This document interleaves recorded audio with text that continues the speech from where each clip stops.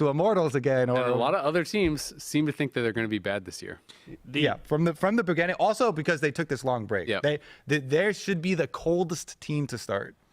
I could see that. I think the only other thing I would add to that is that I think the changes we mentioned with the map, like, you know, ideally making it so jungle can't interfere with the lanes as much early, might hurt NRG, because Contracts and NRG as a team were like, he had some of the best early ganks of any team. Like, NRG's early game, I think, was in large part due to just like Contracts and how they play around his ganks, because a lot of their advantage would come from that.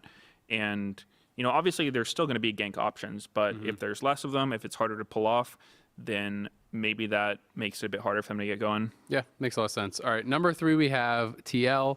Head coach is now Spawn, who was the academy coach for a long time, former caster and everything, someone that we know really well.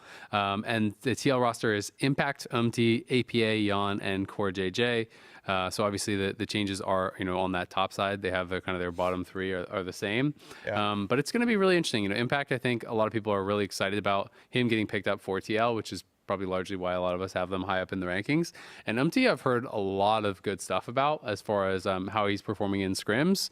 But like, my big question with this team is, like, are APA and Yon going to be able to step up and be the like primary carry and primary win condition for the team? Because it feels like they are going to have to be in like a, you know, kind of a more supportive style that we're expecting, I think, from MT and Impact. My most recent data is them playing Champions Queue, APA and MT duoing a whole bunch. And one of the changes I like the most for Team Liquid is actually that, and a lot of people didn't like how they went full into Korea mode last year, but one of the changes they made, even though they did import Koreans and got MT and Impact to replace, they both speak English really well. And so it's not going to be like isolating for APA, because already hearing their comms are really, like, MT's also really funny. And so MT is incredible in English. Like, he's fully fluent. They're bonding already. So like their mid jungle synergy is going to be really strong this year, I feel like, already. And then having Impact as an in-game leader as well.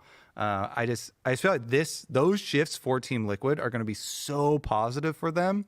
I was considering putting FlyQuest with having them importing, you know, Inspired back in the return of Whipple and stuff. I was considering for a while. I had them above Team Liquid, but watching the Champions Queue duo from them for like 5 nights in a row, they were really, really good every single time. And then talking to players from the scrims, the majority of the players were all like, oh yeah, Team Liquid definitely are going to finish way higher than... TL does always have crazy high scrim bucks, though. Like, in spring, when they were 8th, everyone told me they were stomping scrims, all split long. Yeah. But I will say, partly why I believe more this time than I did in spring was, in spring, they're apparently amazing in scrims, didn't do very well. In summer, they were apparently amazing in scrims, but I actually saw improvement on stage. I thought the Yon got way better from spring to summer, and I feel like all the work that they're putting in, like, hopefully will be, you know, paying off and starting to show. So I'm like a little bit more believing in that.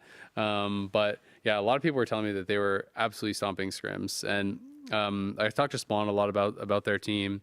You know, he's kind of excited because he had coached APA and Yon before in academy and stuff. So kind of like reuniting with them.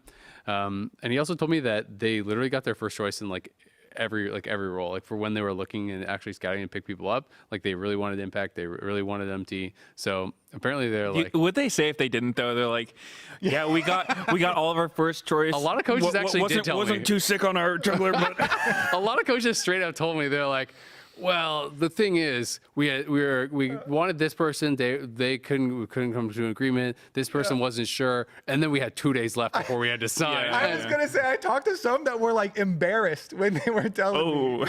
So some coaches are surprisingly honest. You're like, should you be saying that? Okay.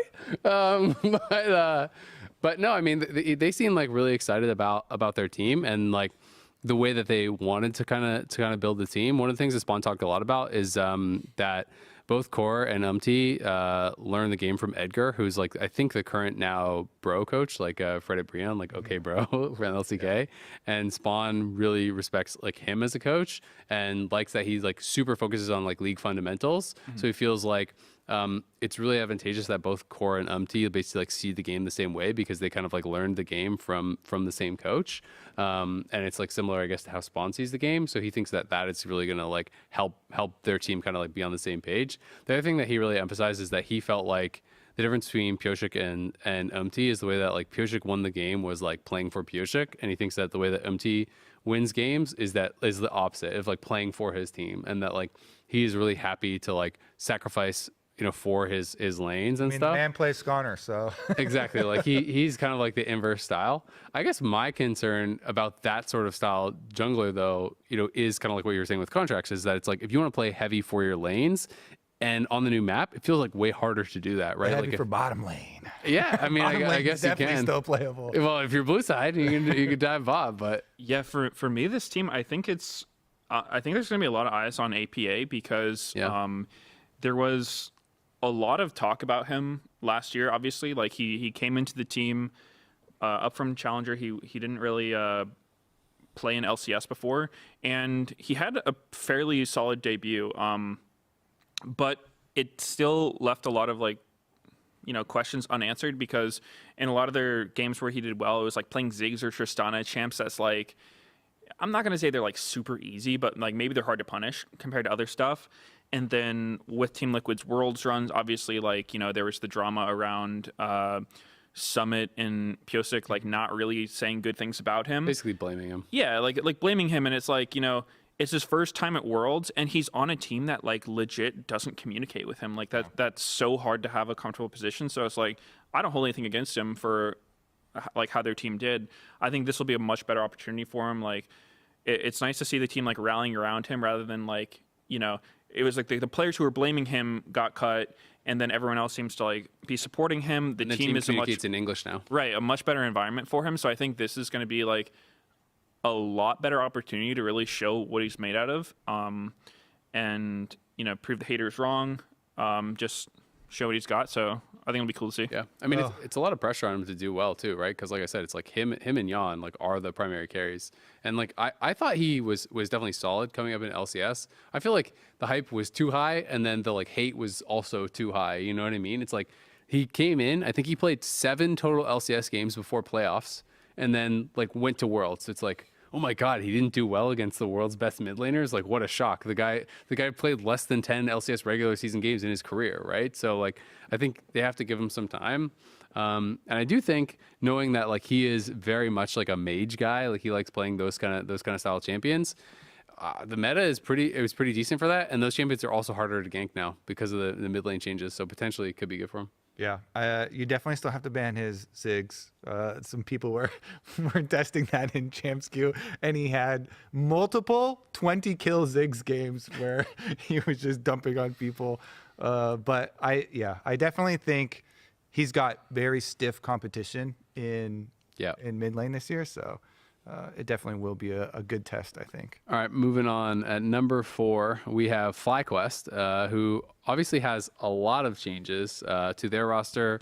It is Nukeduck, who is the head coach, who's coming over from 100 Thieves. There's Whippo, Inspired, Jensen, Masu, and Busio. So fully clean house, right? Not a single player remaining from last year, unless I'm crazy. And I think that's right. Yeah, and it's pretty fun too, because we could start with opposite sides of the map with 2 very different stories. Bottom side of the map is like, oh my gosh, this NA talent coming from challengers. Both of them have won the most valuable prospect award. Busio won it last year before he came to LCS, and then Masu, the current holder of it, being paired together. That's so cool, the talent. And then they're getting the double import, bringing Inspired and Whippo back to pro play after being off for a while.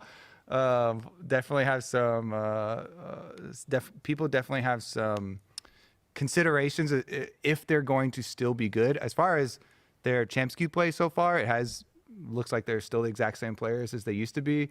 Inspired especially was also Inspired was like arguably best Western jungler. He won MVPs in both leagues. Yeah. So he's definitely going to be looking for another one. And then bringing back Jensen, I think it's cool to pair Nukeduck as a coach with Jensen, because Jensen had definitely a down year with Dignitas, and it felt like he was kind of like, well, what do I do here? I guess I just, chill and, play my time out on Dignitas, and our team is whatever. But I think pairing him with Nukeduck is really good because Nukeduck, obviously a former pro mid laner as well.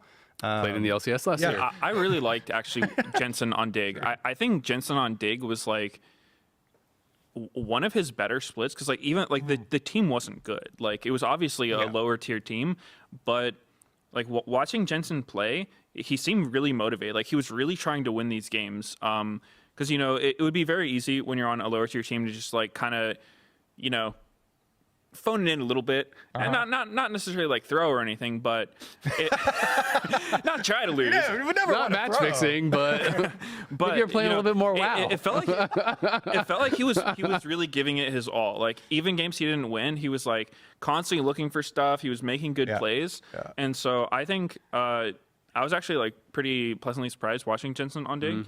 And so this team to me is super interesting because it's a lot of players who like, Bwipo, Inspired, and Jensen, they're all sort of like really good players who've had, amazing splits before, but didn't really have great recent opportunities. Like Bwipo and Inspired, like not even in the league. And then Jensen on Dig.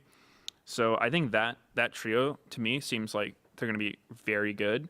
The only reservation for me, I guess, is the bot lane, like Masu and Busio, because just haven't really seen enough of them to say how they're going to do. Hype young talent. They are. And actually looking at the LCS bot lanes, this split, like there's a lot of new talent as well. So I'm not saying it's not going to be like the most competitive ever, but it is a lot of rookies compared to some previous splits. So like it seems like it's a good time to get in the league as a bot laner because you're not going to be playing against like veterans who have just been like stomping people at Worlds. Prince, Doublelift, etc. Yeah, people who've been playing forever. But Masu, I feel like you can say anything, check me, but I feel like this is the most hyped prospect coming up since Danny Jojo. Like people have a lot of excitement for Masu. I've been hearing like so much about his performance. There's maybe more talk about like a sniper or something because he's been kind of known longer. But Masu from like if you talk to all the NACL guys, all the people who cast the league, people who watch the league, people who played with him, are really really impressed with Masu and feel like he could be LCS ready right away. When I was talking to Nukeduck, he said he watched a lot of Masu tape and stuff and was like, okay, this guy's good.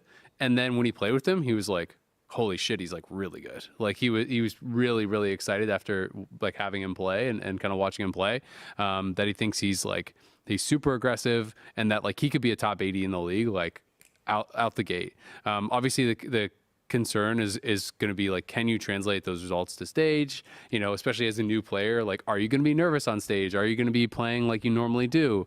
Because if not, then maybe he's going to struggle. And like Busio is still on the newer side too.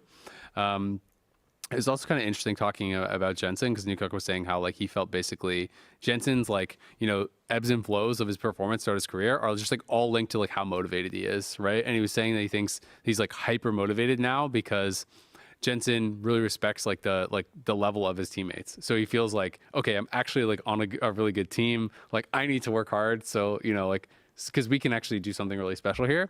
So it's going to be really interesting because I feel like a lot of people's like questions is more around like, oh, will like the attitudes gel? I think people have like concerns about like, oh, is Inspired like easy to get along with and stuff. That's one of the reasons a lot of people talked about him having trouble finding a team, after leaving LCS, is that people felt like he's really strong about how he wants to play the game and he could be tough to work with. But Jensen, I think, is more like willing to kind of take that like backseat role and just like let someone else pilot, it feels like, at least for in-game. But it'll be interesting to see how like the Inspired Bwipo duo works for me, because I know both those guys have like really strong opinions on how to play the game, and I feel like Busio has talked about wanting to be more of a leader and a shot caller. Like that's something he gave some interviews about. Like he liked playing with Doublelift and learning with Doublelift, but he said when he was playing with Doublelift, it's like, okay, I'm playing with the GOAT. I just have to like do what he says, and he wants to be more of a leader. So it's like you have a lot of people who are potentially like pretty opinionated and wanting to kind of drive. So I feel like this roster could go like super well. Like if their bot lane is really good and everything clicks, they could be amazing and challenging for a championship. But I could also see things kind of going bad if players are not agreeing on how to play the game and whatnot, and not agreeing on like, and the bot lane maybe is not able to perform how they're expected. Yeah, that's why I was kind of mentioning at the beginning. I actually originally did have them number 3, and then I adjusted a little bit after watching more Champs Q games and just talking to so many players that were scrimming against them and against Team Liquid right now.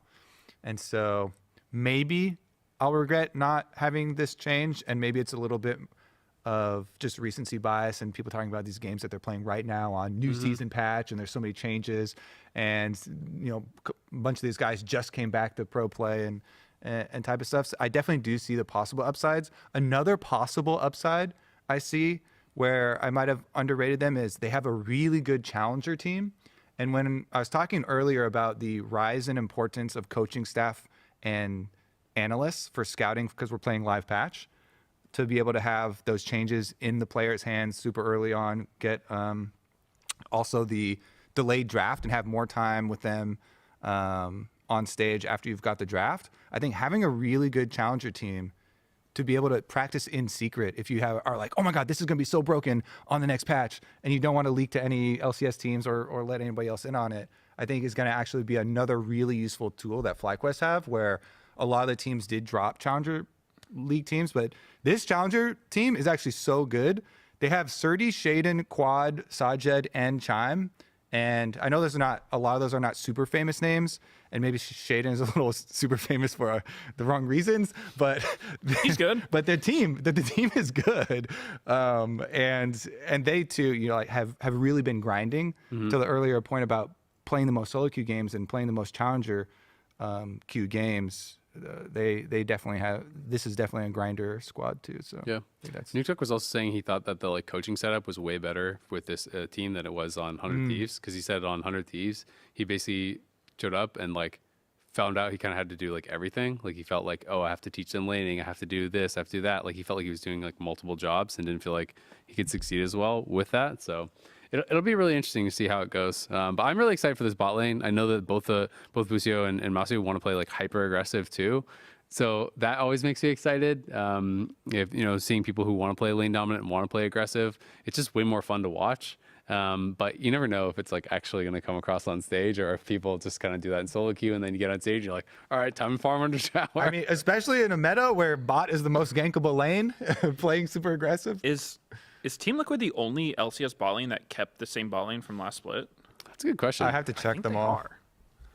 Let's think. Okay, so Berserker Yon changed, Maso Busio changed, Elamich changed, Tomo Isles changed, FBI Hui changed. Yep, everything changed. That's pretty interesting. That is actually crazy. That's a good point. And they actually were getting TL's early game was really good already. The rest of their game was not so good, but their laning was actually really good. Shall we move on to next team? Yep. Yeah. All right. Oh my God, we have some differences in our rankings. God. Well, the aggregate is number 5 for Shopify Rebellion. Kobe had him at 6. Ooh. So you guys, big division here in our power rankings. You guys both have them at 5. So I think you can lead with the positive, because I think there are a lot of positives, and then I'll give why I changed my mind. I'm definitely going to say, I think it's pretty obvious. There is a clear cutoff between the top half and the bottom half of the league coming into this. And so for me, the bottom half, looking through the teams, there's a lot of question marks for me. A lot. But I put Shopify Rebellion number 5 because, I have faith in them. It's former TSM players in Insanity and Boogie. And while, I don't think anyone's coming in saying they're the best players in their role this split, but I saw a lot of promising stuff from them. I feel like they improved a lot as the split went on. And also, I think this format is kind of why I'm rooting for Insanity. I think playing on the live patch, he is definitely one of those chef type players. He's always in the lab cooking it up. I think he's gonna surprise people with his picks and whatnot. I guarantee Mid Graves is gonna come back, especially right now with the lethality items the way they are.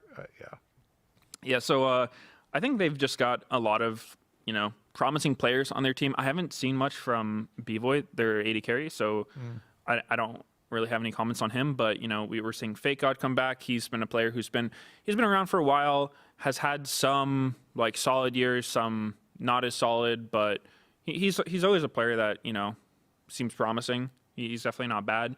And then Zeyzal, who, was very good on C9, then kind of has been like chilling in the academy scene for a while. But I think most people respect him as a good support, so it's cool seeing him come back. And I'm not like super confident this team is going to be amazing out the gates, but I think they have a lot of potential. I think one of the things that I talked to Revan, he was like really emphasizing is that he really focused on picking players with like similar like mindsets and attitudes. So like he really wanted to focus on a team that he thought would like actually get along well and have, really, really hard work ethics. He was kind of saying that like he felt like there's a lot of players on this team that haven't necessarily like had the success that they like deserve. Like I'm doing that kind of like in air quotes, because he felt like basically all of these players now are supposed to be in the starting roster are doing everything right. Like they're all working really hard. They're all practicing all the time in solo queue. They're having good attitudes about like improvement and being self-critical and all these things. They're great in reviews. They like take on board what the coaches tell them and really try to implement it in game. So he was like really excited about it through that lens, in that he thinks that like everyone here really is deserving of the chance and deserving of success in the LCS. What success means for this team, I think, is like somewhat up to interpretation, because I don't think they're going to be like a title contender. But I do think, if everything goes good, this team is trying, like their goals are to try to like, break into the top half, right? To be one of those teams. You mentioned the coach is Revan. Mm-hmm. What's his background? Revan was coaching TSM before. Okay. And before that, he was on Cloud9 Challengers. Cloud9 Challengers, yep. Okay. So he worked with FakeGod in the past as well on Cloud9 Challengers. I think he went by a different name. It's like also like Analysta or something he used to go by. So I think his name has changed. So it's possible. Yeah, I feel like with a lot of coaches, like I recognize what they look like, but on Champ Select and LCS, they haven't been showing the coach's names. So I'll be like, yo, who is that? Like I recognize him, but I do not know his name. Yeah. So but like it's gonna be interesting. Like I've also heard that. So here's the thing with FakeGod. FakeGod was really good in Academy, came up to LCS, didn't do very well, went back to Academy, and I think a lot of people thought, okay, that's the end of FakeGod. But from what I've heard, like he has been getting significantly better in Academy, and he did basically everything that you could ask to get back to LCS, right? Like he won on Cloud9 in Academy, then he won on Disguised in Academy. He's been like at the top of NACL, so people are feeling he's deserving of the spot. And I'd also been hearing from a number of different people that FakeGod is actually smurfing in scrims and like slamming a lot of top laners. So like I don't know if it'll full manifest on stage, but there's a lot of players here that I'm kind of like excited to see, what they are able to bring. And similar to what you were talking about, Medios, how you're saying it's like there's a lot of question marks for all these teams at the bottom, but I feel like I have a lot of faith in what Insanity's going to bring. I thought he performed really well. I think Boogie, I kind of feel like I know what I'm going to get from him. Mm-hmm. And Zeyzal was always like a really smart player. Like I feel like there's more stability. Like I feel like I have less question marks about this team than some of the other teams that I rank below them. So I also heard that Zeyzal had chosen to stay in Academy, even though he had gotten some offers that he didn't really like to be in the LCS. So, because there are some players, where you get picked up by one of the bottom LCS teams and you end up kind of regretting it after the team is just getting blasted on stage, and you tank your reputation. You too. like tanks your reputation, can like demoralize you a little bit and send you back. And when something like that happens, you start to question how you see the game and question more things about how you play in general. And so I kind of respect that. I respect that a lot from him kind of choosing his opportunity. And to me, it says a lot that he was like, you know what, I'm going to go with Revan. I'm going to go with Shopify now. Like now is the time. Let's make the move. And speaking to the mentality, FakeGod also with the interviews that he's giving seems to be in a really good headspace of, he actually went through that with the last time not having the great showing and taking so much criticism in the LCS, and seems to be super hungry. And it's pretty rare to hear super positive, glowing remarks about coaches from players, but I have heard a lot of the players directly coached by Revan talk him up and think that he has a good philosophy on how to coach and how he embraces what they think is good for them. And he identifies, all right, maybe I'm not going to be a meta follower. Our team is better at this, so we're going to play this. I think that is perfect for playing on live patch. So there are a lot of positives too here for Shopify that I was super on board with. I do think that I actually would have kept them in 5th if they had stated that Turtle is their go-to player and he is going to be the starter regardless. But them having the visa issues with B-Voy and like he's still the intended starter and Turtle's just starting, the first weekend, and then they don't know about that and they'll see, who performs better. Yeah, he basically said it'll just be based off performance. Like to me, I hate that though. I always want a hard commitment on what my roster is. To me, it's always like a demerit that you've got a position where both players know, it really depends on who plays better on this day, and you have to constantly evaluate. And if you're switching pieces, to me, like there's so much to the synergy of playing as a team, and especially in League, but in all team games, that I'm always.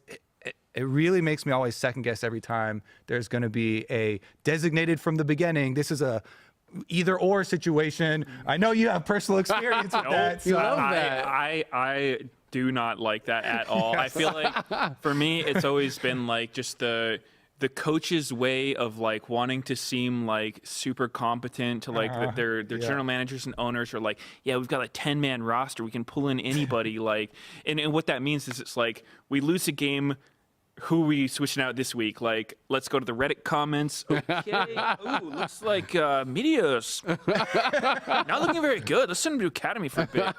So I'm not a fan of that. I agree with you. I think even just from a player point of view, because it's like when every practice, every day, you're just like worried about getting swapped out. It's like it's going to affect the way you play. You're going to be maybe more scared to take risks. You're going to really like put too much weight in certain things. So I don't think it's good for the team. I think it really is disruptive toward having like a cohesive unit and whatnot. So yeah, it just brings in so many extra instances and possibilities for self-doubt, which are very detrimental, I feel like, to building up as a team. And everybody's all the teams are working with new rosters here that you're trying to continually build up the synergy and progress throughout the season. And if I have to worry about, oh man, does Azale have a better relationship with the coach? Like they're talking right now, and he just played Nunu. I brought him Chipotle, and I'm like, I'm not that good at Nunu right now. Do I need to go play some Nunu?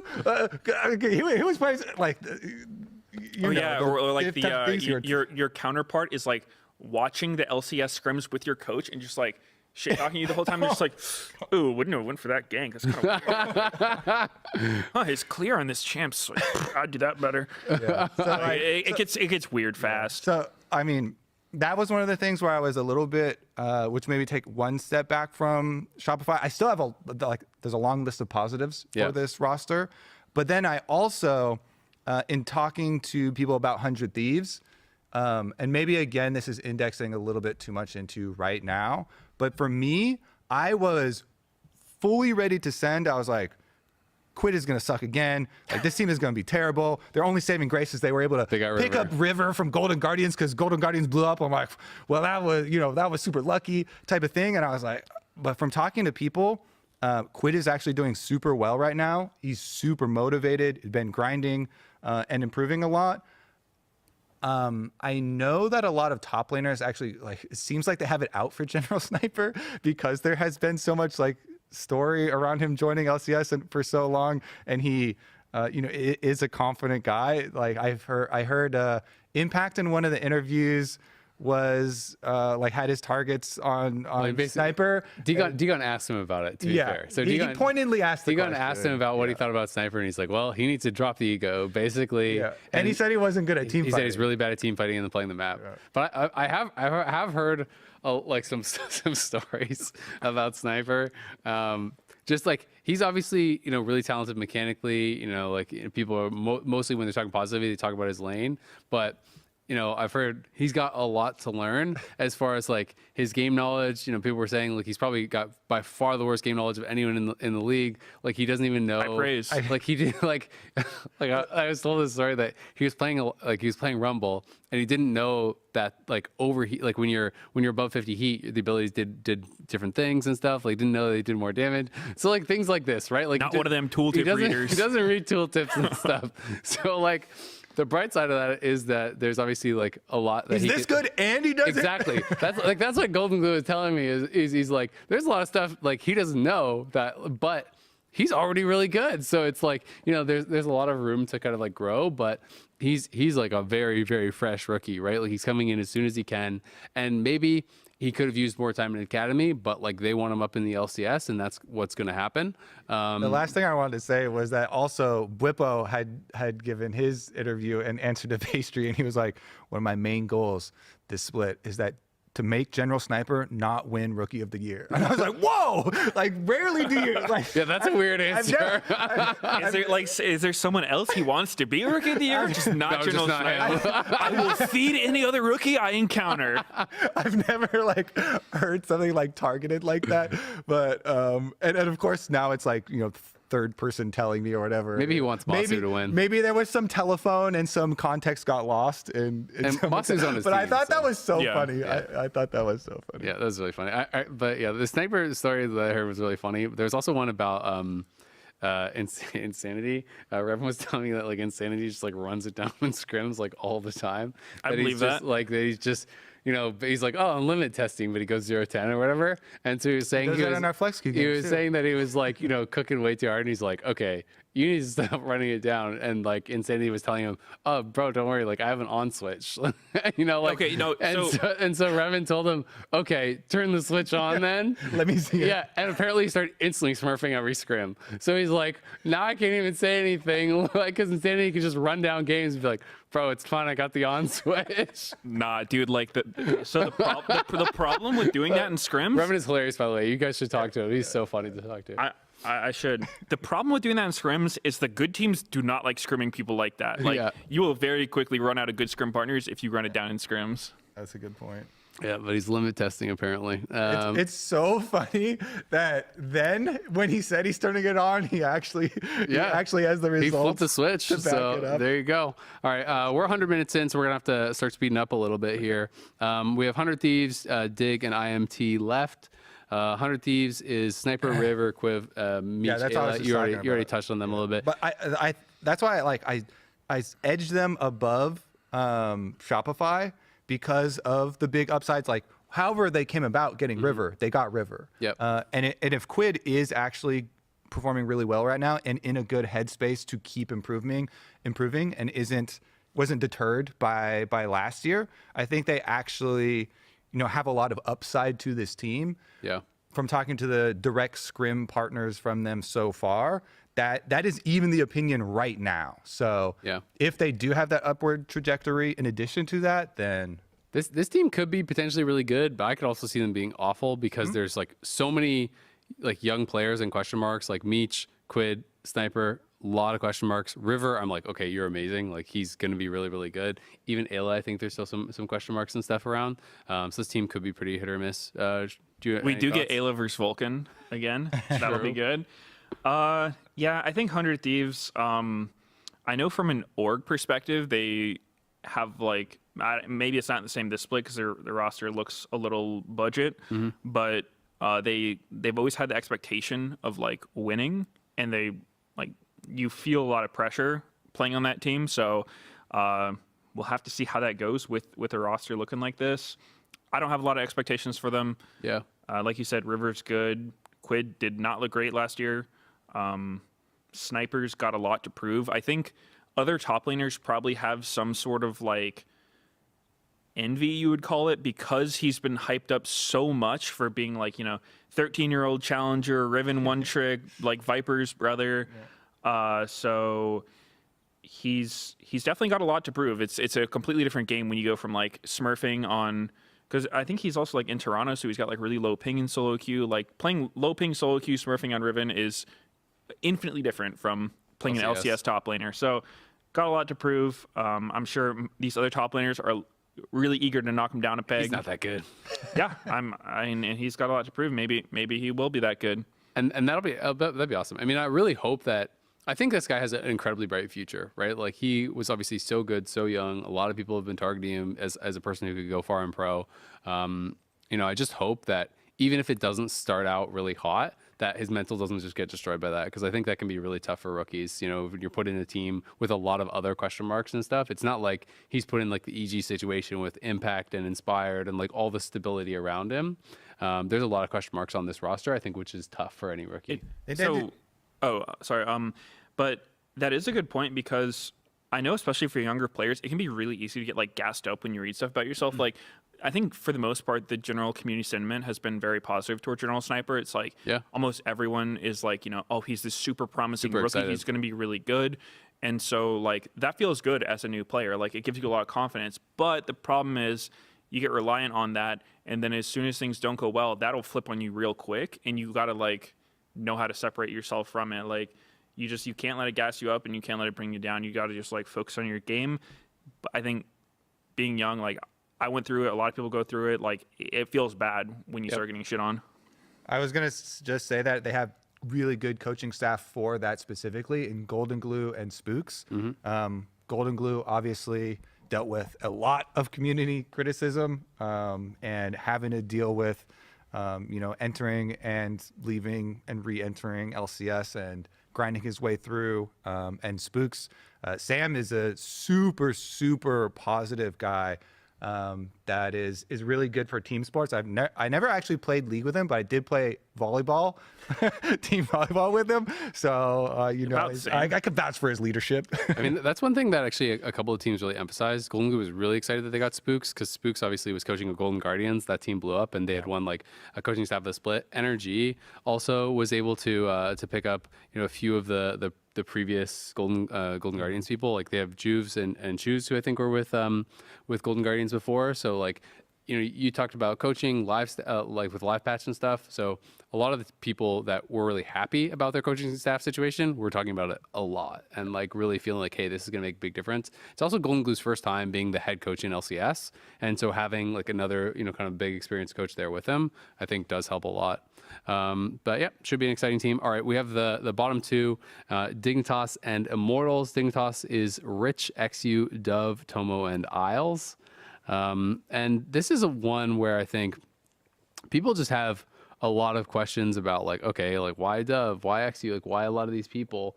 And it's kind of similar story, I feel like, with Immortals. It's like, it's the two teams that people I think were the most confused about some of the import choices, because Immortals ended up with Castle and Mask, who most people hadn't heard of, as well as Armeo, Tactical, and then Ole was able to return.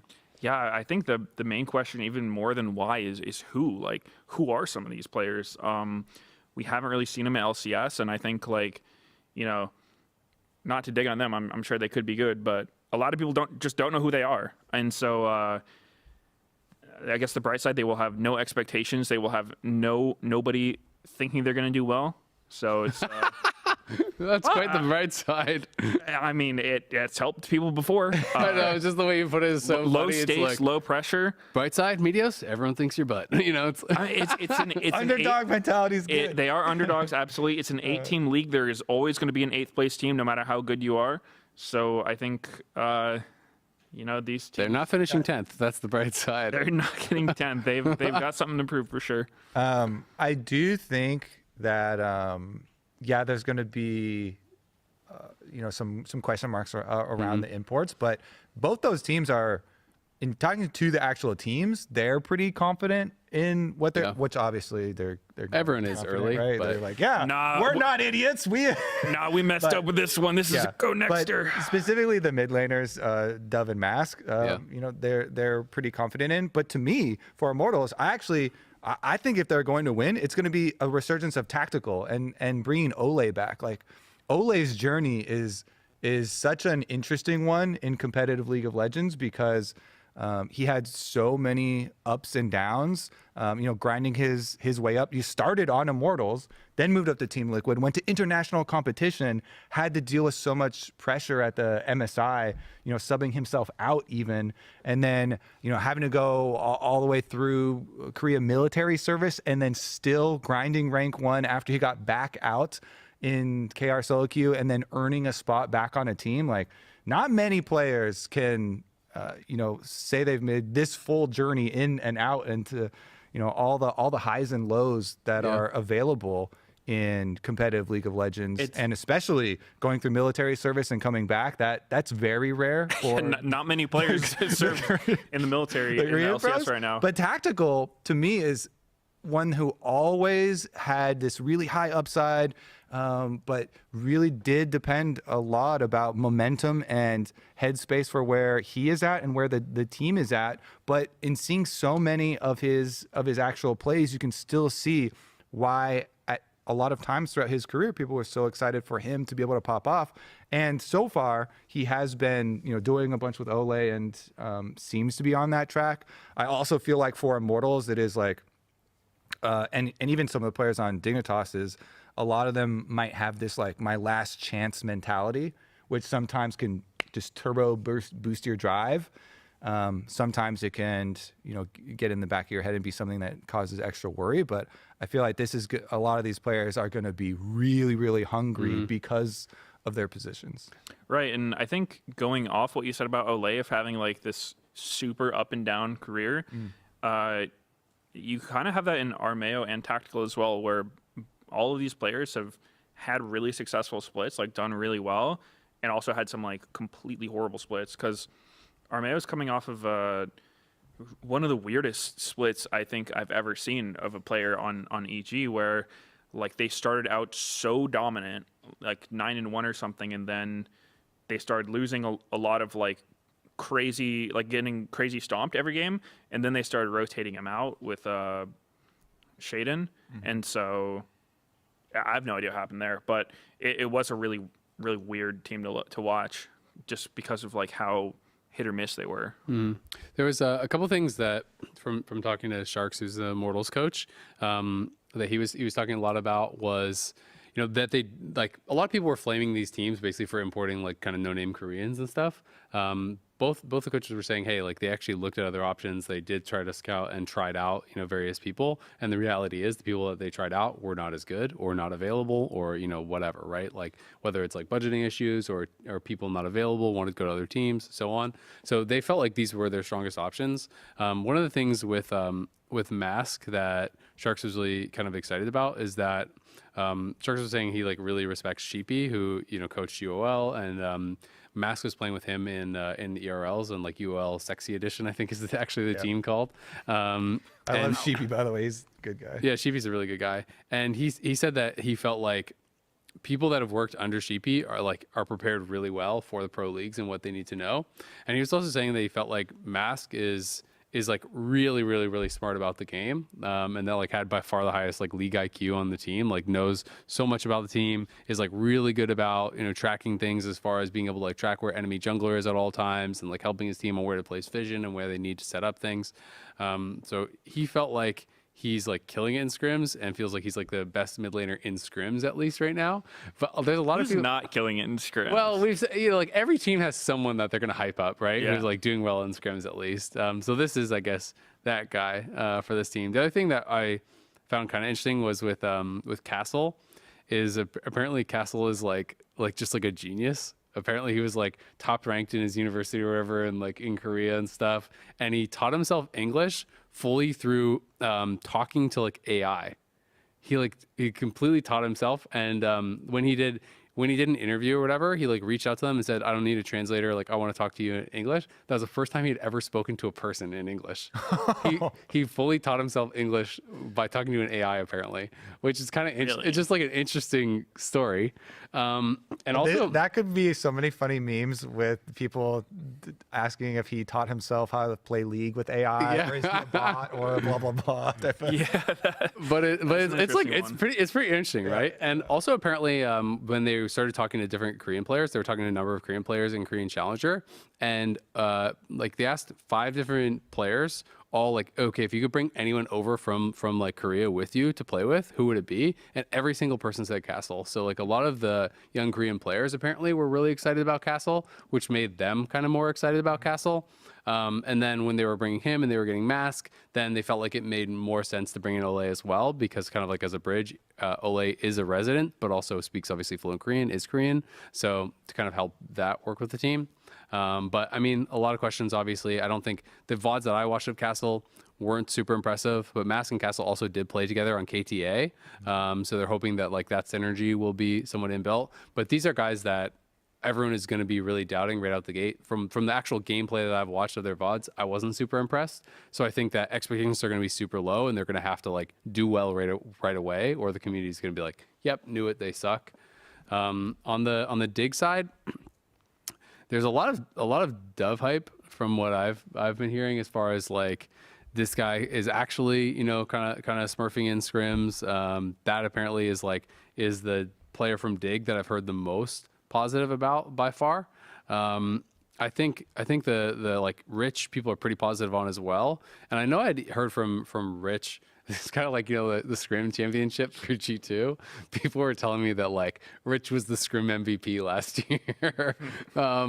And that like he, you know, they think that he can really kind of still hopefully do more on stage. But again, there's a lot of questions, you know, like XU played a little bit in the LCS before, I think, didn't really perform super well, but he's been in the Dig org for a long time. Tomo and Isles, there's a lot of questions about like, can they perform, you know, at the top level? But at the very least, they're grinding champions queue super hard, and I think doing quite well there. So there's just like, these teams could do better and like rise up in the standings, but there's so many question marks that I think it makes it really hard to place it above some of the other teams that feel like they have things that are kind of like more sure things. Yeah, I know XU also last year spent a lot of time with the Dig coaches, and watching the game with coaches can be super beneficial for you, and of course give the coaches more confidence in you, because they're like, oh yeah, he agrees with me, sees the game the way that I see it.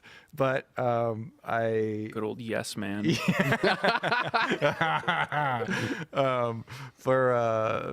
Dignitas, yeah, I think it's I just hope that they actually still embrace confidence in what their players want to play. You know, you mentioned Rich being a scrim god. Keep giving him, they let him on LCS stage play counter picks, all these lane focused counter picks.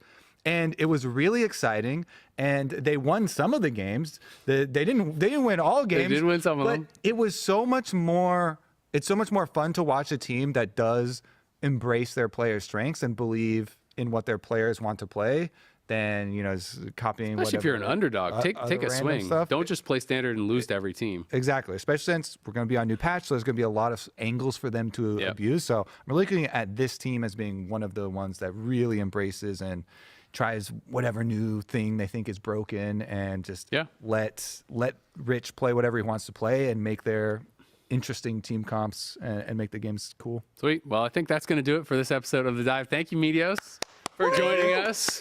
A good first episode. We'll do the air high five. 2 hours in, first episode down. It's going to be a really fun season. I'm very excited about it. The LCS is going to be kicking off this weekend, and you're going to make sure you want to be there. It is first game January 20th, this Saturday, 12 p.m. Pacific. It's TL versus 100 Thieves. And then the finals rematch, C9 versus NRG, is going to be happening on game number 2. So we'll see y'all there.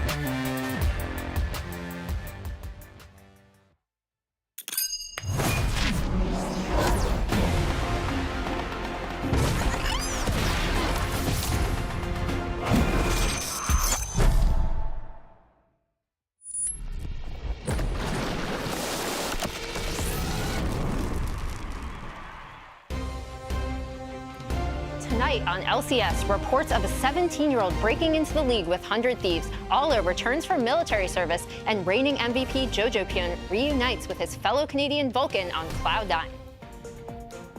Good evening. I'm Barento Raz Mohammed. Joining me is Emily Rand, and welcome to the LCS waiting room. Our top story tonight. In a shocking turn of events, after 8 years on the LCS broadcast, Marcus Jared Zimmerman has officially been elected as our new boss. His campaign promises include a live patch mandate, cutting transition times, and leaving the dive. When he asked if he was sad to leave the lounge behind, this self-described corporate slug said he was evaluating many options and declined to comment. Now here's Jat with sports.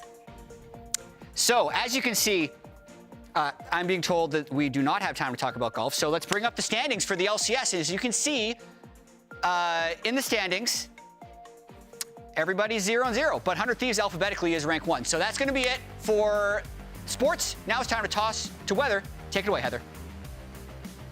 What's up, everybody? Heather Zons here. I wanted to give you the weather forecast for Los Angeles, and you're probably thinking, Heather, there's no weather in Los Angeles. That's why we live in Los Angeles. Well, unfortunately, according to our forecast, that's not going to be the case for the opening weekend of the LCS. Unfortunately, it comes in, it starts Saturday morning, and lasts pretty much all day Saturday night, light rain, and then Sunday, all day, and then as we get later into Sunday night, into Monday, the rain gets a little bit heavier, but still enjoy the show. I'm very happy that LCS is back, and on weekends. Enjoy. All right, shout out to Heather for the randomest Weather Channel LCS promo I've seen, but it was great. It was so cool when I saw that on Twitter, X or whatever, a couple days ago. Well, you're watching the Weather Channel as you do every morning. Yeah, right? Every morning. Weather Channel. I don't use my phone at all. I always watch the Weather Channel. I used to watch the Weather Channel a lot back in Canada because I was like, I need to know if I need to go early, if I'm going to miss the bus, if it's snowing a lot. Back in the 40s when you were growing up. Yeah, now, you know. I'm an old man. But he hides it well. You look young for your age. You look great, Raz. I appreciate it. I'm 70. we're back. There's going to be a lot to talk about throughout this waiting room and throughout this LCS split. But first, Kobe takes us through an oversimplified version of the Season 14 changes. Kobe here with LCS Oversimplified Season 2024 edition. Things on Summoner's Rift look a lot different this year. To allow top laners to duke it out in peace, top lane now has protection for red side with a thicker wall set further back from the lane. And they've changed the line brush to a tiny pixel brush in the middle of a much wider river entrance. Moving down the river, they've deleted the old pixel brush and widened the entrances to river from blue side, while breaking up the previous blue buff wall, making it easier to stay out of vision on your way from mid to top, or top to mid. Baron Pit now houses a complete zoo of Void monsters, starting with Void Grubs. Every 12 seconds in combat, Void Grubs will spawn Void Mites, which are worth 1 gold but 0 experience. And if you kill 5 of the 6 Void Grubs, then you too will be able to spawn some Void Mites when you're attacking towers, or if you kill all 6, you'll be able to spawn 2. At 14 minutes, the new Drift Herald spawns. Get it? Because you can drive it now. And you should drive it. The charge does more damage and spawns Void Mites on crash. Plus, it ejects you to safety with a shield. At 20 minutes, one of 3 new Barons will spawn and change the terrain of the pit. Hunting Baron calls down lightning that does 15% of your current HP, so you should actually dodge this one. All-Seeing Baron creates those long walls and shoots out rifts. They do 150 damage and more if you stand in them, so don't. Territorial Baron has a little baby wall and grabs you in a cone, but barely does any damage, only 75, and has a delay, so whatever. Baron Spawn also has an effect on blue and red buff. There are now 3 different versions of blue and red buff. First, regular buff, you kill it, you get it. Second, once the elemental rift is decided, second dragon has been killed. If you kill the buff, jungler plus 1 person gets it. Then, at 20 minutes, blue and red both get void powers, and if you kill a buff, then your whole team will get it. Back to the rest of the map. Mid lane got a lot wider with the river bush on each side getting moved back so you can see junglers coming, and the side access path got tweaked so people now can't pass through without taking tower shots. Heading down to Dragon, things look a lot similar to Baron Pit with a longer wall and a convenient way to bypass Scuttlecrab vision while traveling between lanes. Red side got blown wide open with an attempt to make it more closely resemble blue side with access to a tri-brush of its own from the wider river mouth and the same pixel brush as top side. And finally, bottom lane. Access to Gromp is easier for counter jungling, and watch out because enemies can come from behind your tower now. Oh, and there are a ton of item changes with no more mythics. Have fun!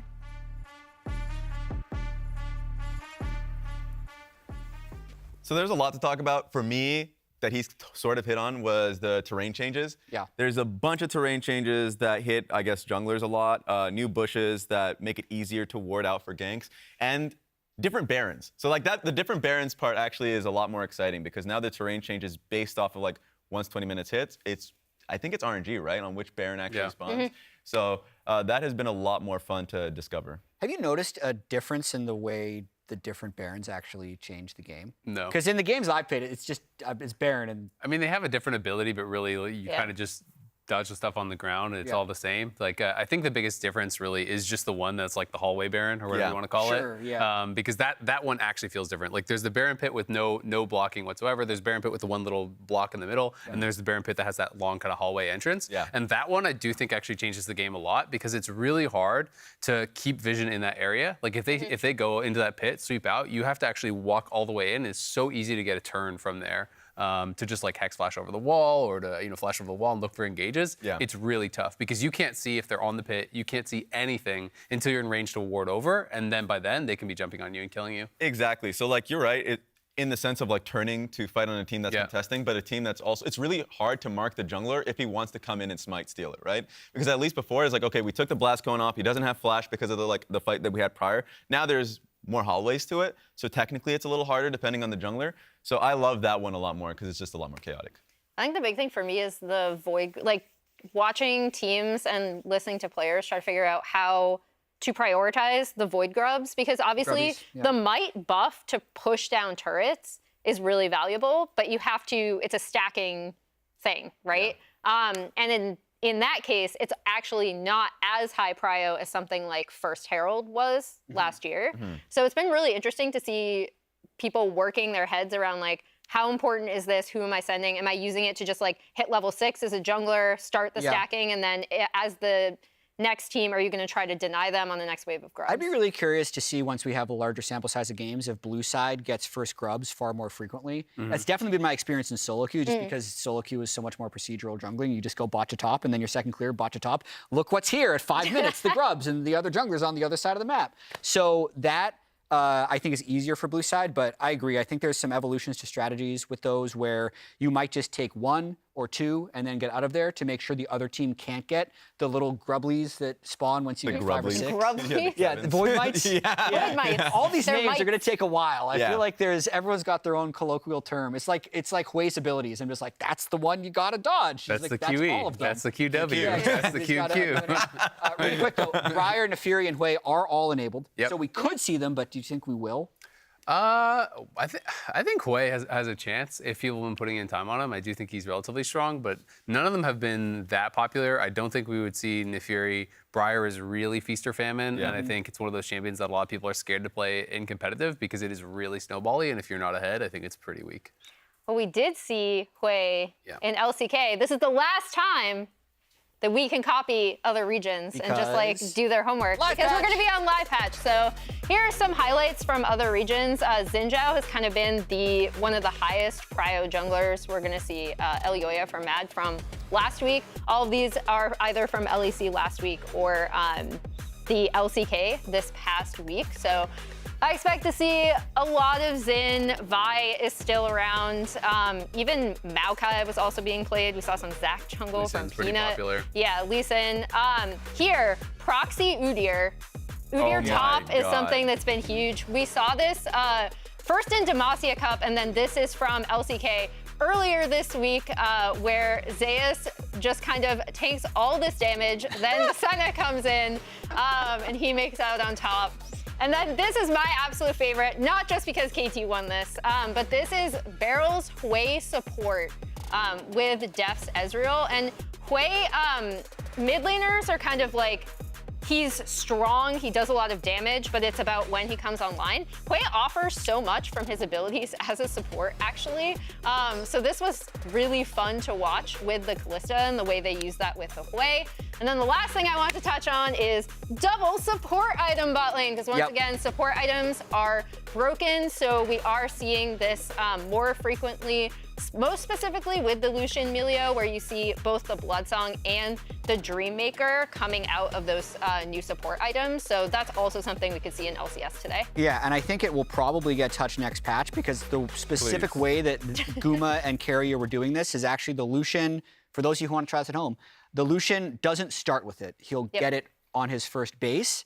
And then also, once you get it, you want to last hit as the Lucian the range minions more than, say, the cannon minion, because if the support last hits the cannon minion, the support gets 20 gold, you get the full gold.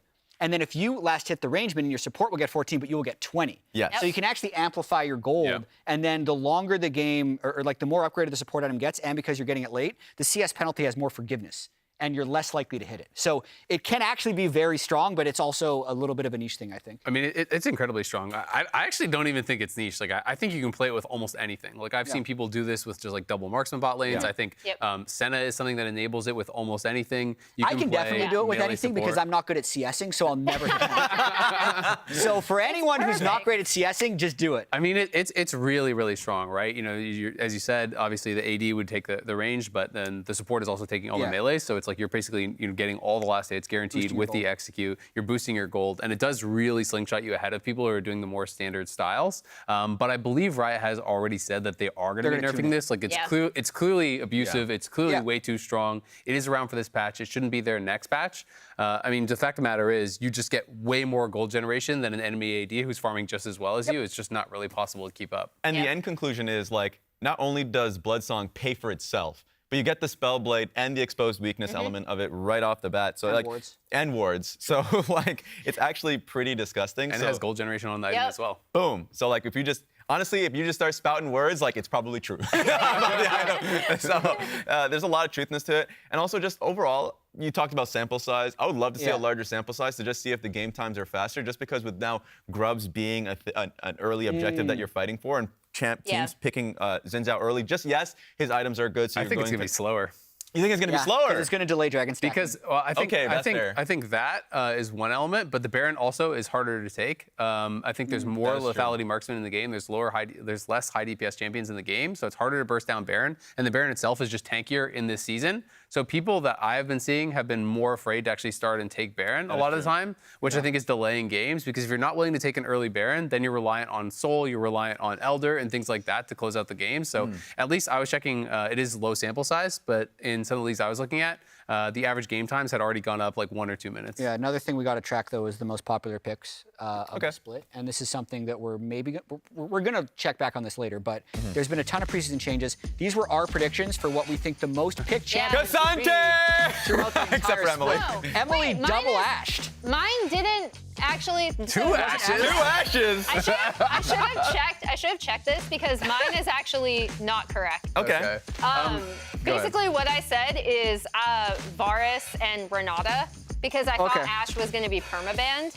And similarly for Rumble, I actually did say Cassante because I thought Rumble and Udyr would be banned. Oh, I see. So mine are actually incorrect. I hope this graphic doesn't go out on social. So You better believe it will. We're doing this basically. It's not supposed to be based off presence. It's supposed to be based off the champions that you think will be picked, not on this patch, but over the entire split. Correct. So I knew everyone was going to pick Xin. I think Xin will at some point get nerfed and fall out of favor. Lee Sin to me has been kind of meta-proof for so many years in League. I already think he's really strong with Sundered Sky, and I feel like he's kind of just below that S tier right now. So I do think if some of the S tiers get nerfed, Lee Sin could really come back into prominence. It's already fairly popular. And then, Ashe, I think, is just going to be more on the ban list than on the pick list. So I went to something like the Varus, something that, again, is pretty meta-proof, works really well with lethality items. The on-hit builds are strong, can abuse the double support stuff. So I was kind of looking at some of the champions that I think, are at the top or near the top and have been for a long time.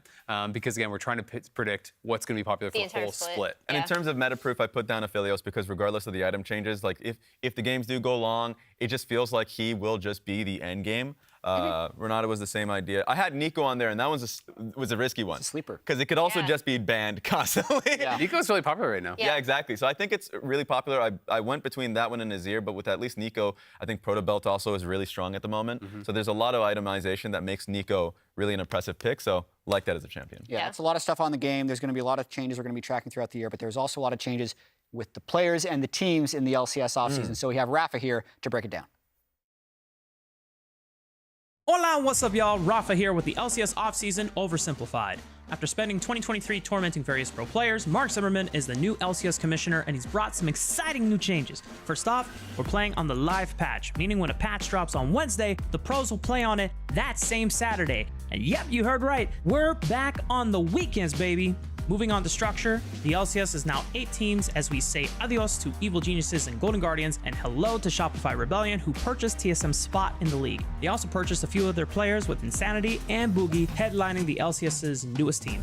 Reigning champions NRG are almost completely running it back after destroying G2 at Worlds, bringing FBI and Huhi back together. That's not the only major reunion. Impact is back at Team Liquid with Core JJ, and it's not hard to see why. The man won 4 straight titles the last time he was there.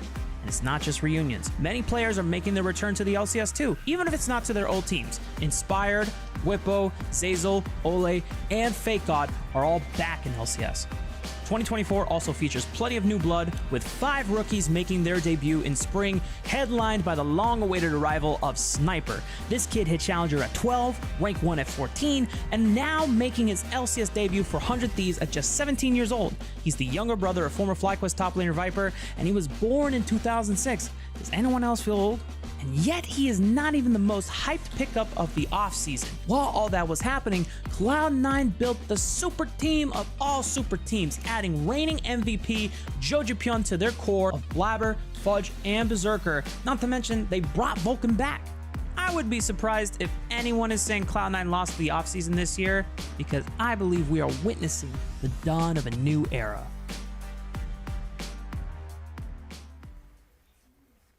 A lot of changes this year in the LCS. One thing that wasn't covered in that video is that every game has always counted, but now it counts a little bit more. It counts more now? Because there's only 14 per team, because there's only a double round robin with 8 teams. Every game counts. So I broke down the percentages. 7%, 7.14% per game. More percentage than before. 1.5%. That can be the difference. Stop losing. Yeah, 49%, 51. Did you pass or fail? Sometimes that changes. It's incredible. Don't fail. For what it's worth, 6 regular season weeks to decide who does and does not go into playoffs will actually create, as well as playing on live patches, a sense of meaning for a lot of the games. And it's not. I have very mixed thoughts on whether or not you should play like a really robust regular season or whether you should have like a really flippy one. But we're definitely in the actual every game counts. And I've got every game counts. I've got to say, that's what I'm actually most excited for. I think. Really, the reduced number of games? No, the live patch and, Okay. and the adaptations that teams are going to have to make, from game to game to game. Yeah. So I think it's so interesting. So many people that I talk to, the coaches or players from every single team. Yeah. And so many people are echoing this whole thing about, like teams, every team has some player who basically has connections to LCK or has connections to LPL or, connections elsewhere. And they're like, this is what we have to play because this is what my friend from the best team in the world said we should play. Yeah. That's the best champion, so we got to play it, right? And people feel a little bit, it seems like they're going to be unchained kind of in this new system where we are going to be the first for every patch after this. We're going to be the first league to play on it, right? And so I want to see which team is going to be the most creative, which team is going to be able to adapt week over week over week to get the biggest advantage on these new patches. Because with a 6-week regular season, you win out a weekend because you were the first to figure out that, X pick is the strongest Especially on this new if it's, patch. for those of you who don't know, week 3 and week 6 are 3-game weekends. Yeah, as like well. that could absolutely get you a bye, right? Like that could be the difference between making playoffs or not. That could be the difference between first or third. I think it's massive, and it's gonna be really fun to see which team takes the most advantage of it. And I can't count how many coaches or players that I've talked to, where, like, for instance, if like a champion comes out or an item comes out and it's broken, they're like, we're not going to practice it because like it's going to get nerfed in like a patch from now. You can't use that as an excuse anymore. Like you're playing on live, and so like in the end of the day, you're just going to have to be willing to try new stuff. Honestly, if it is broken right now, try it. Like play it, because you never know when it's going to get fixed. And you definitely know you're going to have to play it on that week. Solo queue becomes even more important as well, right? Yeah, it does. Being able to figure out like what's strong to bring in scrims because you have this really quick turnaround time. You got to be on your stuff. Yeah. Azel's most excited about live patch. Raz, what are you most excited about? Ooh, I mean weekends. It's like, when I heard it was like the we were sold out, I was like, yeah, it makes sense, because I remember seeing those posters last year where it's like I skipped out on work. I was like, we don't want that. Don't do that. So I know that's been the #1 one thing that fans have been talking about, so that's what I'm excited for. Emily?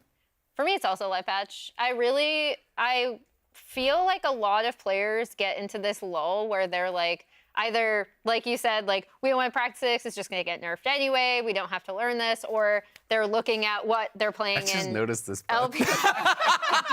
This is gorgeous. Got that from a fan. Close up on this. Thank you. Thank you. That's the good stuff right Raz there. got that from a fan. Yeah. But And he made 2, one for himself and one for us. Interesting. But I think like that is a thing that I've been kind of critical of players of in the past, where it's just like they haven't necessarily been innovating on the patch as much as either looking and seeing what they're playing in LPL or LCK and borrowing from that, or like an unwillingness to try out really out there stuff. Like just last night we saw brand jungle in LCK. Yep. And it was hilarious. I feel like Raz is stalking me. I see. He's watching. I want players to actually challenge themselves to play new things, because when it happens, like I loved when, for example, Palafox brought out the Aurelion Soul, and he was one of the first to play it, even though we were not first on that patch. And then people from all around the world were like, here's how you play this champion. He actually piloted it really well. I don't even remember whether they won that game, but I know he was getting a lot of praise and lauded for like, this is how you use the new Aurelion Soul. So I want more of that from our pros, because I do think we have a lot of creative people, and we just need to push them to do that. Speaking of creativity, and I'm going to cheek, and I'm going to go number 2. Yeah, please. Is actually. I didn't like your first one, so. Okay, wow. Yeah, I'm a pandering man. I love. So I think for me, it's actually the most draft. excited about is So the fact that the teams are drafting, and then they have about like 10 minutes, they get to go on stage, and then so a lot of it is now they have a lot of time between the time in which they draft and then play their game to really strategize, talk about their level 1s, so they can be a little creative on that one.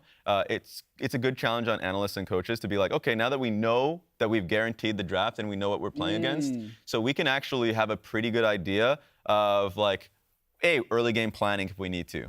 Because all of that stuff, if you're on stage last year, it's fast. You kind of blurt out what's the most important thing you have to prioritize and what you're going to have to leave behind to remind your teammates, or even just say, okay, this is what we practiced, so we're going to try it. This time, you get to really theory craft. Yeah, I don't disagree with anything that any of you have said. Yes. But I'm disappointed that no one has talked about the teams. So I'm most excited to see how Blabber and JoJo coexist with Berserker as having 3 MVPs on the same team, and if they can deliver on the expectations of winning the LCS. Because last split, Cloud9, it felt like they were just going to win both splits kind of the whole year. Yeah. And then they didn't. They fell ridiculously short of where we thought they were going to be, even though they still made finals. But they had that bad loss to Fnatic. Yeah.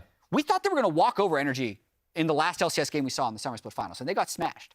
So they've retooled, they've added another MVP, and I want to see if they can do it, because they should be able to take that team to the promised land. Like, they should be able to win multiple splits. Blabber should be able to win with his 5th unique mid laner, which I think is a really cool story. And then it's kind of all about other teams trying to chase them all. I mean, they are the NA Avengers, right? Like, this is all. We've said this about a lot of teams that haven't been, like, remember 2022 TL when they had like Bjergsen and Bwipo and Santorin and Hansama and CoreJJ were like, yeah, of course. And then they never even made a final. Yeah, I mean, so here's the difference. When people talk about super teams, like, I feel like that TL team was a super team. Yeah. This Cloud9 team is not just like slamming together random stars that have never played together. And that is what I think is the big difference. They already had the 3 core from C9. What do you Vulcan. Vulcan's never played with Berserker, and JoJo's never played with Blabber. Sure, but JoJo has played with Vulcan. Vulcan has played with Blabber, right? Like, they added 2 pieces, and they have played with each other. Yeah, okay. Right? Like, not every single piece has not played with each other, but a lot of them have actually interacted.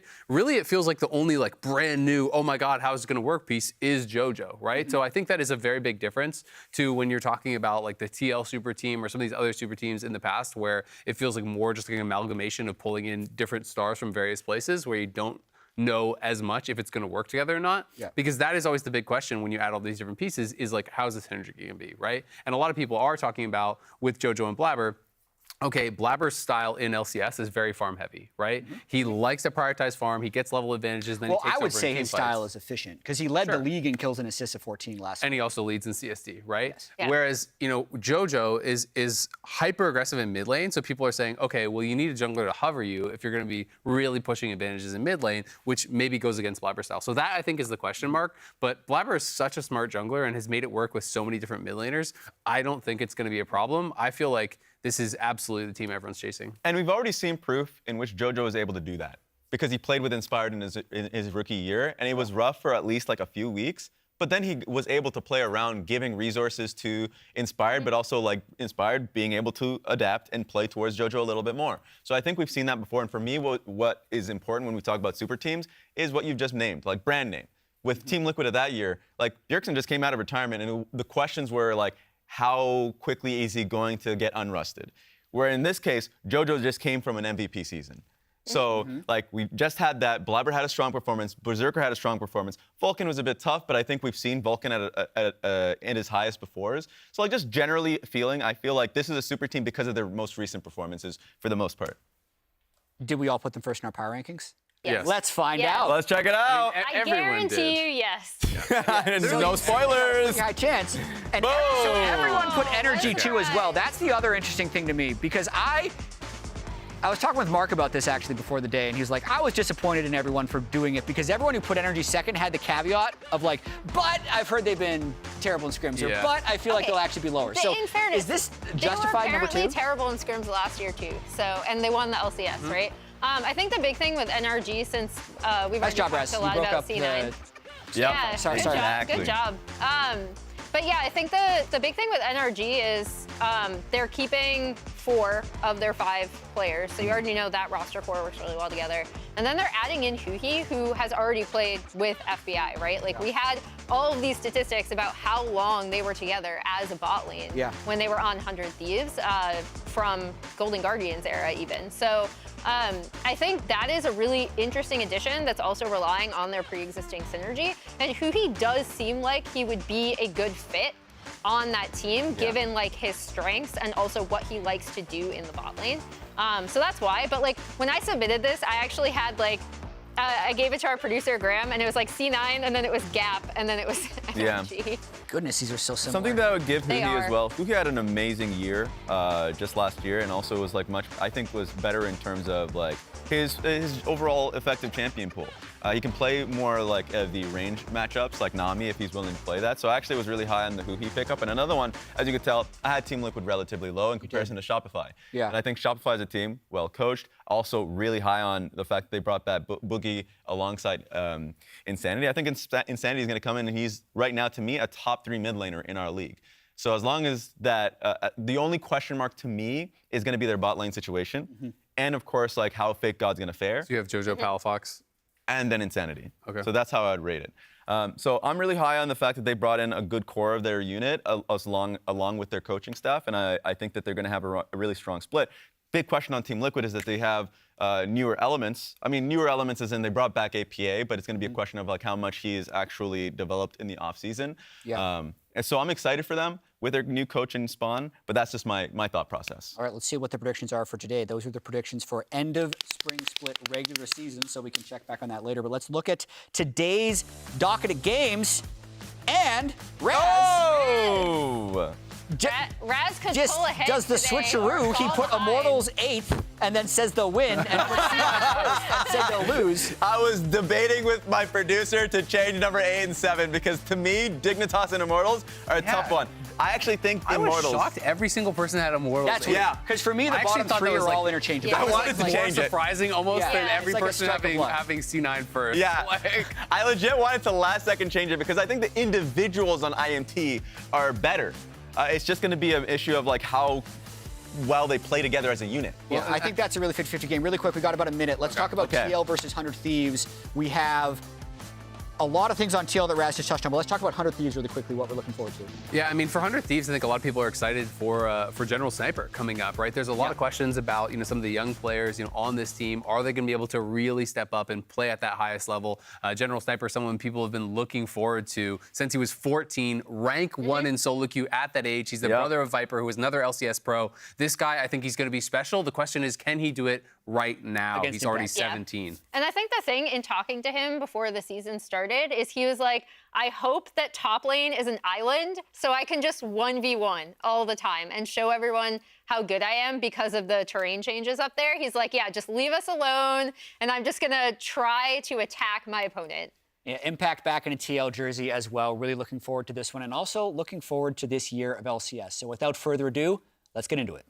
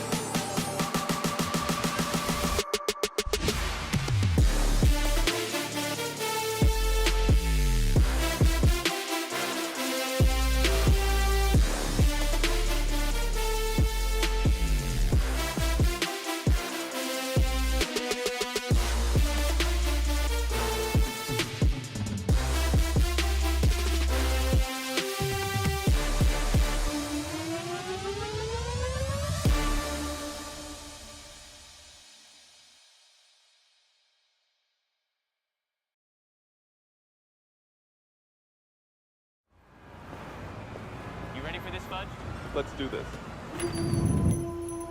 Bart, can I get a selfie? Thanks. Surprise, this is real. I am the new commissioner of the LCS. Okay. Come on.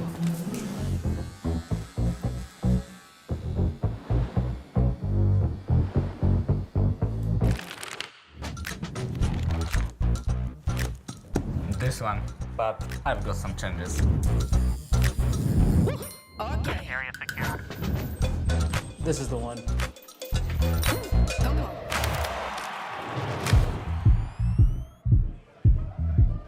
Yo, he's finally here. I talk the talk and I walk the walk.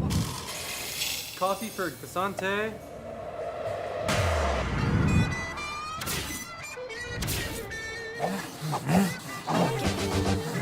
Let's go.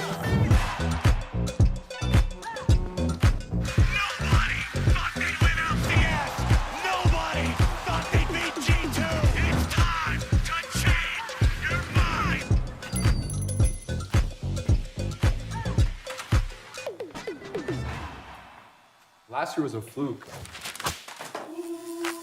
Yeah, yeah. All right, man, you're all done. Next. Come on, no. Let's go. We'll see him soon. We're ready. It's okay, go get some food. Friday. We can start. I'm here to make enemies. If I play contracts, it's just another day on the job. Honestly, I think their win was a fluke. People can think what they want to think. We're coming for them. I'm done thinking about them. That's so lucky. It's time to get them out of my head. Talk is cheap. I'm tired of seeing them everywhere. That trophy is mine. Do you even understand how to play League? There's a reason there's no MVP on your team. Don't worry, we're next. Can't wait to see him again.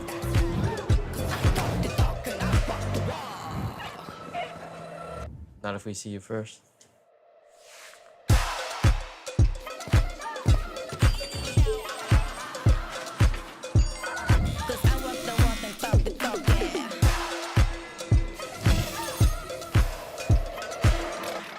Flavor, so much flavor. Time to take the LCS to the next level.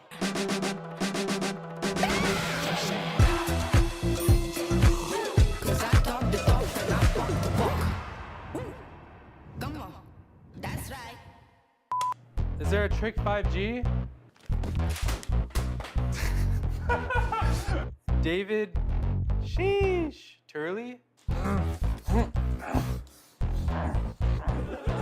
That was really good. That's really good. What does this say?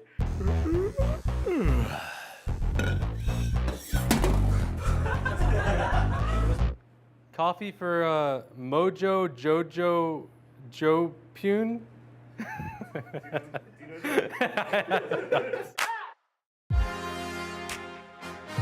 This is a really unique year for the LCS because there's just so many changes and so many new faces. So many new things to draft, to how the games are going to be broadcasted. It feels like the LCS is coming into a new era. You're not going to see any other league playing stuff this early. Hell yeah, dude. Live patch? Why not? Let's send it. Why you mad at me? Squash your squad where they had to be. Now that I'm in the LCS, it honestly feels a bit surreal. I'm just super excited to see what I'm capable of on stage.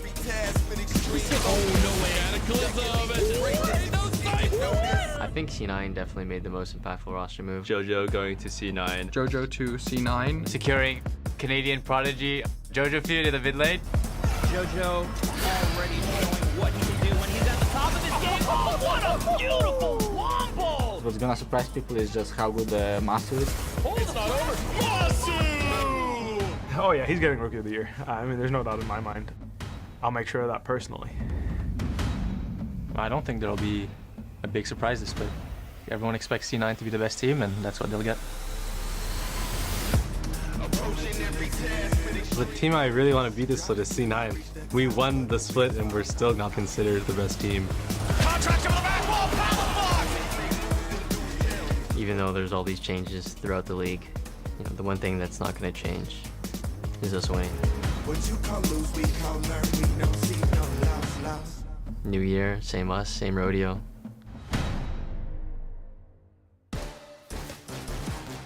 It's been too damn long, but the LCS is finally back and ready to take things to the next level on our opening day presented by Mastercard. First to play on the live patch, faster than ever. And we're back on the weekends. We got a brand new commissioner, new teams, new stars in new places, and new phenoms joining the party. Every game matters, and you're gonna see it all here first. Ladies and gentlemen, welcome to the LCS in 2024. I'm Captain Flowers, and I'll be kicking things off today with my best good buddy, Mr. Isaac Azale Cummings Bentley, joining us for the first couple of games. We got Doublelift coming up later in the day here, too. It is good to be back, man. Yes, sir, man. It feels really good to be back. We're back on weekends. We got so much going on that I'm really, really excited for, especially new patch, new teams. We got Liquid, 100 Thieves kicking us off here today. NRG, C9 going to be coming up next. That's going to be a really big one.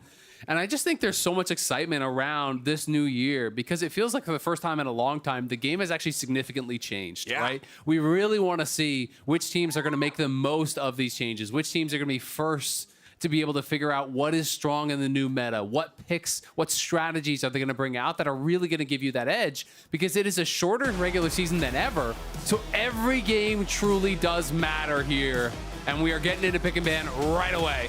Let's do it. It's the first draft of LCS Spring 2024. We're kicking things off with Team Liquid going up against 100 Thieves. Akali and Senna being banned out by Team Liquid here to start things off, with the Rumble and Callista taken off the table by 100 Thieves. When we're talking about this squad in particular, man, I think everybody's eyes are on the top lane with Sniper after years and years of hype and people being like, when do we get to see this guy in LCS? Yeah. The answer is now. Yeah, absolutely. It's going to be his first game in the LCS here. Obviously, his brother Viper already playing in the LCS. His other brother is also in Challenger, by the way. So this family just oozes League of Legends talent, apparently. Getting Challenger, getting Pro, just that easy. But it's so many expectations for him. And this is a guy who hasn't had a tremendous amount of time to develop in those lower leagues. We can see 14 years old, he hit rank 1 in Challenger. At 15, he was on 100X.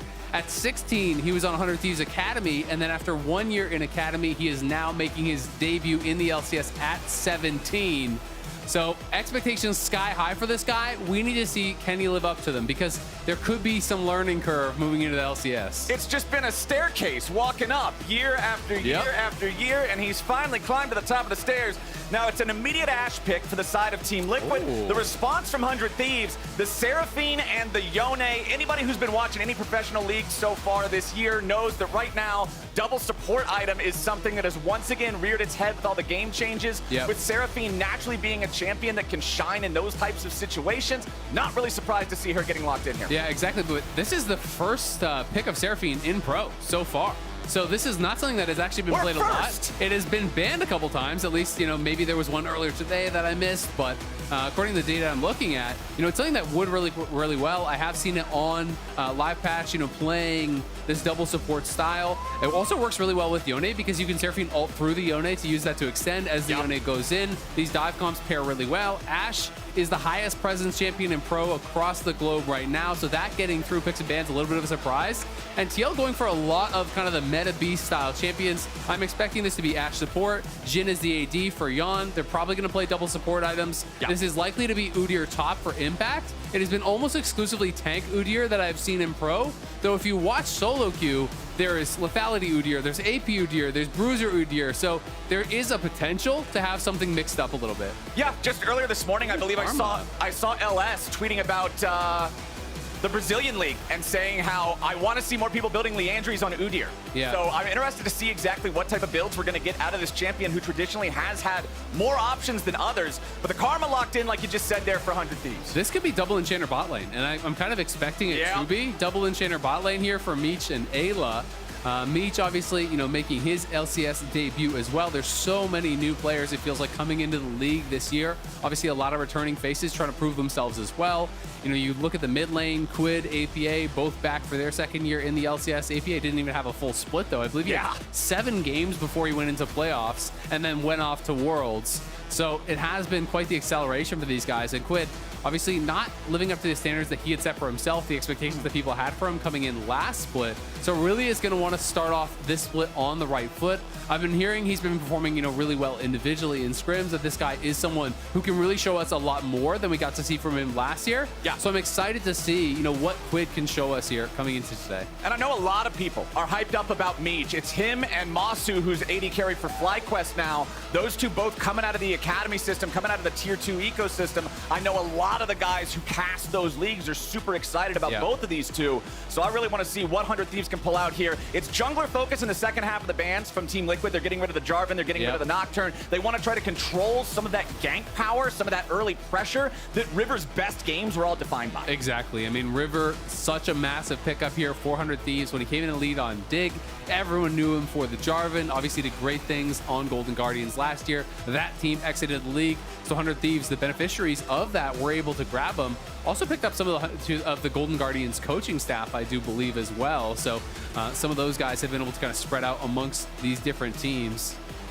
And if we're talking about coaching staff, another big deal, I think, over here for Team Liquid, who, by the way, just got their cheat code champion, APA, getting the signature Ziggs pick. Okay. That's one way for Team Liquid to be able to start this off, man. Yeah, that's a huge pick for APA. If you've watched him in Champions Queue, this pick, everyone kind of knows you got to permaban it against him. He was a monster on it last year. He was obviously really well known for it. And you started touching on it, but this is Spawn's debut as the head coach for TL. It's also Golden Glue's debut as an LCS 100 Thieves coach. So new coaches being promoted up, guys who have been in the systems for both of these teams. 100 Thieves obviously working with Golden Glue in the academy. TL also Spawn, was with them in the academy. Won an academy title, has been around in that org for quite a long time. So pressure on the coaches to make things work right out the gates here as well. But it is going to be Xin, another super popular pick on this patch for Umti in his debut. But it's the General Sniper Riven. Game 1 of the LCS stage. You couldn't write a better script. I love this. You bring in this kid who's been an absolute legend as he's climbed up the ladder and made his way to the LCS. And in game number 1, you tell him to drop the weights and give him his trademark champ. Going up against Impact. This guy is a decade-long veteran, and this kid just slammed his one trick and said, let's go. And by the way, there was an interview Digon had with Impact where Digon was asking Impact, what do you think about General Sniper? And he was saying he needs to drop the ego. He's not very good at team fighting. He's not going to do that well. I don't care about him. Impact had some pretty strong words. So Sniper throwing down the Riven here. Impact likely going to be playing Tank Udyr, going to be playing Comfort for himself. So if Sniper could have a big game against Impact in his debut after you got trash talked in the interview, Damn, what a way to kick off that LCS career. Let me just put this in some perspective for y'all. We know that Impact has been playing for a long time. Impact won Worlds, got his World skin for Jax back in 2013. Sniper was either 6 or 7 years old at that point. That's the difference between these two players in terms of age and experience, but Sniper doesn't seem phased at all. I cannot wait to see how this top lane goes down. Absolutely. Impact is the LCS top lane GOAT. We did the votes for it. You know, in the past, he was pretty much unanimously considered the most successful LCS top laner of all time. This guy has won with many different teams, has been successful through every meta over the past decade. This is his 11th year in competitive, I believe it is. It's ridiculous how long this guy has been around. So to go up against an absolute veteran, someone who's at the top of the game for so long, in your first game on the LCS stage, is an immense amount of pressure here. And I think that this is so good, not just to have him reunited back on Team Liquid with Core JJ, who, you know, was his teammate during that big streak that Team Liquid had of winning so much, but having a veteran like this, having a leader like this on a team that has Yon and APA, who are both still really new guys, I think can do a lot to promote this team working together and all playing on the same page. I agree. We've seen that recipe really pay off for a lot of different teams in the past, right? You know, not just trying everything new, having some veterans in there, having some people that can be that rock for the team and really help you to be comfortable when you're moving on a stage as a rookie. So it is going to be that double enchanter bot lane, kind of as expected. Meech is playing the TP. APA is playing TP on the Ziggs. Sniper and Impact both TP in top lane, so nothing too insane as far as ignites or combat summoners. Yeah. But it's going to be double enchanter bot lane versus double AD bot lane. So this is going to be a really interesting one. You know, generally the strategy is you do not start with double support item, right? You get that support item on your second base. 100 Thieves sees that they are moving in. They had that ward over on the river. We're able to spot them as they were moving in. So that is definitely key here and is going to help to keep them safe. I'm really interested to see how these terrain changes are going to change the type of plays that we see teams go for here too. We talked about all the new stuff in the league at the top of the day, but the game itself is also so different. Right now though, we're standing by. We have an interview ready to go. Raz is sidelined with Viper. What's up everyone? I've got LCS alumni and of course older brother of Viper. How's it going? It's great, man. I'm really very excited to see Sniper play, and I'm just glad he locked in Riven. Just you know, now that I'm here, it's nice to see in front of my face. Yeah, and honestly, being able to watch your brother kind of follow in your footsteps in his first debut on Riven, what's your expectation? And do you have any like stories about Sniper just for people to know him better? Sniper's been like, ever since he, you know, found out that he's joining LCS, he's been putting in a lot of hours every day, grinding his ass off during the off season for hours and hours and hours. So we're going to see him this year. We're going to see how well he does. I think he's going to do great. And yeah, I'm just excited to see it. Hell yeah. I don't want to take too much of your time then. Thanks a lot, Viper, 100%. And let's get to watch the games out here. Thank you. I love seeing the family support, man. That's absolutely fantastic. Nothing too crazy happening early on in this game. We've still got everybody just kind of going about their normal business. Junglers clearing through their camps. Yeah, so we got the Twitch chat poll results here on which lane they want to focus on. So we're going to be watching top lane a little bit more, as a lot of people do want that. But again, coming in bot side first. It's bot lane that immediately pops off with Ayla forced down to 200 HP. Umpty doesn't get there in time to influence anything. As Sniper and Impact are trading back and forth. Sniper gets the better of him in the quick trade, then disengages before Impact can keep it going. Yeah, Impact with the ulti turtle there does heal up a little bit, though. Udyr, really resilient, is someone that can win out in a lot of these fights. Very difficult to actually deal with in that 1v1. This guy is kind of just a brick wall. We can see APA, though, pushing in as we are in that multi-lane camera right now. APA shoving in Quid in that mid lane, trying to keep him chunked down, trying to keep him locked under tower.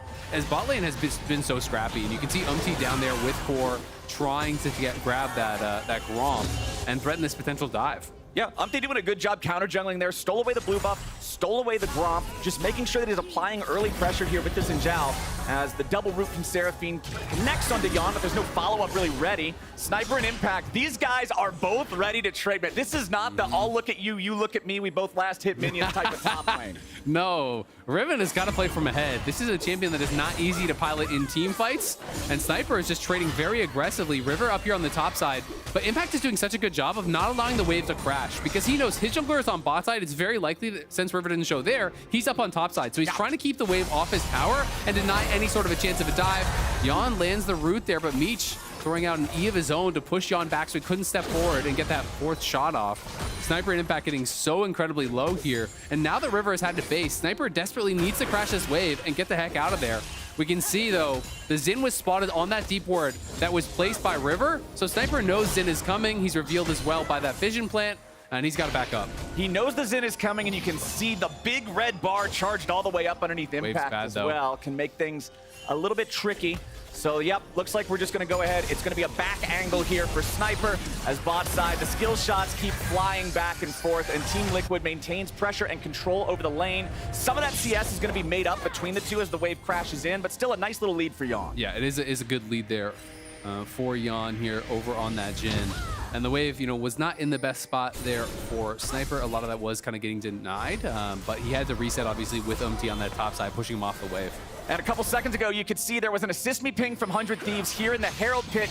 Ed, and Eddie have made their way onto the rift, and it's very early focus as Ayla flashes away in the bot side. Core JJ, one more shot will do it. That's it, the first blood for Team Liquid. Meanwhile, Umpty's taking the objectives on the other side of the map. 100 Thieves wanted to intervene with it. APA is going to be caught between a rock and a hard place. River and Quinn going in after him. The Soul Unbound takes him low, and with APA unable to go forward any further, it's still Umpty being left to secure the remainder of the grubs. Yeah, he's going to be able to grab all the grubs there. Umpty feeling pretty good about that. APA is pushed out, does have to flash, but Impact had Prio in that top lane, was pushing back Sniper, and is going to allow them to be able to secure that neutral objective. River now trying to invade on that bot side as Sniper's just getting shoved out. Remember, he has no TP. That is the Phoenix Form ulti that does detach from you, that chases after him on that Riven, is really strong. His AoE slow, high AoE damage. And now Sniper going to have to take a bad base here. Vi's not on the top side to cover, so he's going to have to actually reset with 2 crashing waves at his turret. He's going to fall way behind here. We can watch this one more time as that W root from Yon set it up, and then Core flashes in. Meech caught that root back onto Yon, so he couldn't follow up, and it's Core who is able to flash in and get that. 2 full waves lost, though, on top side, plus the plate. So even though Impact isn't that ahead, you know, on the farm, it's just a 1 CS. Yeah. It's so much experience lost because Impact just hard shoved there. So it is going to end up being, you know, almost level 7, you can see, for the Udyr there. I'll be curious if we click over to Sniper exactly how far down he is, but I would assume at least half a level. So more than half a level, about 2/3 of a level there behind an experience, and lost that plate, which is going to make it really difficult. And you can see, especially because it's triple physical damage topside, Impact's going to do nothing but stack armor this game, right? He's rushing tabbies. He already has a chain vest. He can go towards even things like Frozen Heart, which are really powerful on Udyr. As the support item has now come in for Meech, but Yon not going to go towards it. So he's not going to be going towards Bloodsong. It is just going to be that single support item on the TL side. The 100 Thieves are doing that double support item strategy. So for anybody who's not familiar with this strategy, essentially what you're doing is, as the AD carry, as the farming champ, you're making sure that you're last hitting the ranged minions. As, hold on, Quinn's going in after APA, but he snaps back as soon as Umpty tries to jump in, because you actually end up getting more farm for them through that item, while the support still last hits all the cannons like you would expect from previous times. Here comes the curtain call. Firing range opens up. First shot goes wide. Next 2 hit. It's a Mega Inferno bomb coming in from downtown. They want to get Ayla low and then go for the execute damage. They won't quite get it. Meech wants to tank it, but God blows his head off. Team Liquid, another kill in the bottom lane as APA is thrown up in the air and dumped right back down into the ground. River gets it done, and 100 Thieves make their way onto the board. Team Liquid heading over to the Drake now. They don't just want to trade a kill for a kill. They always want to be getting something more. Yeah, nicely done. Going to be able to get something more down on that bot side, and Yon and Core really pushing the pace. This is Yon coming into his 2nd year here. Won Rookie of the Year last year. Really did improve from spring to summer. They have been a team that has been so well known for really grinding hard in scrims, on solo queue, and wanted to make it known that they were going to be a team that would scale over time, that would build up over time. And I think we are starting to see those results. TL was so good in the early game last year. You know, Yon and Core are the only bot lane in the LCS that stayed the same. Every other one changed at least one component. So they have an advantage of having that input synergy, and we have to see, can they make the most of it? River looking for the gank up here topside. You're not going to get a whole lot out of it. I think they're kind of just looking to get rid of the rage from the Udyr, especially with River having already used his ulti back in mid. Yeah, and he really wants to crash it, right? Again, Impact is just holding the wave. That's another benefit of having all this armor, is the minions don't deal that much damage to you, right? So you can just keep going in turtle stance and holding the wave off your tower. and it's making it very, very difficult for Sniper, because Sniper can't crash the wave and get these beneficial resets that he wants. He's going to have to base again, but when we look back to topside, that's going to be more minions getting denied from more experience that he's falling behind, which is going to make his life very, very difficult. Impact does now elect to just shove this out because he should be able to get that fully pushed in with the Phoenix form, and he's going to likely take a base of his own, probably grab some tabbies. But with Yone, Vi, and Riven on the top side, like, this guy is going to be a brick wall. Yeah. And sure, Karma and Seraphine will do some damage, but mostly they're there to just kind of buff up these other members. Yeah, Yone has a little bit of mixed damage on the auto attack passive, but I just think Udyr is going to be nearly impossible for 100 Thieves comp to really deal with. Yone is the main character of the anime. Karma and Seraphine are his buddies that go, yeah, get him when he's fighting the final boss. It's up to Yone, but Impact is going to be tough, man. I feel like Turtle and Phoenix stands together. It's like you're saying, it's the perfect recipe for playing the way that Impact knows he needs to play this. Upti going after the first one of the grubs. That's 4 grubs for Team Liquid so far. Sniper shows up, prevents him from being able to take the next 2. That's very important, because remember, 5 and 6 are the big break points. That's where you start to spawn the little... Umti's trying to come back, maybe. Looks like, okay, no smite, the first one, smite. yeah. It's just going to be a 4-2 split, or at least it should be. River and Quid can get that last one, and there they go. Grubs are taken care of. That's off the map. Remember, once we get to 14 minutes, that's when we're going to see the Herald like we would be used to in the previous days, except now you can drive it like a car. There's Bjergsen. Hell yeah! Go cheering on Doublelift here. That's what I love to see. Golden Daddy. Cheering on Gold Blue as well. Okay. Let's go. Umpty showing up mid lane, as he's not going to get a whole lot here, just passing back through. Remember, the first Drake was taken by Team Liquid. We still have another couple minutes before that second one spawns, but Umpty's going to head back down into the bot side. Not any plays to really look for at this point, since Yon and Core JJ are both taking their backs. Boots of Swiftness completed, for the Jhin. Helps a lot against the Seraphine Karma duo, since they both have such powerful slows. Just giving you the extra move speed to dodge it to begin with, on top of the slow resist if you still fail. And then it's triple melee champions, right? So move speed in general is just going to be incredibly high value here for him. Has actually gone for Opportunity, which does give you that lethality that comes up after being out of combat for 8 seconds.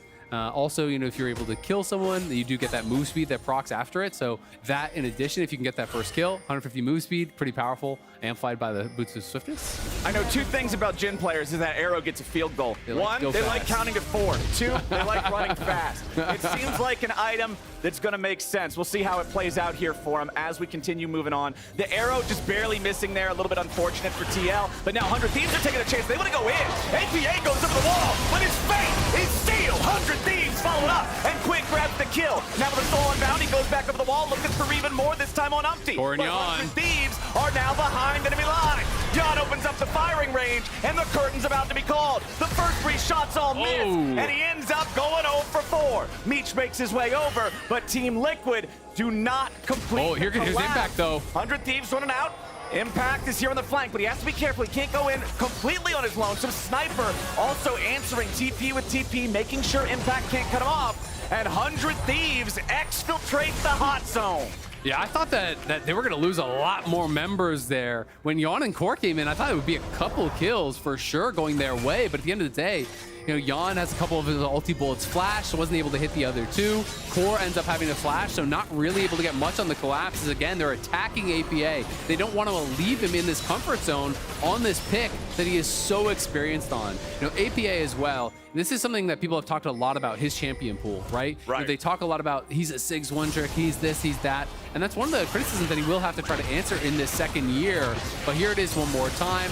Vi ult into that fate is sealed here from Quid, guaranteeing that it does land. So much dive again. And TL do make the collapse, but with Yon and Core coming over, I thought this was going to be some kills. They were pretty low, but we're jumping back to live, so probably some action, you know? Minion farming action. It's action of a sort. Yeah. You know? It's not the good kind. Hey, if you're a minion, you don't like this kind of. That's true. That's life or death out there for a caster minion. Not usually life either. It's it's one of those ore situations, but not much of an ore. But yeah, you can see on your screen right now, like you were talking about, his champion pool, this is not the standard mid lane champion pool. A lot of mid laners are not playing the Ziggs and the Xerath. Nico had some more popularity last year compared to previous years, but if you think about, you know, competitive play as a whole, she's not very popular either. Exactly. Cassio even as well was more of a niche pick. You know, when you looked at his solo queue picks last year, in solo queue he was playing all kinds of like Kled and Ziggs and Cassio and these champions that were not very prevalent. And he is really well respected on those champions, but also has to be able to play those meta picks. And we're going to see Impact looking for River. The arrow connects. There's the Ziggs bomb. Yeah, but Quid's right there, and Impact is a little cautious because he does not want to overcommit to this and end up getting punished. Sniper was also showing up, so even though it looked like there may have been a play there, Impact is just, he's too experienced to fall for these things, man. He's paying attention. And he is a tank Udyr at the end of the day, right? So you're not going to be 100-0 and anybody. You're not going to be bursting them down. He is going for that Iceborne as that first item. Eclipse on the other side there, finished up by Sniper. A lot of CDR on this item, a lot of AD as well. It's no longer lethality like it was in the last season, but really strong rush item here for the Riven. You can see Sundered Sky now finished up for River. A lot of burst on that. It's almost kind of like what Eclipse was before a little bit, you know? Of, except it's health instead of a shield. Exactly, but like people are kind of slotting that in the same way, like Lee Sins and Fies and stuff like that, who used to go the Eclipse Rush and are now going Sundered Sky as that first item. now invading on this bottom side, but Quid is making the collapse. 100 Thieves want to push him out, and could be in trouble. Yeah, throws back the wind, becomes lightning. Now, he has his own Titanic Hydra. This item's very strong. Quid wanted to engage on him here with a Fade Seal, but just barely misses it. Crescent Sweep is going to disengage and get out of there. Remember, these guys got 4 of the grubs, and so that makes it so easy, especially combined with Ziggs, to just knock that turret down, grab first turret of the game. Exactly. They're able to just kind of punch right through that, and it is difficult. 400 Thieves, it feels like. You know, when they don't have Quid doing a lot of damage when he is not there, they don't have a lot of damage to actually, kind of scrap on that bottom side. It's like the bot lane collapses, but they don't want to fully commit onto Umti. It's going to be hard to burst him down. As you said, Titanic completed. It is really strong. It is not like it was last season. Now has the auto attack reset again, which is so strong on all these champions. Like stacking up the 3 Talon Strike is a lot easier. People like it on all kinds of different champs, but in particular, it's one of the things that has really enabled Xin to rise back to the top of the meta. Well, it's kind of what we've talked about before with these Enchanter type of compositions is the issue for 100 Thieves, right? You're mentioning how if Quid's not there, it's hard to move. These compositions are so scary if they can deathball 5 men down a lane, but if you separate the Enchanters from the anime protagonists, then you're not going to have a functioning composition. Exactly. Just got a couple Krillins in the side lane, you know? What's he gonna do? Not much. They outpaced him in like the second arc of the show. Well, 100 Thieves, let's see how this is going to go. Because honestly, the game is still incredibly close, man. 200 gold separating them as the Rift Herald is spawned. It's Team Liquid who are immediately going after it. There is a ward in the pit from 100 Thieves. They know this is going on. And you have to look at Sniper down in that bottom lane. If he doesn't TP, they're not contesting. So, they are fishing around a little bit here. But he is just going to commit to that bottom tower. So it is going to be Herald given over. River going to have to get out of the pit. And we'll see 100 Thieves threatening an engage, but River will just disengage. I think they wanted to keep them interested, trying to delay Impact from going back towards that bot side to answer the push. Won't be any tower damage really done here by Sniper, but he will at least deny a couple minions. That's what it seemed like to me, is River just vault breakers over the wall. He stands there and makes Team Liquid look at him to see if 100 Thieves is really going to go for this, and it's more of a distraction than anything, because it's hard to provide a function in that situation, as 100 Thieves and Team Liquid supports will continue trading blow for blow here on the wards. The gold stays dead even between these squads, as APA is going to be left to wave clear top side. Impact versus Sniper, the 1v1 in bottom side. Impact is more than confident in his ability to repel the Riven with this full armor Udyr. Yeah, exactly. I mean, honestly, for Riven, when you're going up against full armor Udyr, you're going to need some armor pen. You're probably going to need a couple items before you're really getting through them. Might need some sustain in there as well, or Udyr's just going to kind of smack you to death. You're not expecting Riven to die in this kind of matchup, but you're also not really expecting him to be able to kill the Udyr until maybe really late in the game. So it is tough, right? Because they're very reliant on his damage. He's at least creating a little bit of a farm lead. He's been grouping a little bit less than Impact. Impact, when he TP'd down to bot, lost a wave as well when he moved up towards that Herald. But Impact doesn't really care. He's playing for the team. He's playing this tank style. He just has to be there to enable all the damage that he has from his mid lane and his bot lane. Impact going in with the double activation there on the Phoenix stance. Puts a lot of burn onto Sniper, forcing him back yet again. Second item completed for Yon is the Serpent's Fang here on the Jhin. All 5 enemy champions generate shields. Yeah. And 2 of them do it in a big AoE. So I can see a lot of value out of it. There's TP from Riven. Coming in. APA already having to use the stopwatch as the Seraphine ulti flies out. River still looking to lock him down while back in the middle. It's Humpty getting bursted. Meech grabs the kill on him as APA still barely standing. Impact here with a 1v2 as River and Sniper chase after him. Quick goes in for Yon. on, but he ain't gonna find it. Curtain Call forces them back. 100 Thieves take 2, and don't lose a man. The Dragon's about to spawn, and the Thieves are getting it on. Exactly. It's great timing on the play there. The TP comes in from Sniper, and they don't try to overextend, chasing down Core and Yon, who they knew had flashes. Instead, they collapse on UMT. They kill off the jungler. They kill off the mid laner, guaranteeing there's no real chance of a contest here at the Dragon. TL, we're trying to look for this play here. Core jumps in the Herald, pushes forward, but 100 Thieves are ready. Double TP coming in. You can see the communication on point. Both the Yone and the Riven TPing and arriving at the exact same time. Everyone collapsing on UMT, bursting him down, is on the side. River on a solo mission there, zeroes out APA. That's all they get, but that's all they needed, is they're gonna be able to follow it up with the Dragon. And TL, though, striking back on that top side, will get a turret back. Damage dealt last team fight. The only one on either team breaking 2,000 was River on the Vi. That was like all APA. And when you're in the middle of a big scrap too, if you can Sunder Sky multiple people, remember the cooldown is individual on target, so you can get a lot of value out of that too. APA currently 0-3-0 on the Ziggs. They have done a good job with these dive tools to focus him out and not let him play the game he wants to play. He also used his stasis, you know, and that is a 1,600 gold investment now, I believe. I might have the price wrong. It's so great. It's not just stopwatch, though. This new version of League of Legends. Stopwatch is dead. It's 6 feet under, right where it should be. So that's an expensive use there. He doesn't get it back until he gets Zhonya's. Ayla having a flash over the wall as Umpty found him. Needed to use that summoner to escape, otherwise the extra damage over the top. You can see if Yon can get you even a little bit low and start dialing in the damage for that curtain call, it's very scary with these lethality Jhin builds. He has not been on point, though, with the ult. He's not been able to connect enough of those bullets in some of these shots. You know, missed the first couple. Was able to hit with that 4-shot on River, which did some real damage, but maybe if he tagged 1 or 2 more, potential to kill him. Meech probably would have blocked it anyway, to be honest, though. And we'll see River again back down towards this bottom side, playing around Sniper, but APA intelligently had his E in that brush. They're kind of just scouting it out as his first strike does proc, and Quid now up on that top side. Potentially could deal with this Udyr a little bit better. He's gone for Blade of the Rune King into that Iceborne Gauntlet, so kind of a hybrid build. If Sniper reveals himself, though, he's going to die. He just doesn't know yet. APA getting bursted down pretty heavily, though. Sniper wanted to make it happen. He's barely going to miss out as Deadly Flourish over the wall puts a flower on his grave. APA survives with 100 HP. Yeah, that's a frustrating one for Sniper. He uses the flash as well.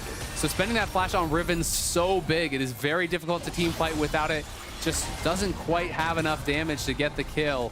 And the TL members were around, so they jump in. And they are able to save him.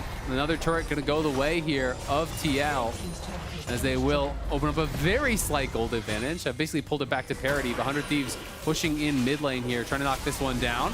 Ooh, the arrow flying in. River very importantly buffering through the stun to get out of the turret range. Could have been in some serious trouble otherwise as Impact gets bursted. River brings him up and Meech knocks him down. Finally, they have enough ammo to bring down the tank. 100 Thieves with that kill on Impact immediately secure the tier 1 turret right after. Yeah, exactly. They're finally able to burst him down. Impact a little bit disrespectful as he was stepping forward into 3. 1v3, pushed him off the turret, then kind of wanted more. He was looking to get some more damage down onto River after that Ash Arrow did connect, but steps forward, gets tagged by the ulti from Seraphine.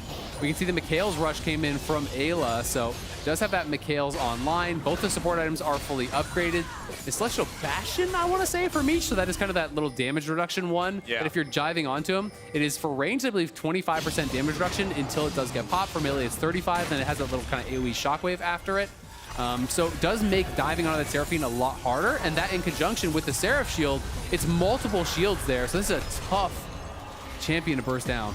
Meech trying to get away here. Not okay. Okay. Juke boots. He's just walking back and forth like these guys are AIs, just dodging them easily. Oh, man. Impressively done. Meanwhile, Seraphine got some schmoos. Yeah, Sniper in the bottom lane picking up a tier 1 for his team here. He wants to try to get away from Impact.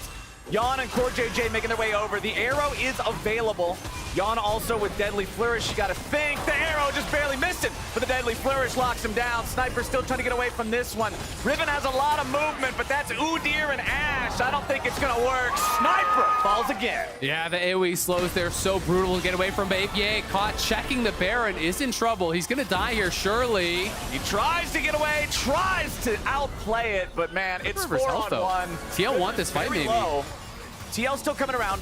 Umpty thinking about diving in, but surely he has to remember what happened back in that mid lane play. Crescent Sweep can't save you if you're too far away from everybody else, and they're all right on top of your location, so looks like we're not going to get any more fight for now. Still, Isaac, this game has been no bigger than a 1,000 gold lead pretty much the entire time. Yeah, we've been basically dead even. It is the one dragon advantage here for TL, but these two teams incredibly evenly matched.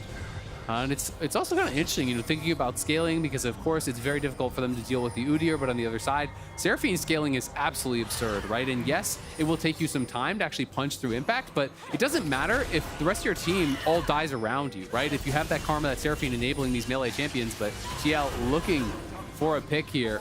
Thieves did not actually walk into the brush. River will be able to back it up, but the whole team needs to be together. Seraphine moving down. They need to be playing as a death ball. This is not a comp that wants to function attacking from multiple sides. You want to be having everyone getting shielded up, everyone getting buffed. Let's see, Snipers on the backside of the Drake pit. River is back into the pit now, going after the Drake itself. Remember, it's 2-1 Drake count in favor of TL. 100 Thieves still controlling the pit. Sniper waiting for his moment. Last cones forward. Core JJ steps out of the way in time. Meanwhile, Quid playing the other flank for 100 Thieves. He goes into the Hex Gate. River wants Yawn, but has he gone in too far? Immediately stunned up. Won't die here just yet. Yawn barely getting away. Shut down back over to APA. The Fate Sealed isn't going to do anything. Quid's in the middle of everybody. 100 Thieves still controlling the river, but the Drake isn't low enough. Impact disengaging now. Another bomb bounces out. 100 Thieves have lost a man, but the man is their jungler. Makes it very hard to try to do anything else around this objective.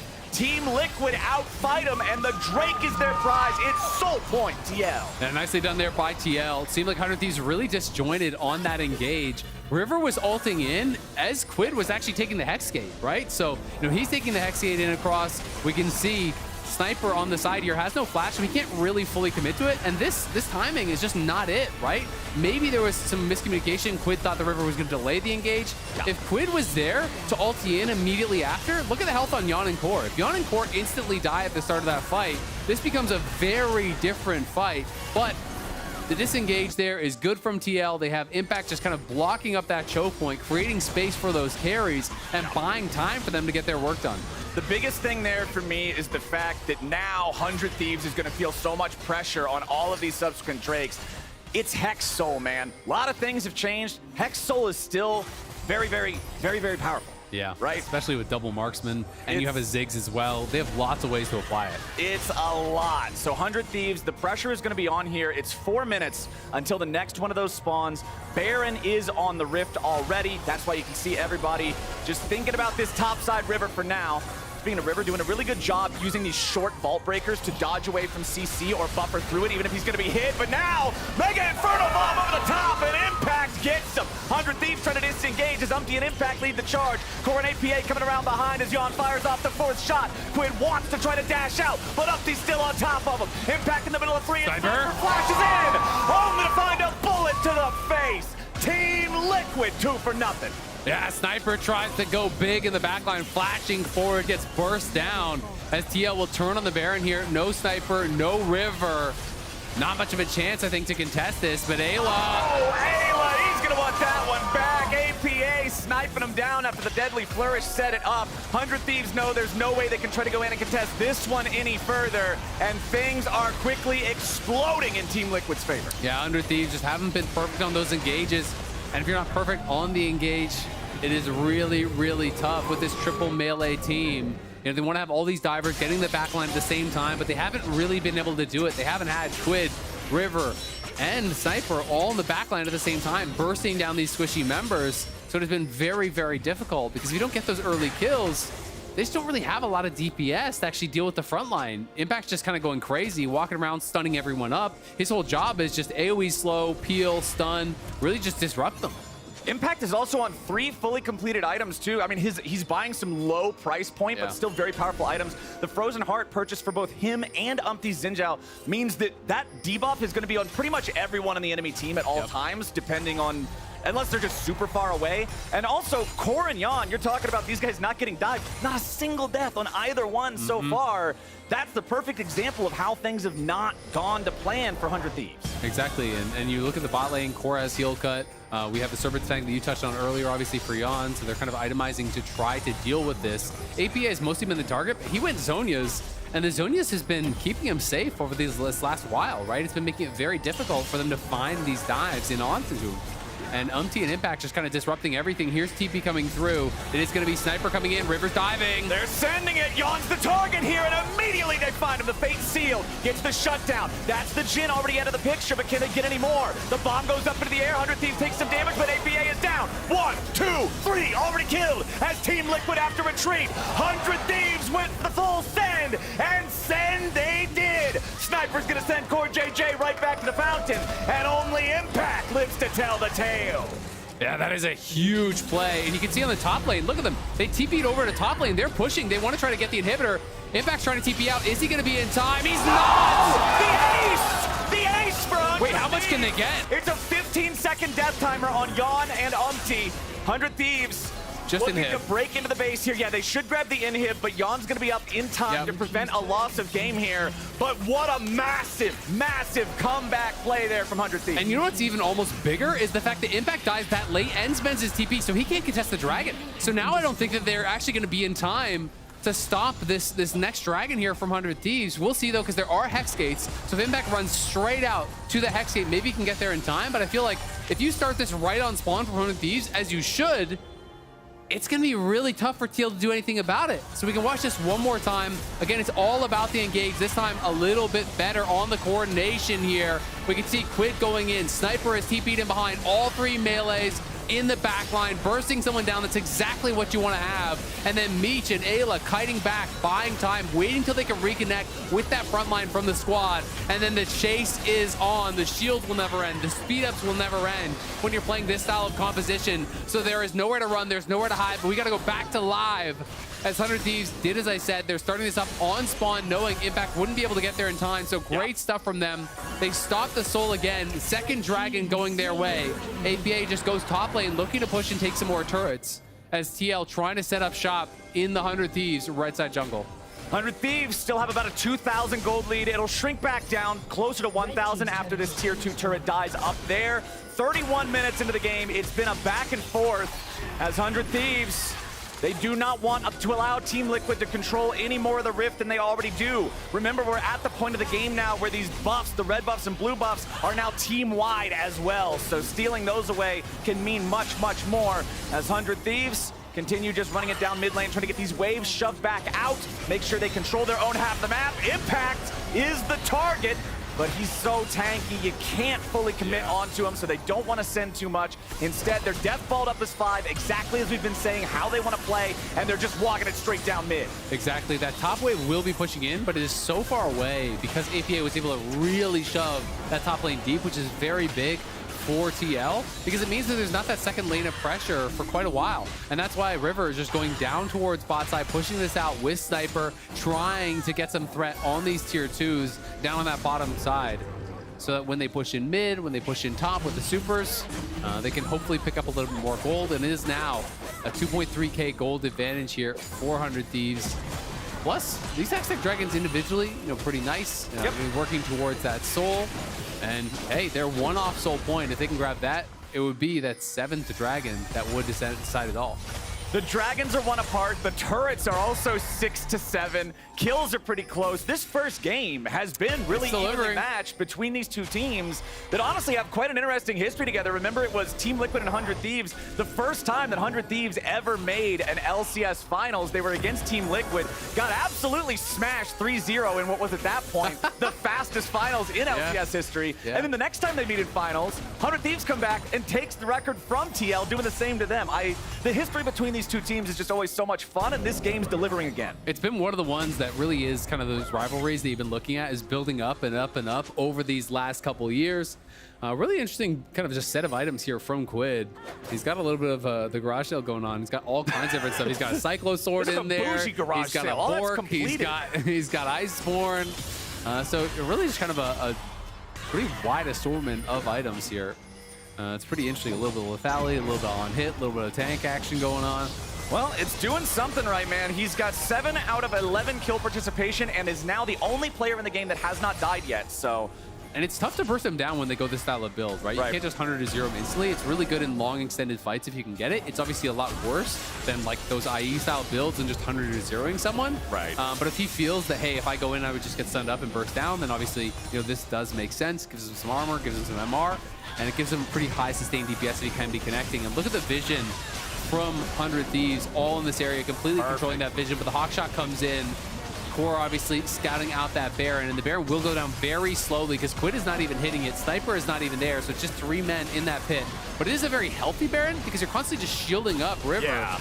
And TL at some point will be forced to go, and Sniper here hanging on the side. Team Liquid wants in already. River down to half HP. Umpty tries to go in for him, but the Crescent Sweeper's gonna wear off soon. Seraphine ulti over the top, baby, and Quid goes on a rampage. 100 Thieves already found 2, and River wants another. Yon flashes back over the wall to escape as Sniper's on to APA. The Ziggs ain't gonna last long, and 100 Thieves just won the game. 100 Thieves gonna TP into top lane. Impact TP back to try to clear the wave, but I don't think he's gonna be able to do it. It's 1v5 for Impact. The Udyr will not stand against this one. It was a battle for 35 minutes, but 100 Thieves outplay them in the end. The team fight ace for nothing. They gotta beat the inhibitor back down again, but it's okay. It's not gonna dissuade. Only Core JJ is back alive as the Nexus turrets fall, and in the first game of LCS 2024, 100 Thieves reign supreme. Sniper gets his first LCS win. And he does it on the Riven. 100 Thieves coming out here. One of the teams that really had not been considered amongst the top at the table, right? You know, most people are talking about teams like C9, teams like TL, teams like FlyQuest, up at the top, teams that could really be challenging up there. And 100 Thieves was a footnote in those conversations. It's one of the teams that was considered to be down at the bottom, but coming in here, really having a great game to kick off their LCS split here in spring 2024. Cool comp, great play. River and Quid looking really strong as a duo. Those guys got a lot done. Sniper being able to bring out the Riven was really cool. Meech and Ayla performing really well, showcasing good mastery of the meta right now. This double enchanter bot lane. Again, from when I looked at the stats, that was the first Seraphine that we've seen globally in pro. It looks strong. And honestly, everything for me goes back to that bot lane play with the TP collapse. Remember that at this point, it was TL who had Baron, who had Soul Point, who were 3,000 gold ahead, and 100 Thieves said, we gotta go now or there ain't no going. And that was the turning point of the game. But with game 1 wrapped up, a reminder to all y'all out there, Fantasy LCS is happening on Sleeper. It's not too late to sign up and start a league with your friends, then crush their dreams with your own LCS super team. Maybe you wanna pick up Sniper. I might think about it myself. You can head on over to sleeper.com or sleeper.app to give it a try. But while 2024 marks the start of a new era for the LCS, it is the end of another. After playing since 2011, Doublelift has retired from competitive League of Legends. Let's take a look at what he means to some of our current pros.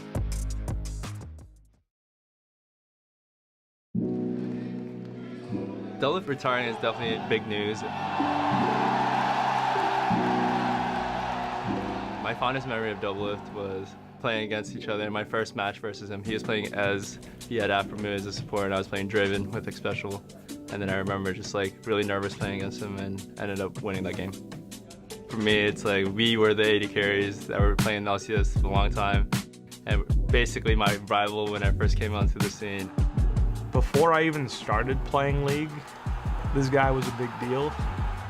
And he was a bigger deal than me even when, you know, I went through all my experiences. So like, putting that into perspective for me is like, holy shit, you know. He was pretty based, you know. Back in the day, I was a big CLG fan when I was growing up, mainly because of him. It was really nice to be able to compete against him when I first joined the league. That was when he won back-to-back. I highly respect him about having a really strong mindset. He knows how to win. Before I was taking League seriously at all, or before I even played ADC, I remember seeing his play in 2016 against C9.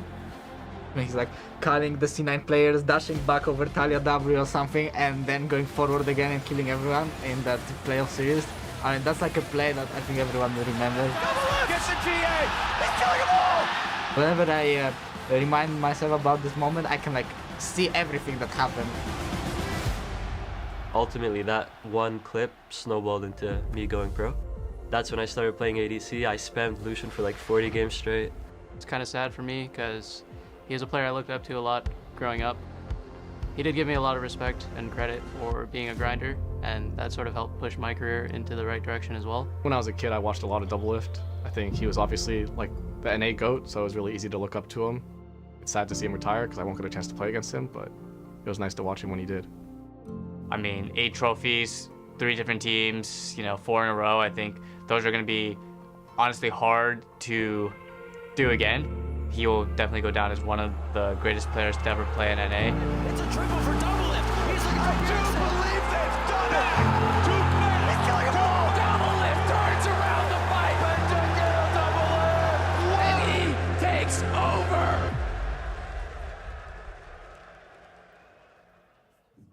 Doublelift has played with or against almost 78% of all LCS players in history. He's been a part of 6 different teams, but today, he's on the caster team. The GOAT of North America joins us for the LCS Finals rematch between NRG and C9 right here, coming up next. Don't go anywhere.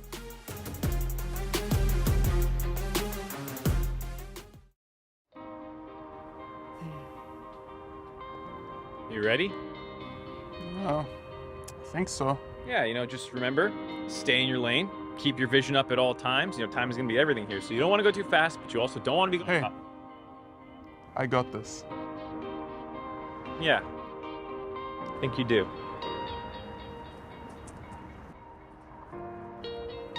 And Mark, thanks. Whoa, hey, no, whoa, no. You're not taking my car. My Kia EV9? No way.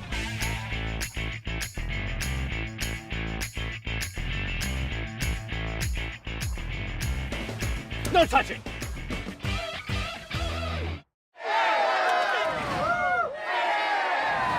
Red Bull gives you wings.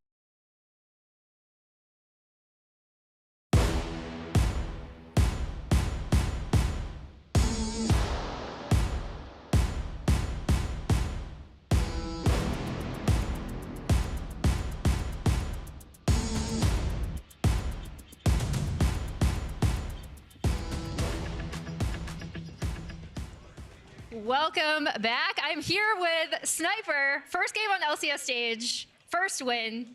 How's it going? It feels awesome, to be honest. I had to... Oh my bad. I'm like completely clueless on how to do interviews, but yeah, it feels great. I also had to bust out the Riven because my older brother, Viper, he's actually here, like watching my games. So yeah, I mean, it feels awesome. First ever LCS win and more to come. Yeah, we talked to Viper a little while actually earlier where he was cheering you on. I know I talked to you previously during Asset Day, and I was like, what do you think top lane's going to be? And you were like, well, I want it to be more isolated. I want it to be a 1v1. So how do you feel now after, again, having busted out the Riven in this game? How would you evaluate your performance? And do you think top lane is going to be more isolated in that way? Definitely on bruisers, I think. But with champions like Udyr and just like tanks in general, I feel like they already have pretty like good laning phases and stuff. So their side laning is already like kind of okay. All they really need to do is kind of just like have a solid lane phase, not go down in CS too much, and just like play the mid to late game like pretty well by just like pushing the wave in and then like shifting to your team, so you can just like frontline for them the entire time. But with bruisers, it's like the opposite. You want to just like keep pushing in the side laner that you're playing against, just because of the new items, because they're like really broken, and then you can make the decision to either keep going or to like just look for flanks and stuff, which is what I was like doing this entire game. I was just always calling. All right, so just the final question is, obviously you have a ton of fans here, you have your family here. Anything you want to say to all these people, who some of whom have been waiting for your debut since you were 14? I just appreciate everyone just being like really patient with like my development and stuff, because last year wasn't like the best year for me. And yeah, I mean, I'm just like super glad to be here. I'm just like trying to live in the moment. Just even when it comes down to like these stage matches and stuff, I just like tried just remaining calm the entire time. And yeah, I mean, just like shout out to my older brother, Amran, as well. He's like just been just like here with me from the beginning to the end. Well, this isn't even the end, but I guess like, yeah, he's just always been here with me and my family and just everyone on 100 Thieves. It's not the end, it's just the beginning. Thank you so much for taking the time to join me. I'll send you back to your team. Congratulations. And that's it. Bye, guys.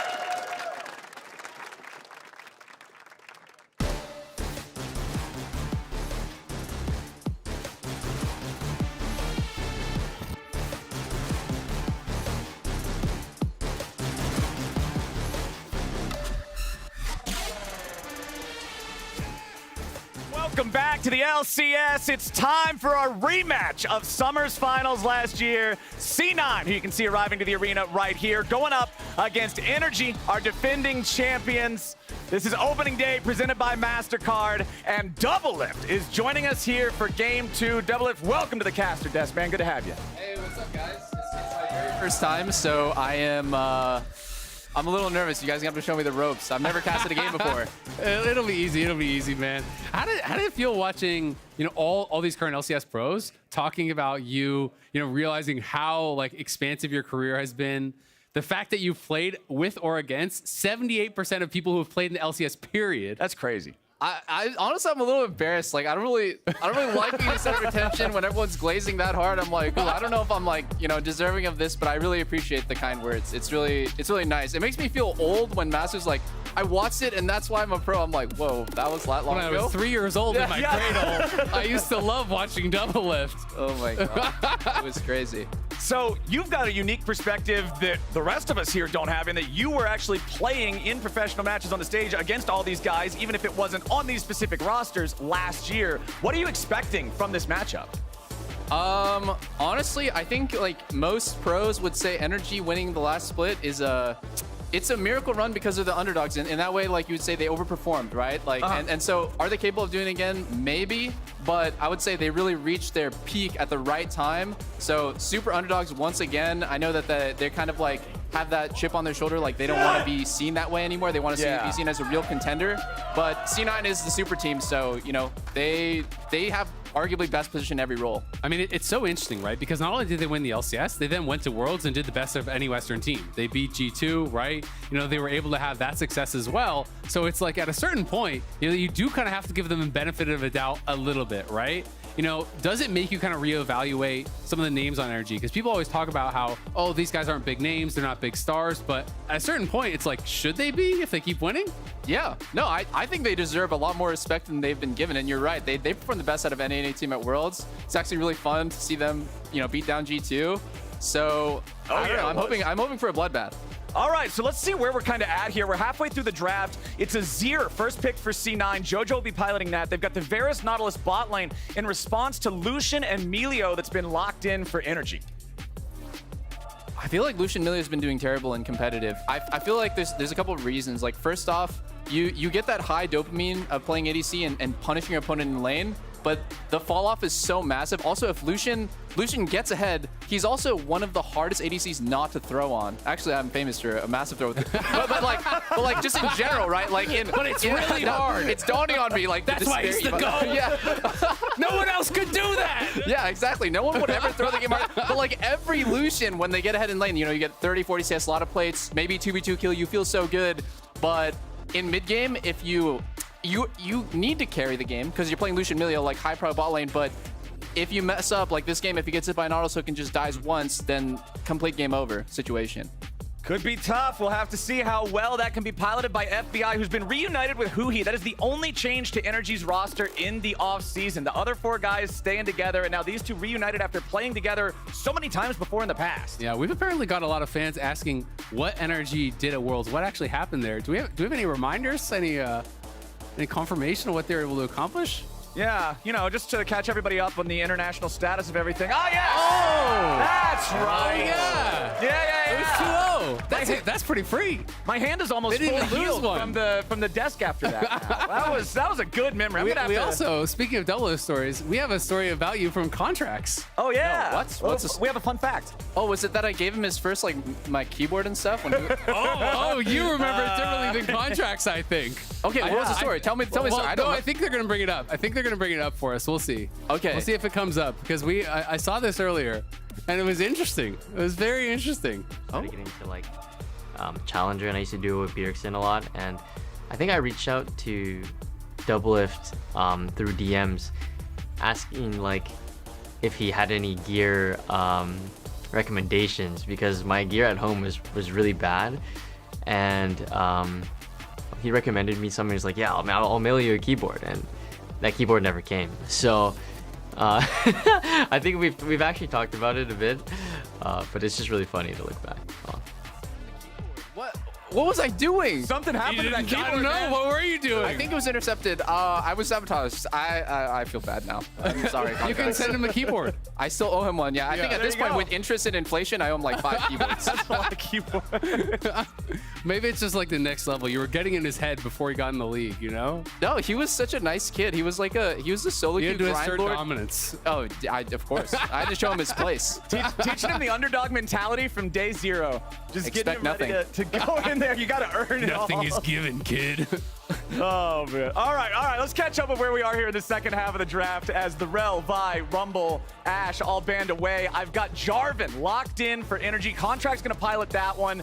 Anybody who remembers watching NRG at Worlds, anybody who watched the NRG versus G2 game number 2 where he's playing the Jarvan in the top lane, engaging and disengaging and re-engaging over again, just showed some real mastery on that champion. Very excited to see him pilot it again, while the Udyr and Viego will be locked in as the last 2 picks for C9. So which team, if you could just sit down and play right now, which comp would you rather play?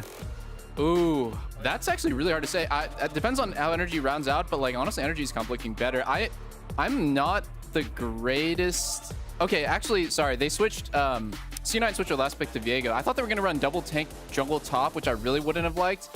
I'm switching my answer now. I think C9's comp is a little bit just easier to execute, right? Like Nautilus ulti into Varus ulti into Viego getting one single reset, and the fight will be very easy for them to win. So if you're playing the bot lane, obviously, you know, you're Berserker, you're playing a Varus, Nautilus here, into the Lucian Milio. What are you thinking about in lane, and what are kind of like some of your win conditions and maybe things you have to worry about that could go wrong? This is a horrible matchup. You're gonna lose 2v2 level, like I sometimes I say level 1 to 18, which means at no points, starting from the very beginning of the game, should you ever win a 2v2. The only thing that could happen to you that would be like, you know, your saving graces is if FBI eats a hook. One of the worst things that could ever happen is if FBI tries to react to Nautilus hook and it catches him, then if your hook gets canceled, you will die 100% of the time. But other than like a freak accident like that, I think NRG's bot lane should be very ahead after, you know, the first 10 minutes.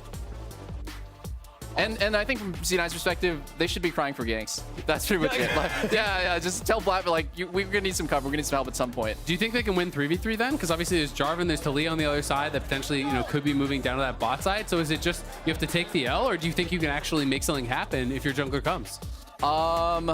Yeah, no, that's a great question. If Vulcan hooks in and it's 3v3, it could actually be horrible. Milio has an amazing tool to kind of like soak the Nautilus hook, but not let him get the auto off, because he can just Q, and then Nautilus is in this weird spot where he's not quite in range to auto, but he's hooked in, so he has like, you know, he's just going to get hit for free at that point.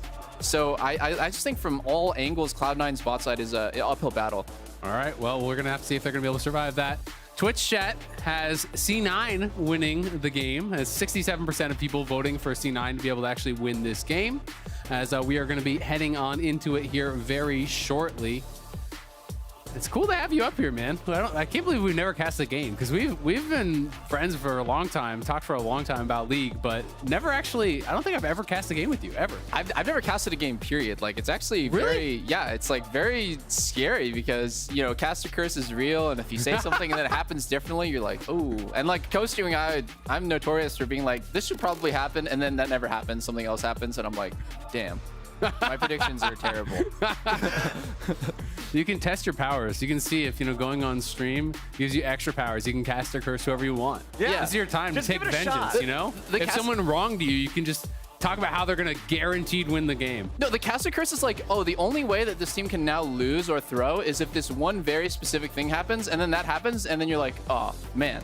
They really should have won it, though, but like, man, that really had to happen that way? The 1 out of 100 times. Well, I think but it happens every time. That's one of the fun things about League, right? Is that you can talk about how things should work in theory, but so much comes down to play and execution, right? And that I think is why it's so interesting, because you could have a draft come out and you could be like, this team wins every time, right? But in execution, the other team could outplay them. Things could go bad. You could eat that hook on Lucian. All of a sudden, the game snowballs the other direction, right? Like, at the end of the day, the game has to be played. It is really exciting. Another thing to talk about is Jojo Pyun versus Palafox.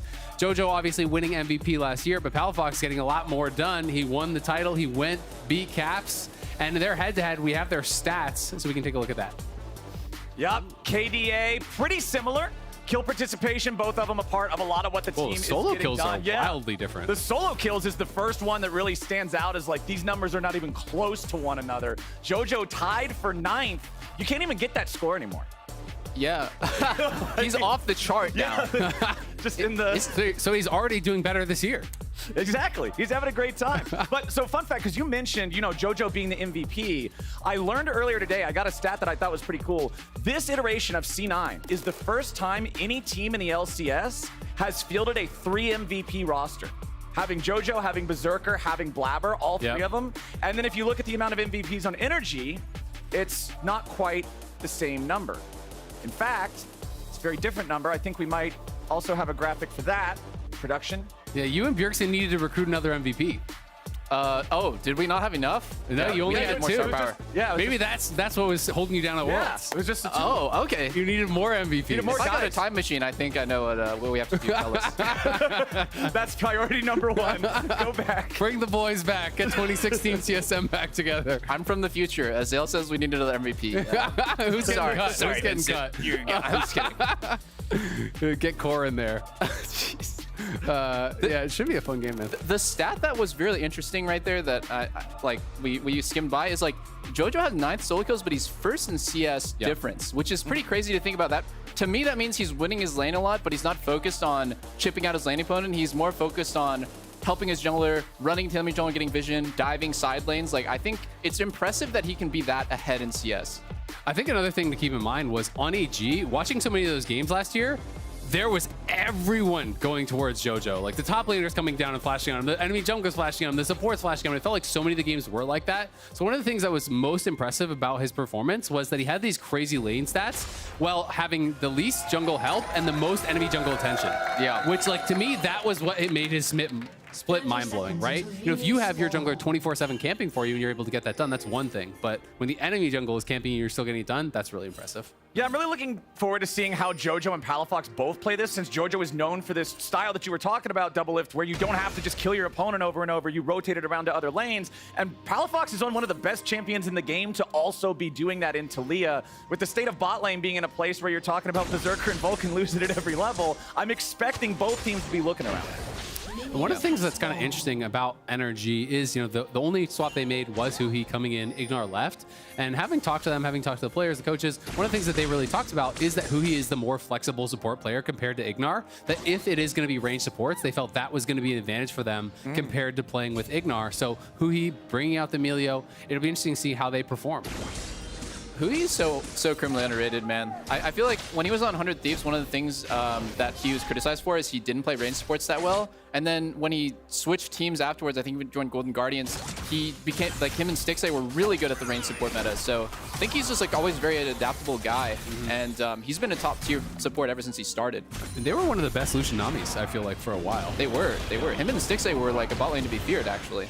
I mean, I feel like that kind of just speaks to the origin of him being a support player to begin with. Like, transferring away from mid, you have to be willing to learn the different skill set and the different champ pool, and he just seems like somebody who's always down to be malleable for what the team and the game needs. One of the things that's really interesting coming into this split, I don't know if you knew this, Doublelift, is that only one team, TL, kept their exact same bot lane. Every single other team in the league either changed 1 or 2 members of the bot lane. So, like, how difficult is it? You obviously play with a lot of different supports over your career, to come in and play with a fully different support. Is that something that is kind of over-exaggerated, or is it actually, really to be expected you're going to perform a lot worse? I actually think like the whole like idea of like AD carry and support synergy might be a little bit overrated by the community. Like I think like every bot lane is playing for the same objective and playing for the same sort of, let's just say like you're playing bot lane in a little mini game. Like mini games being like pushing the wave and resetting at the right time, getting your wave in a good position for a gank, getting a good trade off. Every bot lane is like playing for this thing, right?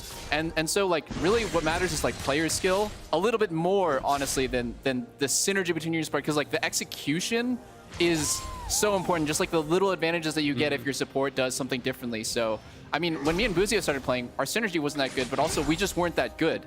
And then we got to a point. Yeah, exactly. and then we got to the point where we were pretty good in lane, and our synergy was really good. And I think you can work that up honestly pretty quickly.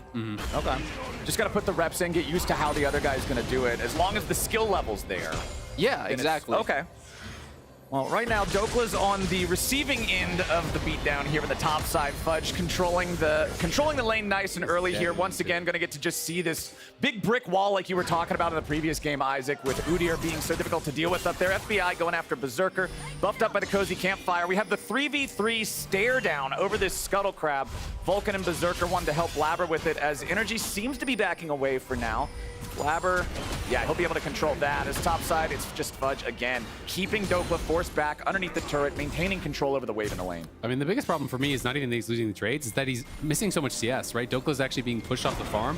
Every time he's trying to come forward and actually get that CS, Fudge is trading into him, he's harassing him, he's pushing him back. Obviously, there's a lot of minions here that he will be able to catch, but Fudge is going to be able to crash the wave base, and even if he wants, he could hold his TP and just walk back. Doublelift's been in a pretty tough spot, and his first buy is not very impressive.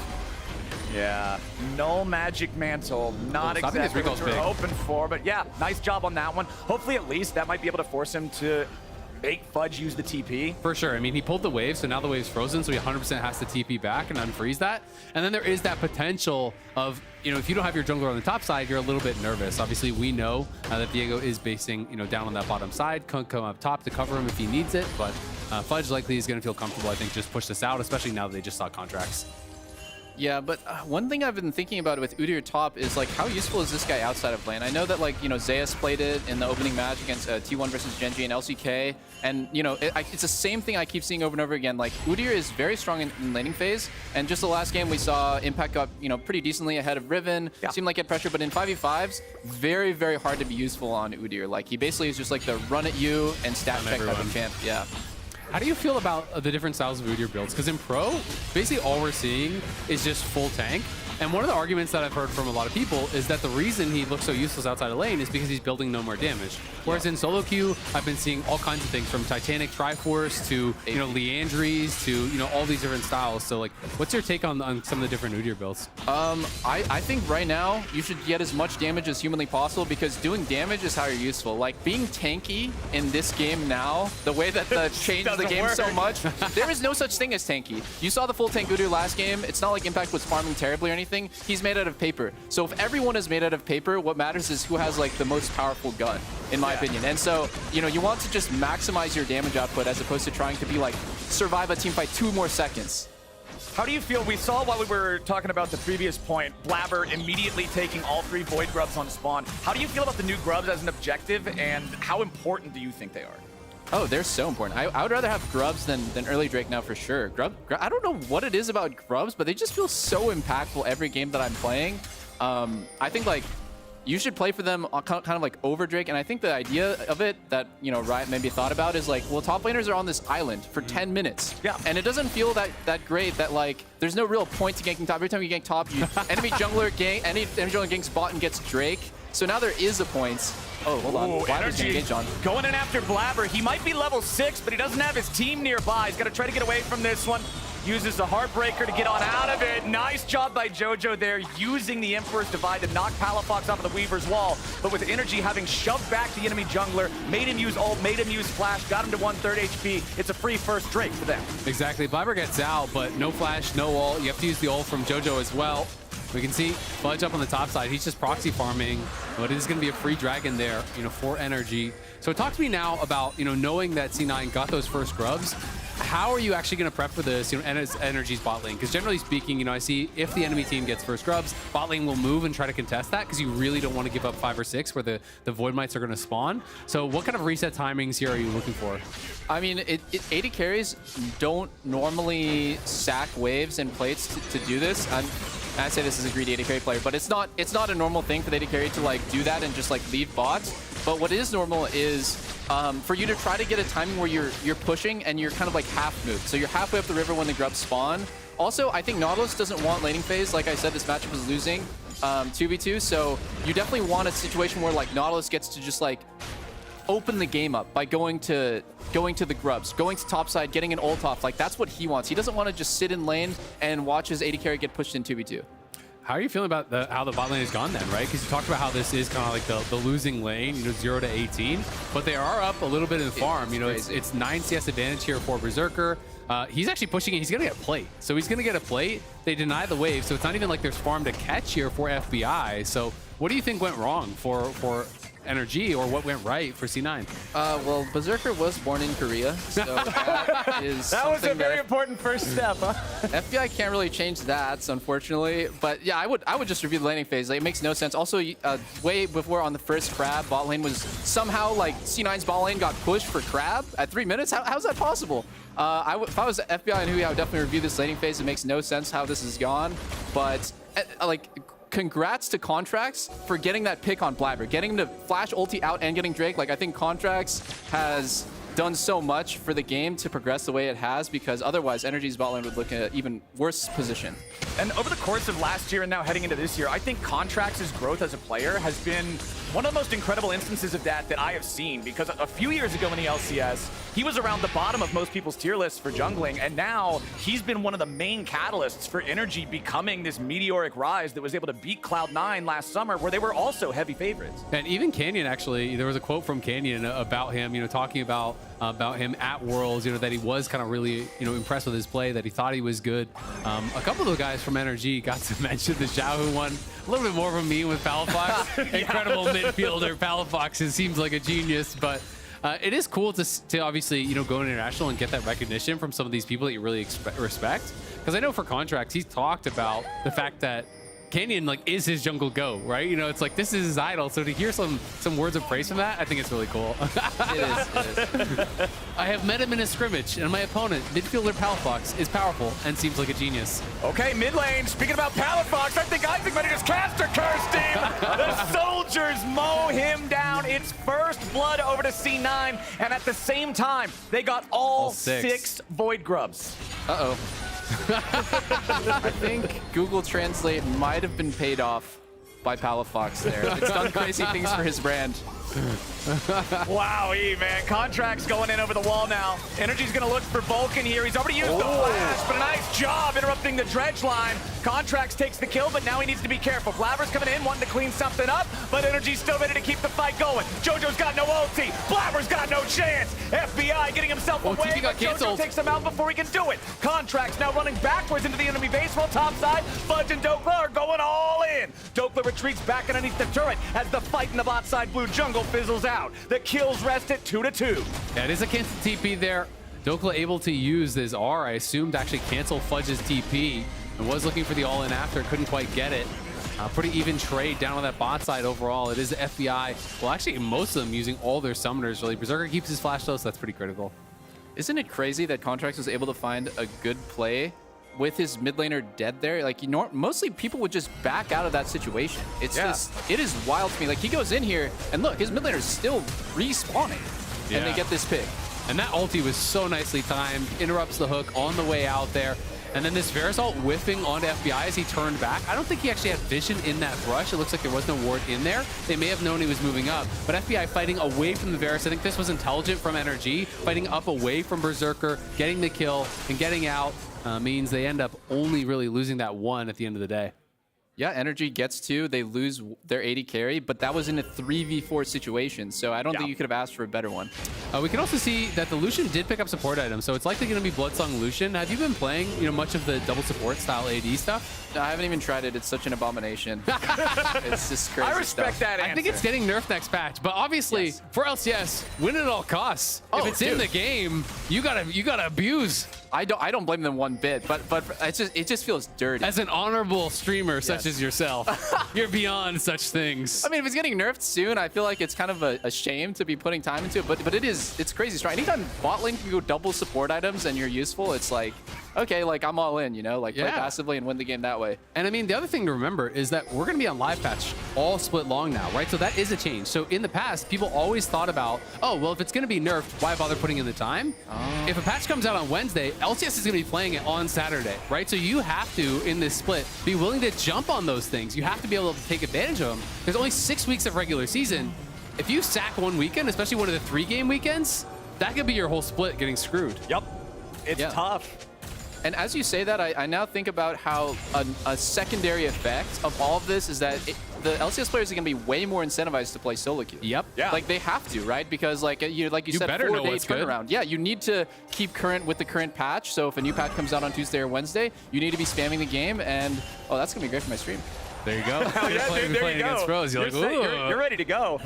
Peter's over here counting the dollars. You can be the trendsetter, man. Just show them what to build and have the Doublelift meta take over. Because it's not just first in LCS. Like LCS is the league that's going to be doing this throughout the whole regular split. So you could set like the Korean meta if you find the thing nice and early. There you go. I'm still friends with Core, and he asked me about Jhin a couple days ago, and then I watched him lose on it the way I do in my games too. So it's just great. Like I get to talk to the pros about what's good, get their info, and then give my opinion. You could have Ruler talking about the powerful bot fielder genius, Doublelift. Yeah.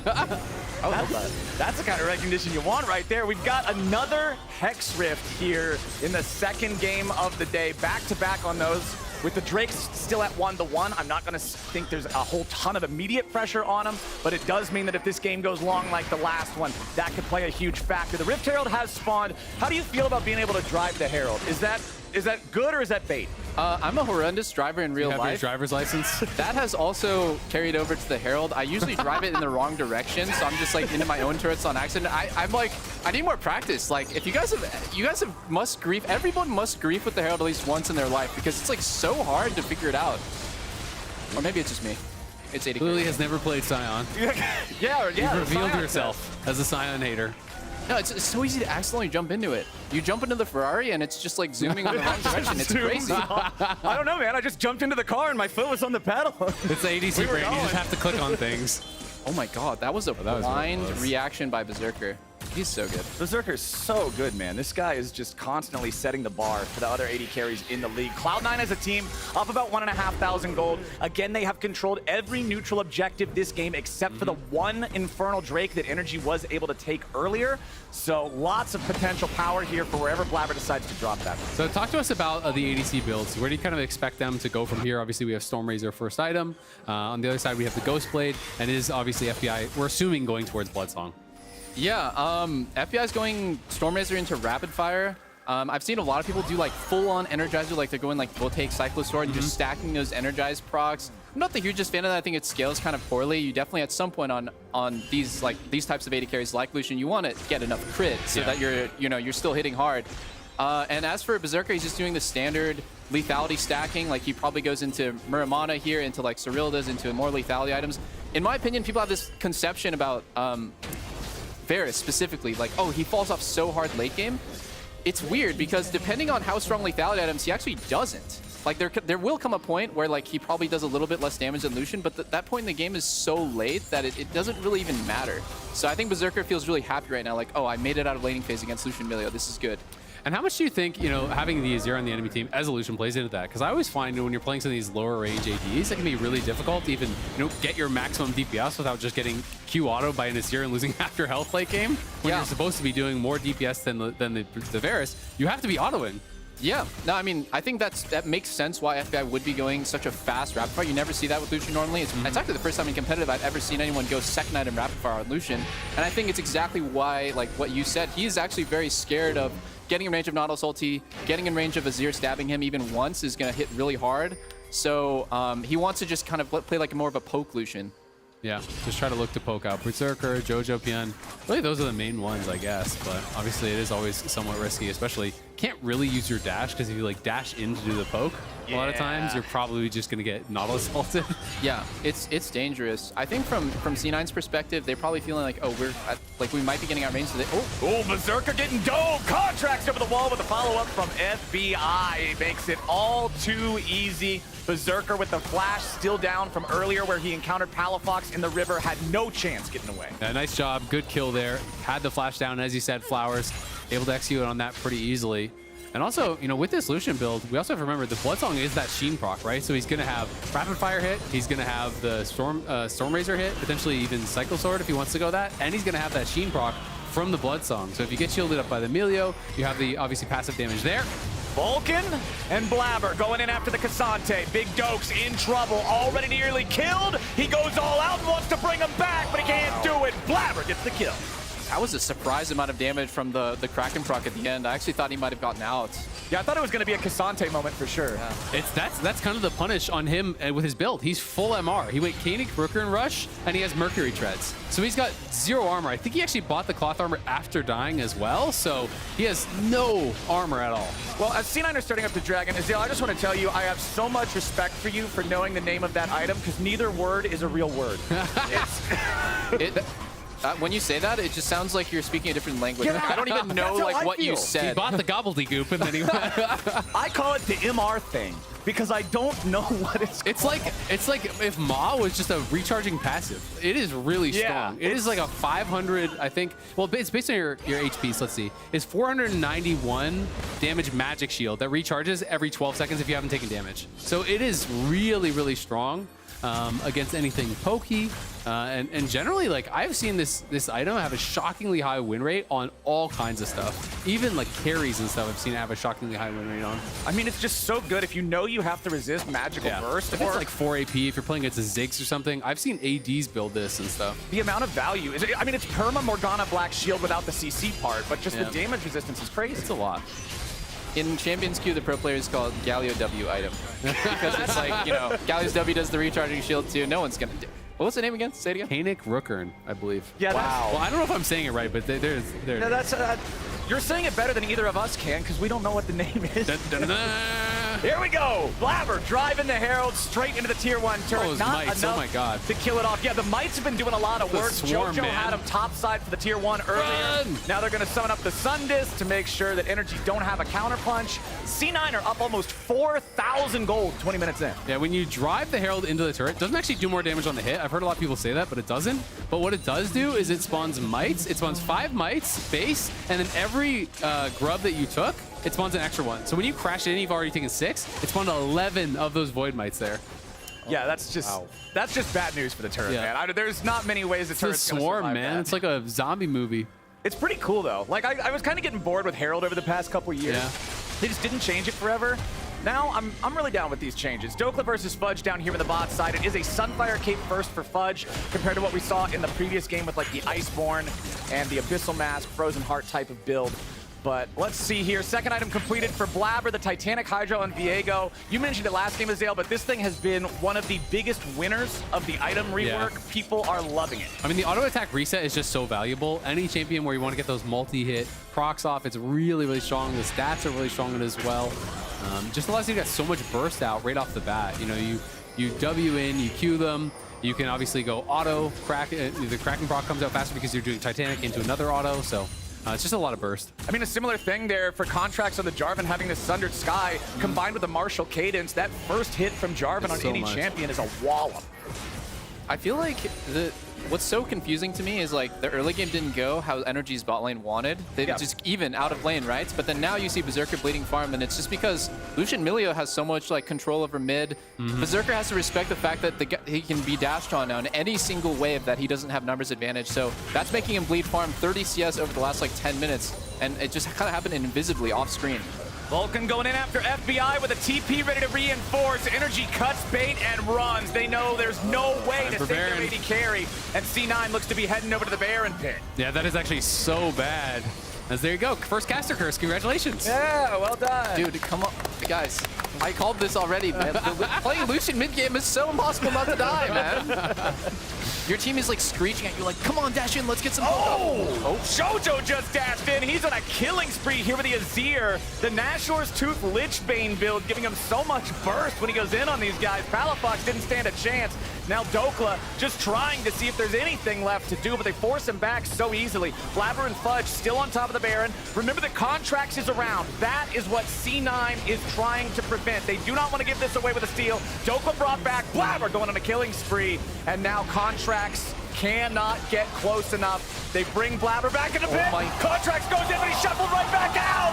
Contracts really wanted to go in there, but C9 does their due diligence. They strike him down and they take the Baron. Man, I respect it. They are down 7K. Like, you can't just give up the Baron from that spot. I think it's probably lights out for NRG. So he risks it all, tries to go in. The reason he didn't smite, it was still a 2K. Wouldn't have done anything. Yeah. It's like, what are you going to do there? With the Baron take, I think a lot of people are believing that C9 is looking like they're in a solid spot to win here. So if you're in Twitch chat right now, you can actually vote for who you want interviewed if C9 can close this one out. What's your vote, Doublelift? We're going to listen. Cast the first vote. Oh man, and whatever I say, it's not going to happen. So no, I'm just kidding. I mean, C9 should win this. It's so easy. At this point, it's just as simple as clicking Nautilus ulti on somebody, and they don't even have to die. That person doesn't have to die. That person just has to get chunked to like 1 HP, and then the fight is completely won. So who do you want them to interview after the game? We're taking polls for that now. The fans are in control. Yeah, which C9 player would you want to hear an interview from the most? That's a great question. I feel like this game, no one stands out as like the guy for C9 right now to me. They just played better as a team, and man, I want them to interview Contracts. I feel like he played the best out of all 10 players in this game. Which Cloud9 player would you like them to interview? Well, I would say Contracts. Technically, Contracts was on C9. No, it's like you can go through door A or door B and double to jump through the wall. Yeah, exactly. I don't play by the rules, guys. No, I maybe JoJo. Trendsetter. I always like hearing from JoJo. I mean, hey, he's a funny guy. You know what that just reminded me of is the I'm a Gamer commercial. Oh, you remember that? Oh, that piece of history needs to be canned. That's a classic. That needs to come back. I am a gamer. Yeah, you are a gamer. We're all gamers. I'm a gamer. There you go. Well, unfortunately, no games are being played right now. We are on a pause. They are not gamers. Yeah, no. we'll let y'all know what happens as soon as we figure out what's going on with that. But I mean, it could be interesting. You know, for my money, I think it's always fun to hear from a new player on a team. So it could be fun to hear from JoJo, but also be interested to hear from Berserker or Vulcan on why they think the bot lane went the way they did. You know, because based on you saying, "Hey, this is like such a bad bot lane for them," but they ended up actually, you know, being in an advantageous position. So that kind of stuff is always fun to hear from. Yeah, I mean, you're talking about the theoretical versus the practicality, right? And like, I've always really been a proponent of like, you have a theory, now go play 2v2s against other bot lanes to like get it in action, to get the reps in. And it's like, I would just imagine if Berserker and Vulcan played this matchup against FBI and Hui, after 100 2v2s, Lucian Milio should get pushed and have complete control of the game like 90% of the time, barring like something crazy happening. So I just think like this early in the season, you're going to see a lot of uncertainty because nobody has the game fully figured out yet. And I think this was fun. You know, when a big change happens, you get to see all this craziness and the game isn't perfectly solved. So it's just more exciting. When you were playing as a pro, were you a player who like wanted to kind of like cook up the new strategies and do different things? Or would you rather perfect the stuff that was already known? Like which kind of camp were you in? I like to cook. I like to cook because when you start doing the same stuff, you fall into habits. I mean, you do have to be a little bit of both, right? Like you have to know the meta and be good at it first. Then you have to prove to teams, okay, I'm good at the meta. Now let me cook. But if you're bad and then you try to do something innovative, and it gives your team this sense of like low trust because they're like, well, are you doing this because you think it's better? Bro can't even play Gnar and he wants to play Fiora? Yeah, exactly. Well, there's so many examples of it, but it's like, well, are you doing it because you don't think you can be good at the meta, and so you have to like do this kind of like deviation, or do you actually think that it's good? Better. You have to kind of get their trust and buy-in first. Interesting. What was your favorite like off meta stuff that you played? You guys played. It was a lot of like Sonateric for a while, right? You guys were really well known for Sonateric. I remember that. Dude, like in recent memory, what is the stuff I liked? I mean, I played like a lot of stuff where other people didn't think it was very good. So like last year, I was playing like, I was probably like the first guy who's playing Jinx. I thought it was good against Iricon. I was also the guy who was playing like Kai'Sa with the on-hit build, or like with Kraken and going crits. That didn't go so well. And Busto did like a Azir support with you and stuff. You guys were doing some cooking, right? And I was like, I try to be supportive when someone truly, because it's like, the regular season is long, or it was. Now it's short. But the regular season was long. Back in my day. It was longer. So it's like, you have a theory. Now let's see it. Yeah. And if, you know, like whether we win or lose, we'll learn something valuable from it. And it was his first game. So I don't want to like shut him down like that. And after that, he never played Azir support again. It was his first game, so I didn't want to shut him down. But after, for the second game, game number 2, he started saying Azir, and I slapped him. He got put on Yuumi, and we won the game. So there you go. You know, I actually played Yuumi for the first time like last year in a game with some friends, and I found myself becoming legitimately like confused as to what I was supposed to do, because I was just like, wait, I'm just sitting there. Like, do I just go get a snack? Like, have a drink? What's the play? Read here? a book? Yeah. I'd just be sitting there like, hey guys, I think we need a ward for Dragon. Somebody better walk me over there right now, because I'm just, I don't know. It was a very weird champion to play, but I think when you play Yuumi, the best thing you can do is just start backseeing your AD carry. Like when he misses a CS, be like, ooh, I saw that. Or like if he like cancels an auto attack, be like, ooh, maybe you shouldn't play that champ so much. Might get some more reps in on that one. Maybe some practice tool. I mean, that's all you can do. You're just their cheerleader or their critic. Do you prefer the straight up aggressive support or the one who's passive aggressive? Oh, aggressive for sure. Yeah. I'd rather they just flame me. Passive aggressive makes me annoyed, but when they just you when miss they a cannon, it, there's just a dot in chat. Yeah. Oh, I already want out of this one. That's a 15. Oh man. Okay, so I have been informed that there is some sort of game issue being investigated right now by quality control. That is the reason for the pause. While that investigation goes on, we'll let you guys know whenever we have any additional updates, but that's about all I got for this point in time. So, yeah. So we can actually look. We had another thing we want to talk about a little bit. So NRG, it was interesting last split because obviously there's so much talk about they won the LCS championship, they went to Worlds, they did all this stuff. Their regular season was like really up or down. There was a reason that people doubted them. It wasn't like they were 18-0 and people were like, I don't know if they could win. They went 9-9 in the regular season. And it was really interesting because all their wins came against the strong teams and like all their losses were against bottom teams. Like this, they went 0-2 against Immortals. Like this was versus the bottom 5 teams, they had a 30% win rate versus top 4, 64% win rate. And it's like that really showcased, I think, some of the inconsistencies that they had. I mean, when you think about it, NRG lost more games to Immortals in 2023 than they did to G2. Yeah. Yeah. So who's really, you know, when you're doing your global power rankings, consider Immortals. Yeah. Yeah, but where does G2 compare to Immortals at? They're one above Immortals. I think one below Immortals, wherever Immortals is. I can speak a little bit about the pro player perspective when you see that stuff. It's hard not to allow yourself to feel jealous because it's like, well, imagine you're Immortals, right? I think they 2-0'd NRG in the regular season or something like that. They'd had a really good record against them. And it's like, you see them getting praised, doing well at Worlds, and it's like, well, wait, we beat those guys. Like, we could do that if we got the cards lined up for us. Like, we got a little luckier, like different paths, like slightly different outcomes. And it's like, you start feeling like bitter about it. You don't feel like supportive of NRG. You're just like, man, that could have been me. That should have been me.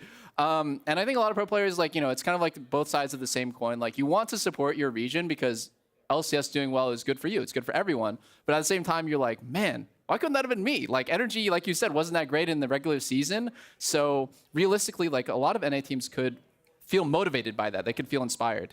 Yeah. Well, hey, why don't we wait for the pause to resolve who he had a story about you, Doublelift. So let's see if he trolled you as much as Contract.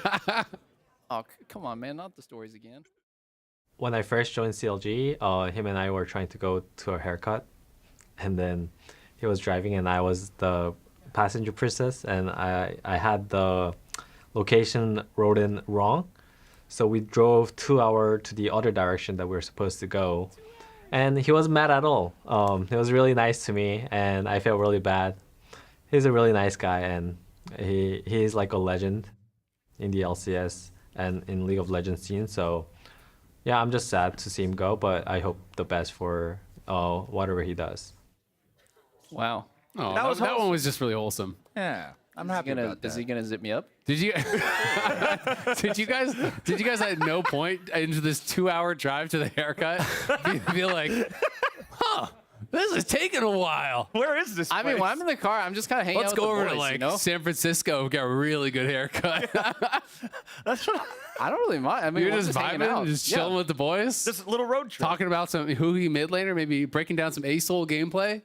It's so crazy because if he didn't, I don't even remember, I vaguely remembered this, and now when he brings that up, I'm like, oh yeah, but to him, it was like a story about me, and man, I need to work on my memory. It's just another Tuesday. It's another Tuesday where I'm driving the wrong direction. Like, that's just par for the course for me. That's just standard. It's actually linked in really well with your earlier story about the Rift. So I'm terrible at driving. What could I say? Does Lena drive mostly, or are you the driver? Yes, Lena drives. So you're the and passenger princess. When I drive, Lena backseats me like crazy. Oh, okay. So she's the Yumi, the real life Yumi. She's like, oh, I should have done that. I'm like, oh, here we go again. Oh, this would have been good to merge Yeah. here. I could have taken a right back there, saved off 10 minutes. Actually, yeah.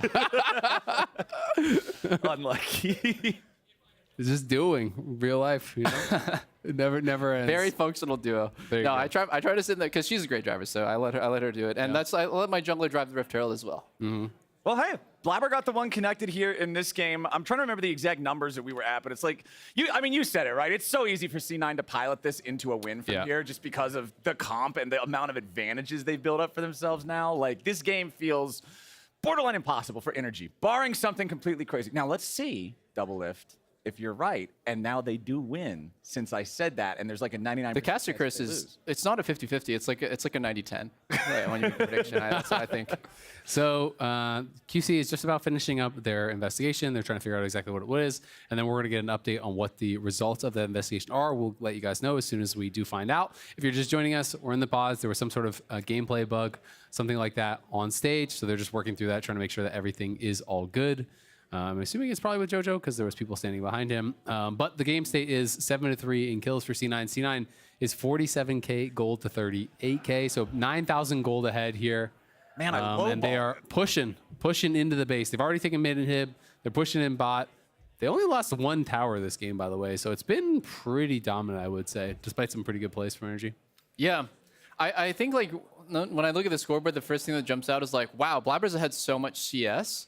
And I think like this is actually something that's so great to see with jungle specifically, because you can have two people who have two completely different styles, but they're both really good at it, and it manifests itself kind of similar. Like Blabber is really good at the pre-scripted game where like he's super efficient and everything that he does has a purpose. Like it's all like accumulating the small wins, like a little bit of a camp here, a counter jungle here, but everything he does is very efficient, and he's probably the best jungler in the league at it. And then Contracts is like the X Factor kind of guy, where he will sack farm to make plays, and in a way, both of their game plans did work out for them. Yeah, it is really interesting, right? Because I feel like Blabber has shifted, his gameplay so much. When he came into the league, people were like, he's this coin flip jungler. He just does crazy stuff. But he is kind of Mr. Consistency now. Like last split, one of the craziest things was, looking at jungle stats. So he led the league in K+A at 14. So basically most kill participation at 14, like most kills and assists involved. But he also massively led the league in farm at 14 on jungle. So he's both farming the most and getting the most done as far as ganks. And that to me is just like, okay, well then you're just the best jungler, right? You're just getting the most done. If you can both farm and make all your ganks work, obviously your teammates have to get things done too. But it's really impressive, and it's been funny. I talked to some other pros about him, and I'd be interested to hear your experiences too. But one of the things other pros would tell me is they feel like Blabber's always there. Even though he farms a lot, they feel like he's there because he shows up at the right time.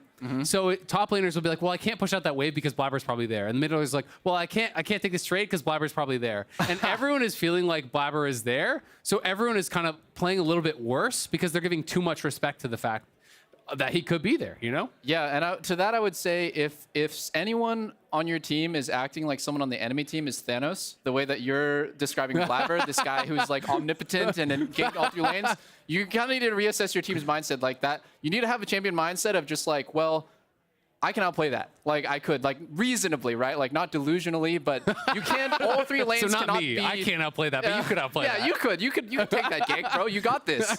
No, but, like, all 3 of your lanes need to play with some level of confidence that you also have a jungler, and the enemy team psychology could be similar to yours, where, like, what if your jungler is behind you? Would you gank that? Like, basically, like, imagine that contract was behind you. So, I don't know. I think you're right that Blabber is probably the best in the league, but I have a lot of respect for, like, I think jungle in LCS Contract is really good. River is really good. Yeah. Like a lot of the junglers are actually really insane. There's a few roles that I think are super stacked in the LCS, and jungle is definitely one of the biggest ones, one of the hardest ones to compete. Have you played much against some of the new guys like MT and stuff? No, I haven't seen them at all. Okay. All right, boys, I've got an update. Apparently, what's going on is there was a network issue that affected the casting of the Taliyah wall in some way. I don't know the specifics of what it affected, but it did have an effect on the ability, and so they are going to chrono break things back to before the wall was cast. That's going to take a little bit longer. While that happens, I believe I was informed that we are also now on comms with the lounge. Can you all hear me? Yeah, we can hear you the entire time. Hell yeah. I hope you weren't saying anything rude about us. No. I say rude things. I mean, Raz, you gotta watch out for. I have a question for Peter, though, and it is. What's up? I know, having talked to you throughout your career, you were always stressing how, like, different it is to go play against the best players in the world in China and South Korea, and then kind of try to bring that back to the LCS. I know you guys have already touched upon JoJo coming on to C9 and stuff like that. But he himself has also talked about this, where he's like, called out Xiaohu specifically and was like, I played against Xiaohu and I played against Faker, and it was just a whole other world in terms of how they spread their influence. In terms of him in this game, how do you feel like he's doing? Just meshing with the team and kind of going to side lanes? Oh, or get back to that. we're going to react to this. Yeah, right after reacting to the moment. Yeah, so this is where they actually paused. So I guess the network issue occurred to Palafox, so he was trying to aim the Taliyah ult a different way. Presumably, just based on what happened, he was probably trying to aim it more to the left to cut someone off, and they were going to try to engage off that. That's my assumption. I don't really know exactly why they would have paused there, but it is going to be chrono broken back to before he used that Taliyah ult.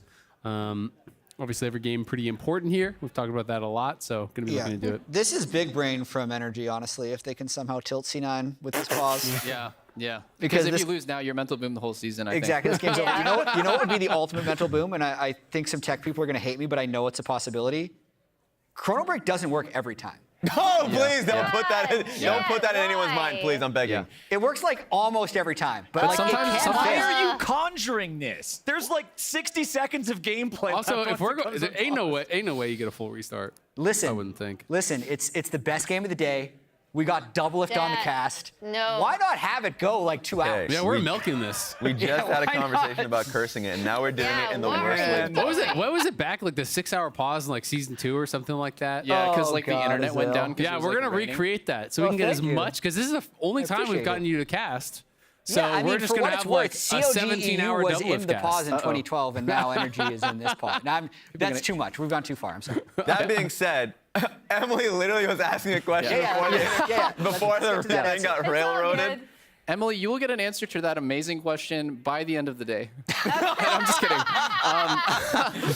I think Joe's been doing great. I mean, he's been connected with his team on every play. Like whether or not it's started by contracts with like an EQ from Fog, he moves fast. I feel like JoJo's very snappy with his decisions. Like he's a guy who seems really sure of himself. So when he does stuff, it's with full commitment. I never see him sort of like wasting his time, which is a great sign of a good player.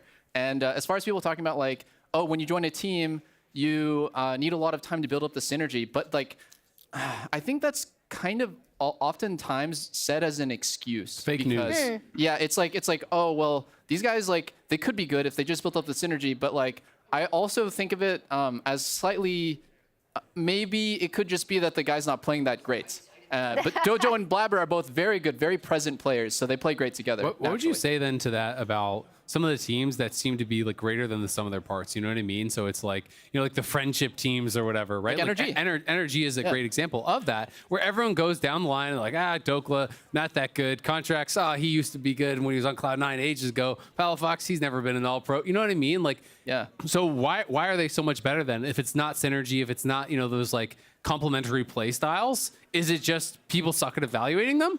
No. I think so. I don't mean to discount team synergy and being greater than the sum of your parts, but I think that can only happen when everyone is already good. I don't think anyone on NRG is like sandbagging or I think all of them are great players basically, and they shine when they play together. But they were already good, and so like, you know, God forbid, maybe next season they break up Exodia and NRG, you know, they scatter and like, all join different teams. I think all these players will actually do well and they will be on top tier teams without playing together.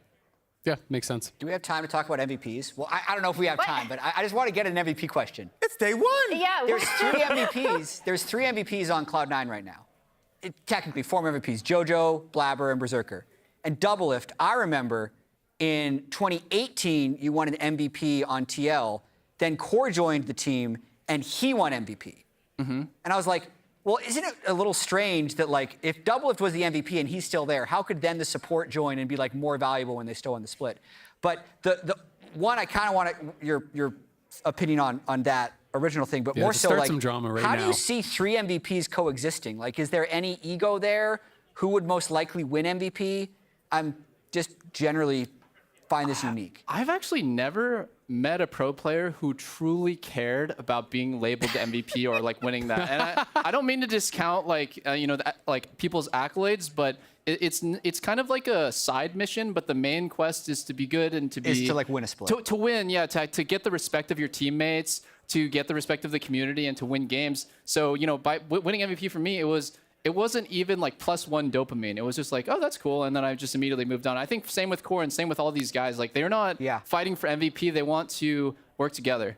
They just want to win. I think it's interesting because I feel like a lot of players do really care about those awards, but it's the players that aren't winning the awards, right? And the players that are capable of winning MVP often have their eyes set on something bigger, right? Because I think it's like for players like you or Core or JoJo or Blabber or whatever, you almost like take it as a given that you're good. So getting the MVP isn't necessarily that, like, I don't know, recognition or whatever that you feel like you crave. You know, you're just, as you say, your eyes are set on winning or doing more. And for you, for a long time, it was international, right? Because you won so many titles in LCS and you had all these accolades and you're always all pro. So it's like, of course, doing that doesn't feel like this massive thing to you, I think, because you kind of have done it so many times. No, yeah, that's true. It depends on if you were like looking for that recognition or not. Yeah. And when you're secure in it, you don't need it. I mean, it's the same thing that affects people in like every aspect of their lives, right? Like if you're going to school and you're a kid who normally gets A's, it doesn't mean anything to you if you get an A. But if you're normally a C or D student, you're like, holy cow, dude, I just got an A. What the hell? Like it's really a different experience depending on what you're used to going through. But that is really interesting from being one of the players who's always been at the top, being one of the winningest players throughout LCS history, that you're just like, no, it's not the focus. The focus is getting the trophies, winning the games. That's pretty cool. My question is like, are you guys surprised with how well Cloud9 is doing in Game 1 with the changes that they've made as a team? No, I'm personally not. I mean, every team I talk to, every player I talk to is like, LCS is gonna be crazy this year. Anyone could win. I was like, oh, you like even Cloud9? They're like, no, not Cloud9. It's like, you know, they're just on a tier of their own. How everyone talks, right? Everyone's like, anyone could be anyone. It's like even Cloud9, no way. You know, like everyone's kind of just like, no, they're too good. You know, from everything I've heard in the scrims, everything, you know, people feel individually about these players. You said at the top of the cast, Peter, that it was like arguably best player in every role. You could say, yeah. I think one thing people talk about all the time is like scrim bucks and how scrims matter and don't matter and blah, blah, blah. I will say from pro players' perspective, scrims absolutely do matter because you've started to be conditioned to kind of feel like these guys might be better than you. And that's not a mentality that you think about actively. But like imagine that you're practicing versus Cloud9 and from what I've heard from the pros, just like you said, they kind of just shit on everyone in scrims. Like it's not even close. They're by far the best team. And so, well, if you've never won a 2v2 against Berserker and Vulcan in scrims, and then you go on stage... How do you have confidence? Yeah, like, well, how do you see the angle and pattern that you would need to then beat them 2v2 on stage? So doing well in practice, there's been many super teams that come in and then they bomb it in scrims early on, and people are like, oh, this is not a super team. These guys are totally beatable and mortal. Not the case with Cloud9 this year, unfortunately. I think that was the case with FlyQuest last year, though, right? Because I remember really early on in spring, didn't they start like 9-0 or 8-1 or like 10-1 or something? Except we kept hearing behind the scenes that they weren't dominant in scrims. Yeah. And then towards the end of the year, like, so no one ever, like, obviously the community and I saw like interview questions in spring of how are you guys going to stay motivated for Worlds? And they were answering like, we have no problem with staying motivated because we are struggling in scrims. And everyone just kind of pushed it under the rug before the eventual collapse of that team. So I do agree, scrims are obviously not everything, but they are very important for deciding who's good. It is interesting though, right? Because even thinking back to last year, we had two teams that were kind of like inverse as far as like results and scrim results. In spring, everyone was telling me that TL was insane in scrims and they got 8th, right? They did really bad on stage. In summer, a lot of people said they were good, they improved. And NRG, I had heard, were getting absolutely ran in scrims and won the split. And then at Worlds, everyone was telling me, oh, it's so doomed, it's so doomed. You know, like we're losing every scrim, it's going horrible. And then they did well on stage, right? So it's interesting that it's like, it matters as far as confidence, but you still have these examples of teams that are horrible in scrims, great on stage, amazing in scrims and horrible on stage, because you do have to go into like a little bit of a different mindset when you're going from practice to stage, right? Because it's like, it's a lot of pressure, I think, for people, especially who have less experience. No, yeah, you're totally right. I'm thinking now about some of the interviews that NRG did at Worlds. It's like after they won, they would interview Ignar or Contracts, and basically the TLDR of what they said is like, I don't know how we won, man. We've been bombing. I'm just happy to be here. Like, I'm not really sure how we won, but it's been really great. It's like I could feel like through the interview their lack of confidence coming into the game and like the complete shock. Like, holy crap, we won! Like, how's this possible? So yeah, I mean, it only matters as much as on that day, how well can you play?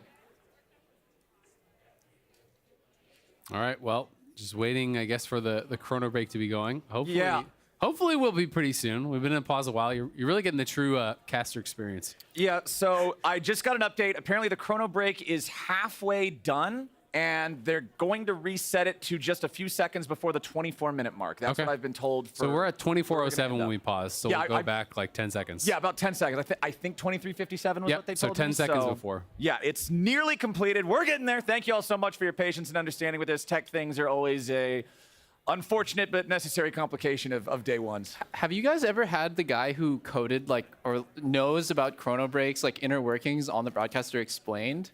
Because like pro players got like a really vague explanation once that the way chrono break is apparently they play the entire game all the way like sped up all the way up until a point, and then they pause it at that and they have the players play. So it's not like a rewind. Correct. It's like it's a recreation. Yeah, it's like a simulation all the way. So if anything universe. Yeah, you pull the game from a parallel reality. It's just multiverse crap in League of Legends. That's crazy, man. Doctor Strange actually is backstage right now. Doublelift, it's also why like some things are chrono breakable and some things aren't. Like, is it a bug or is it a feature? Because of the way it plays out, at least when they first announced it, I was casting the first chrono break game, and I think they called it like the deterministic disaster recovery tool. I'm like, we're not going to use that name. We're going to use chrono break. Wait, it's like, okay, that's bring it back. The determinant. Yeah, what is because that? deterministic disaster recovery tool. I would not remember But that. that's just because the game. But the reason it was so hard to make in the first place is because they had to fix so much stuff to make the game deterministic. Like, because before they made this tool, there were inconsistencies with the way minion waves crashed. Oh, I see. So if they tried to replay the game, it's like, well, it just doesn't work. Like, now we're in a different universe. Oh, yeah. So that is so funny. Yeah, so the game is just recording all the inputs, and they're putting it into this, like, chrono break file, and they just replay all the inputs really fast. That must have been some of the, because the Minions used to be so jank. Yeah. Oh, yeah, dude. They caused so many problems. Now I'm just thinking, like, was that actually easier than just trying? I mean, I'm sure it was, but like, how is that easier than making it so you can rewind 10 seconds? Like, it's so crazy to me, but you know, because the game is. I have no understanding of how the technology works. Me neither. So I don't really know, to be honest. Yeah, when the game was made in like 2009 or something to now, it's gone. Yeah. It's a completely different game. It's like a road that's been paved over 7 times.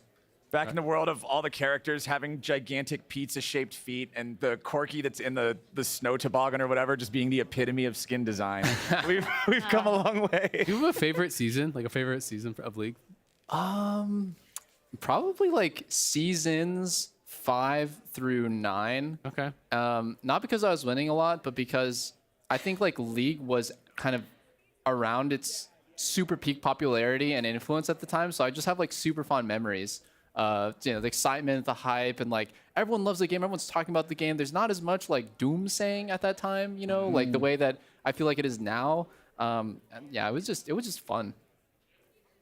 For me, I'd probably say the first season, like season 2 for me, mostly because reading these compliments. Season 2 AI mostly generated. because it's just it was so wild. Remember Old Scion, another one Oh, where you just dude, when he stares at you, he goes, God. and then you get stunned and take like a 1K The nuke. shield break just one-shots you for some reason. Yeah. You don't even need to level your ulti or your E or anything. Just QW, QW, QW. I don't even QW. remember what the ulti was. The ulti was he gained a lot of increased attack speed and lifesteal. 2 completely useless stats if you were Oh. building AP. So if you played the AP build, you just didn't need it. Except to heal from a wave. When I first started playing a lot of League was when like AP Gragas was giga OP.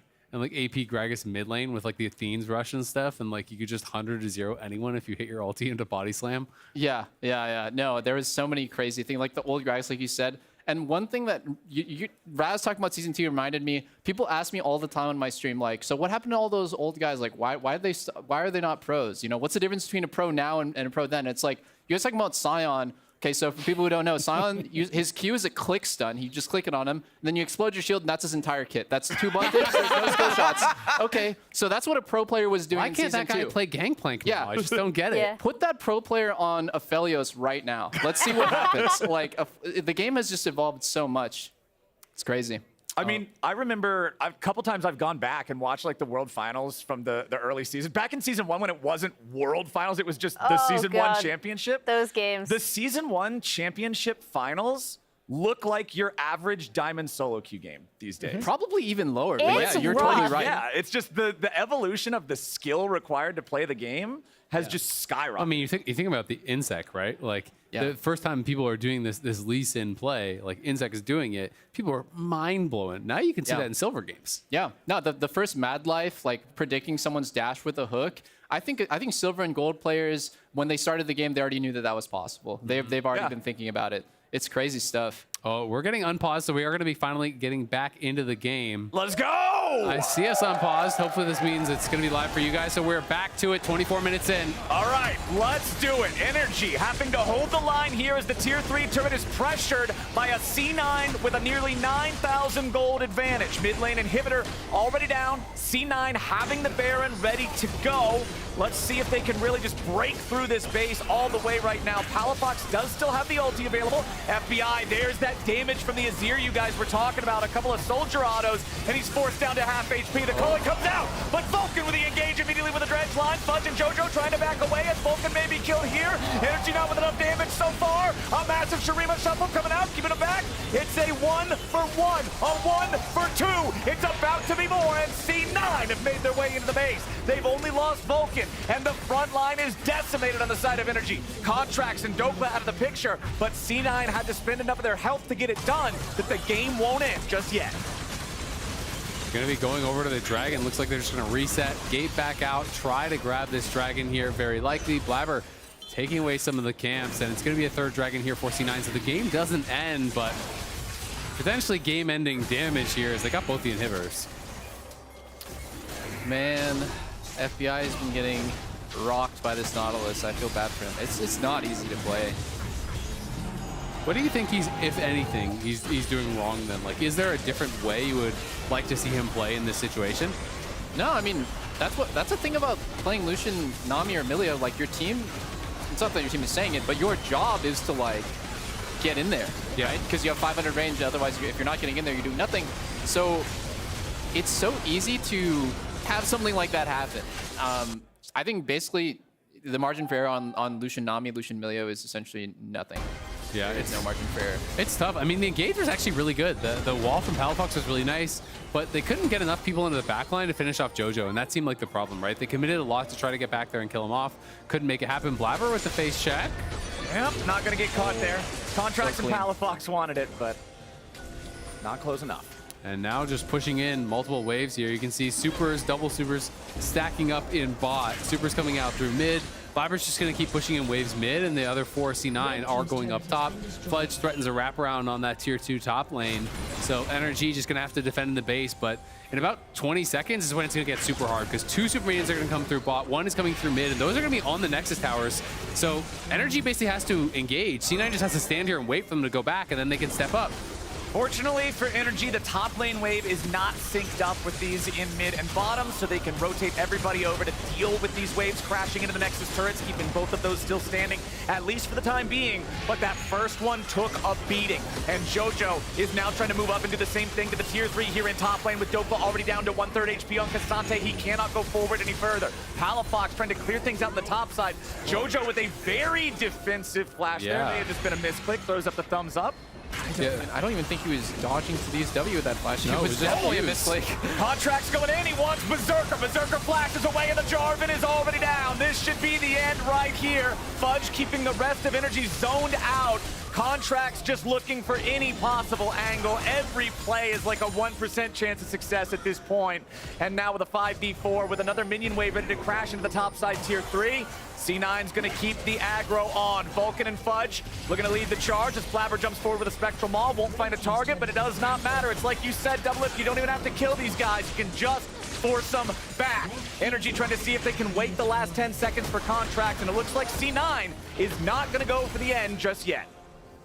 Wow, that's kind of surprising, honestly. I thought they were just going to take it to the Nexus turrets. I mean, when you have the grubs, enemy structures are made out of paper. Oh, dope.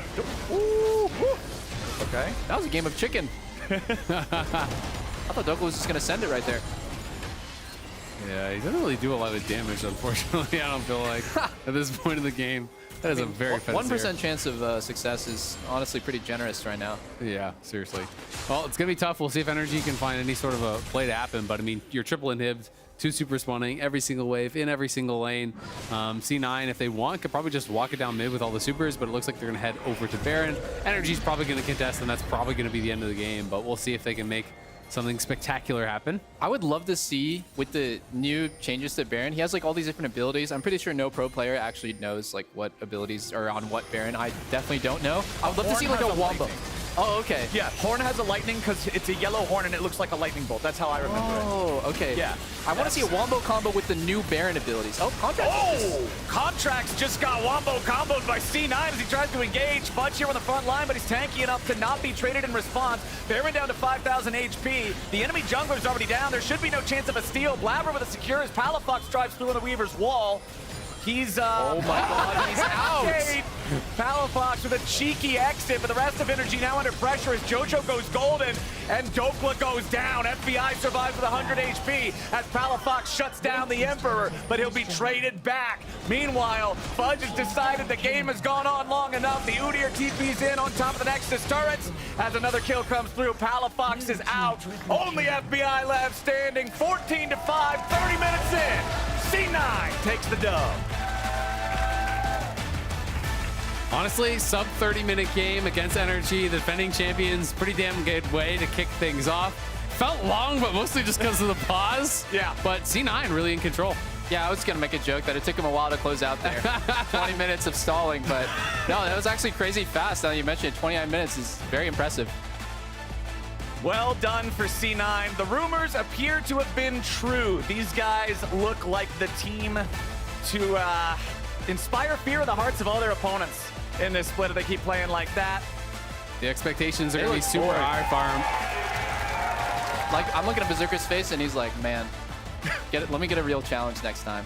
And that's the reigning champs. Yeah. If they were that easy for them, then what is everybody else going to be dealing with? C9 looking ferocious here.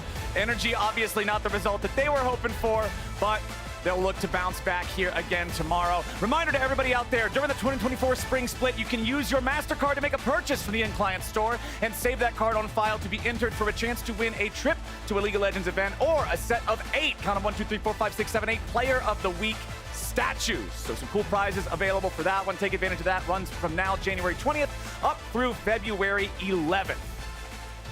And thank you. Are cool. Thank you so much for coming on and casting with us. This was a lot of fun. Yeah, man. I hope you had a good time for your first ever official. Yeah, you killed it. You did great. Thank you guys for having me. Now you guys carried as usual. You got this young rookie caster here. Yeah, making his way up. I'm just getting carried, guys. Filling in the passenger seat. No, this has been awesome. Yeah, Thank you guys. It's a lot of fun. How has co-streaming been live here? Is this the first time you've done co-streaming here as well? Yeah. No, I mean, like, there are obviously like some tech issues, but it's like the energy is amazing. Like, just being here live and the experience of being, in the arena as like I'm watching the games has been crazy. I honestly, when they did the thing where everyone's talking about me, I get a little embarrassed because I don't, I always get embarrassed while talking like that. But it's been really nice, and this is my first time casting a game, so maybe I'll be back. Well, hey, man, we would love to have you back. All of those accolades that everybody said were absolutely earned over your incredibly storied career. Shout out to everybody here in the arena today that's been making that energy so infectious, so incredible for us to enjoy our day one back for 2024. And now it's time to join Raz and Jojo Pune on stage for an interview.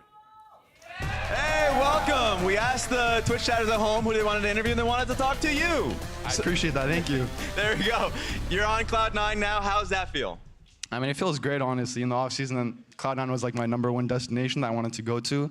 And luckily, they picked me up, so I'm just grateful to be here on C9. So, yeah. Has the transition been seamless? Are they getting you in the morning workouts and everything?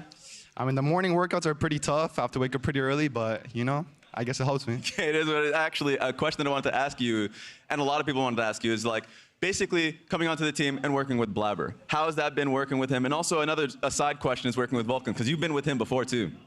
I think me and Blabber are very aggressive players, and I think we fit each other really well. I think we see the game in the same way in a lot of aspects, so I think if him and I keep playing, we'll be easily the best mid-jungle. That's what I'd like to hear. And a last question for me. We saw a pretty long pause go into a chrono break. And I know you're a type of chatter. You like to get into people's heads. What were you saying, if you feel comfortable talking about it? And also, like, your goals when you are all chatting. Are you trying to get them off their groove? Are you trying to get them to mute? Or do you want to see what you're saying? I wasn't really trying to all chat anything this game. I just was trying to play during the pause, but I was just talking to Contracts because he's my old teammate. So, yeah, I wasn't really, like, trying to BM or anything. That sounds good to me. Any last words for the fans out there? Yeah, thank you to all the fans that are supporting me and the team. I appreciate that. There it is. That's going to be it for us. We're going to go straight to a break, and we've got another game coming after this one. Thank you.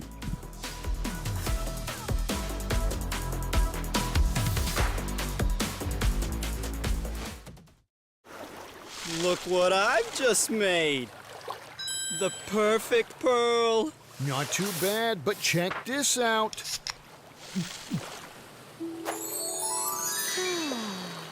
Whoa, a true Venus clam. Red Bull gives you wings. The new Red Bull Sea Blue Edition with the taste of Juneberry. Wings for every taste.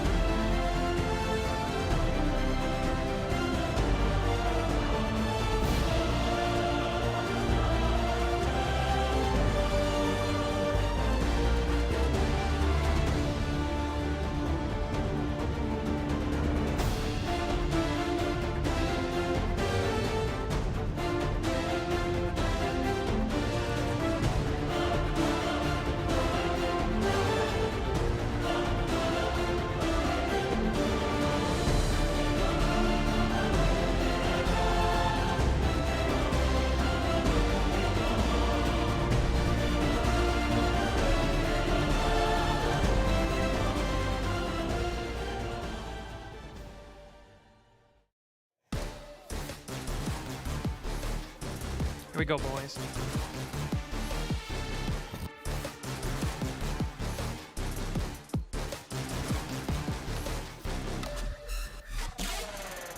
Welcome back to LCS Opening Day, presented by Mastercard for Game 3. We got a little caster swapperoo. It's Rafa, Jat, and Kobe here taking you through Game 3 and Game 4 later on. FlyQuest and Shopify Rebellion, a team with a whole new roster overhaul and just a brand new org coming into the LCS. Yeah, I'm super excited for this one. I mean, they kept Insanity, which was the biggest part of the success for that previous TSM squad. And Insanity is one of the best chefs that we have in the LCS at cooking up stuff. So very excited to see, in particular, what he and Shopify go for in the draft here in this one. Yeah, Wild Turtle as well, getting the nod to start this one. B-Boy not quite there yet, but you know Wild Turtle's always good in substitute situations. But really, for me, FlyQuest is the most unique team here because going a year ago when they started 9-0, everybody is gone from that roster. They had a total implosion towards the end of the year, completely rebuilt, but clearly still have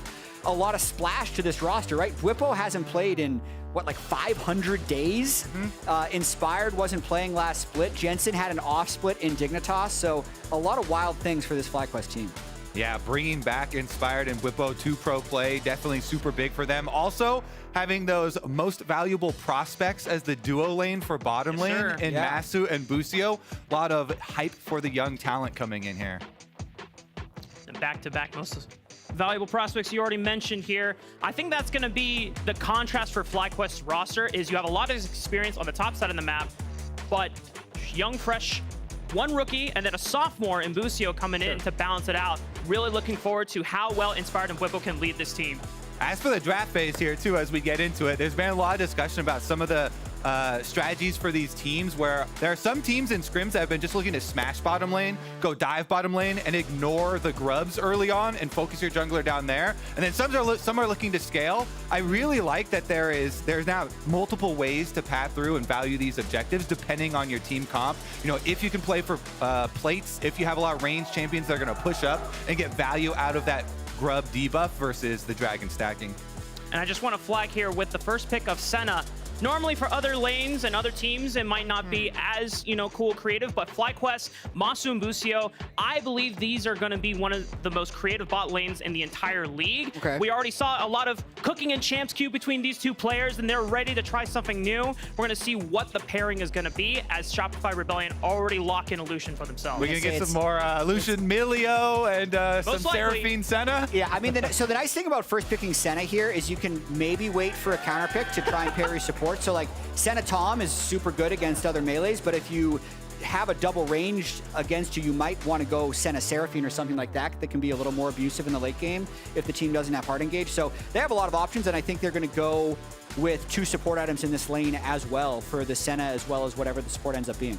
Yeah, and they're definitely going to do it for the Lucian side, I feel like. Go for the Blood Song for the Lucian off of first back. Nami having one as well. This is the one frustrating thing I have about the patch is the double support meta, but double support item meta, but it does seem like we are so going to have a lot of it. So here's the cool thing about we'll this. be off of it faster than anyone else. The thing is, we're kind of late to this patch compared to the other regions that started a week ago, but those other regions weren't quick at picking up the double support items.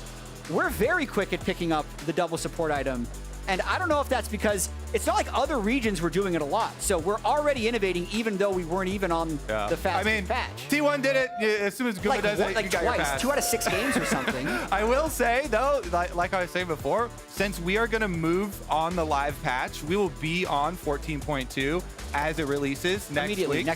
So we will be off of this, and they'll have the correction. I believe Freak said that they're going to limit 1 support item purchase per team. Oh, interesting. And so I think they're going to hard block it that way. Let's get back into this one, though, and focus here with FlyQuest and Shopify Rebellion having their first matchup. It is indeed going to be a very heavy healing, shielding comp.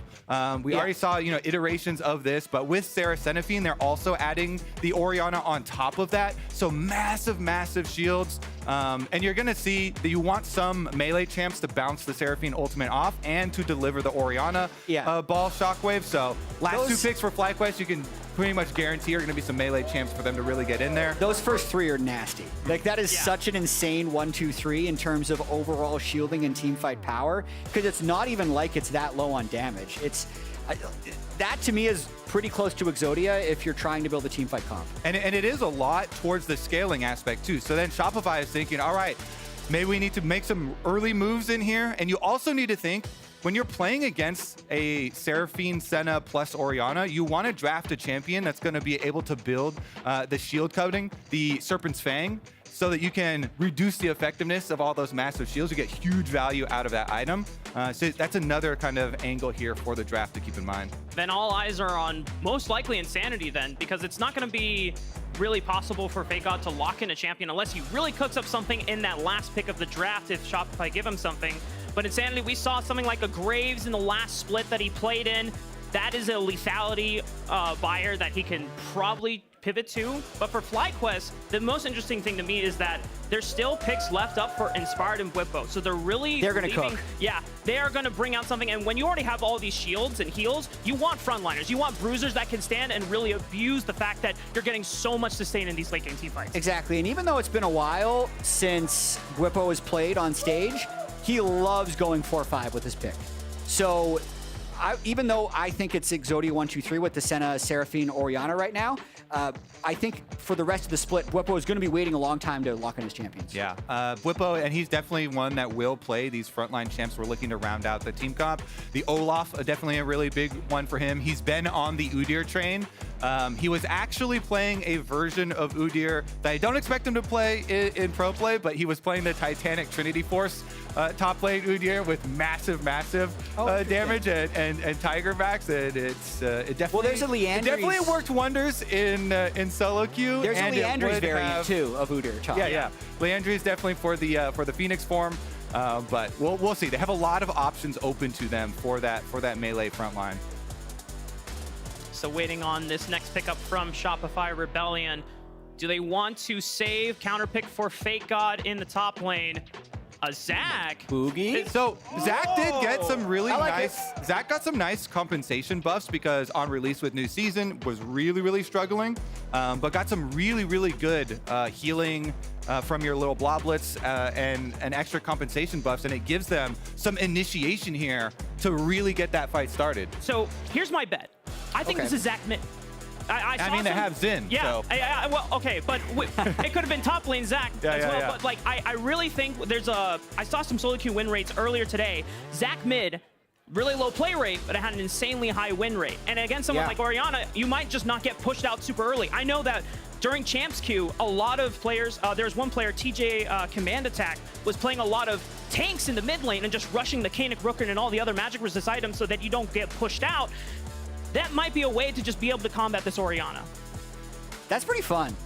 And I think definitely MR stack right now is going to be very effective with the Udyr Ori locked in already. And Poppy, I don't love Poppy. I really want something that can pump a bit of damage. Jarvan would be pretty nice. It's not that good against Poppy Lucian. is really good, though, at countering all of this initiation. Poppy's super good against Lucian, super good against Xin, super good against the Zac as well. If you have, wards and you can scout which angle he's coming from, but do they have enough damage? It definitely has a lot of value in the W. Yeah, like I said, Whippo, Whippo has definitely been cooking up a lot of Udyr builds. Right. So he could go one of the more damage-focused Udyr builds. Since he can rely on his team with all this healing and shielding and speed up, he could build a more, selfish, damage-oriented topside Udyr. We've seen primarily these full tanks and even just a little bit of the splash damage with the AP damage builds there too. So this FlyQuest roster, while the champions themselves don't look initially like they have a lot of damage,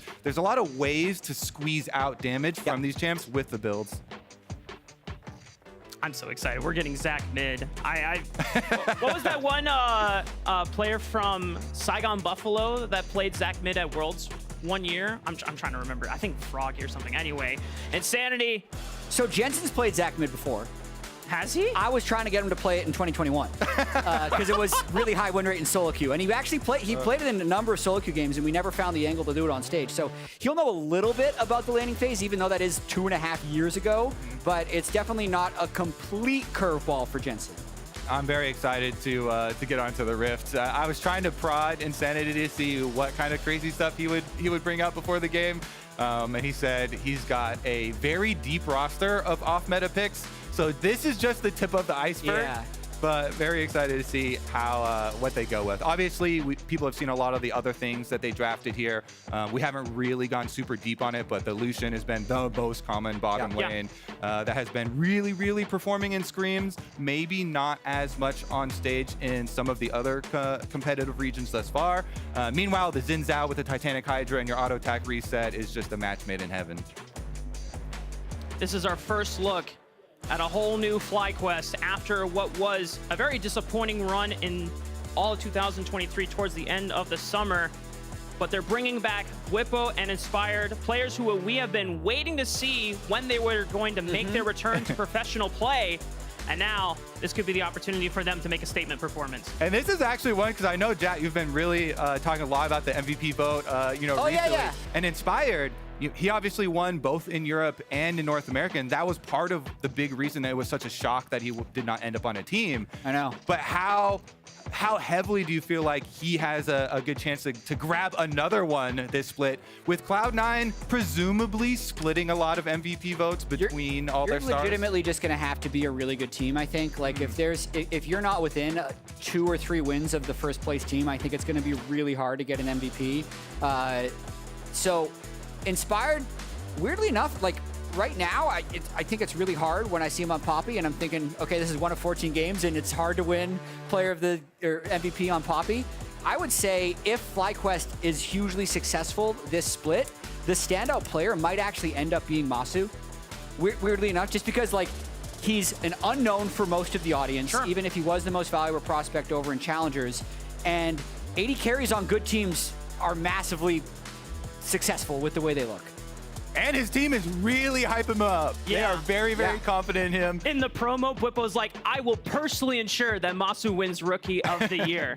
And that kind of successful split all starts with a win today, as Twitch chat already thinks that they're going to be taking the game, with 71% of y'all voting for FlyQuest. Yeah, I mean, they've seen the power of the Sarah Senna, and I definitely...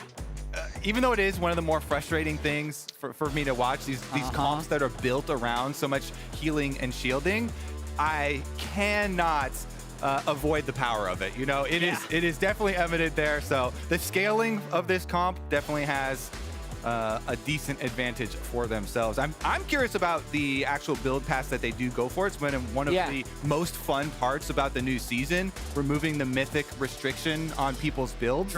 And then so many of these changes have actually led to a lot of very, very powerful combinations. Yeah, I just got to say, that photo of Inspired with that stage looks just really cool to me.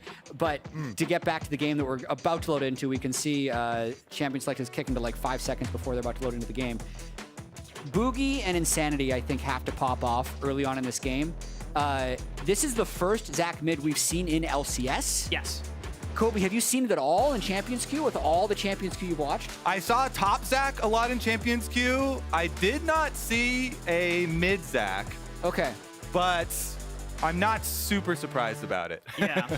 I mean, there's a bunch of other tank options being run. Gallia was the first one, and then we saw things like even some Malphite and Sion being played, but Zach is a whole other level. Yeah. And Insanity is going to be the guy to try and make it work today as we head on to the Rift for Game 3 of our opening weekend.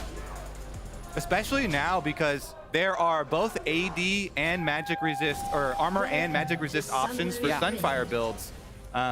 With the Hollow Radiance available, it's just like there's so many options for tank builds nowadays. 30 seconds until minions spawn. He's going to build so much MR early, I feel like.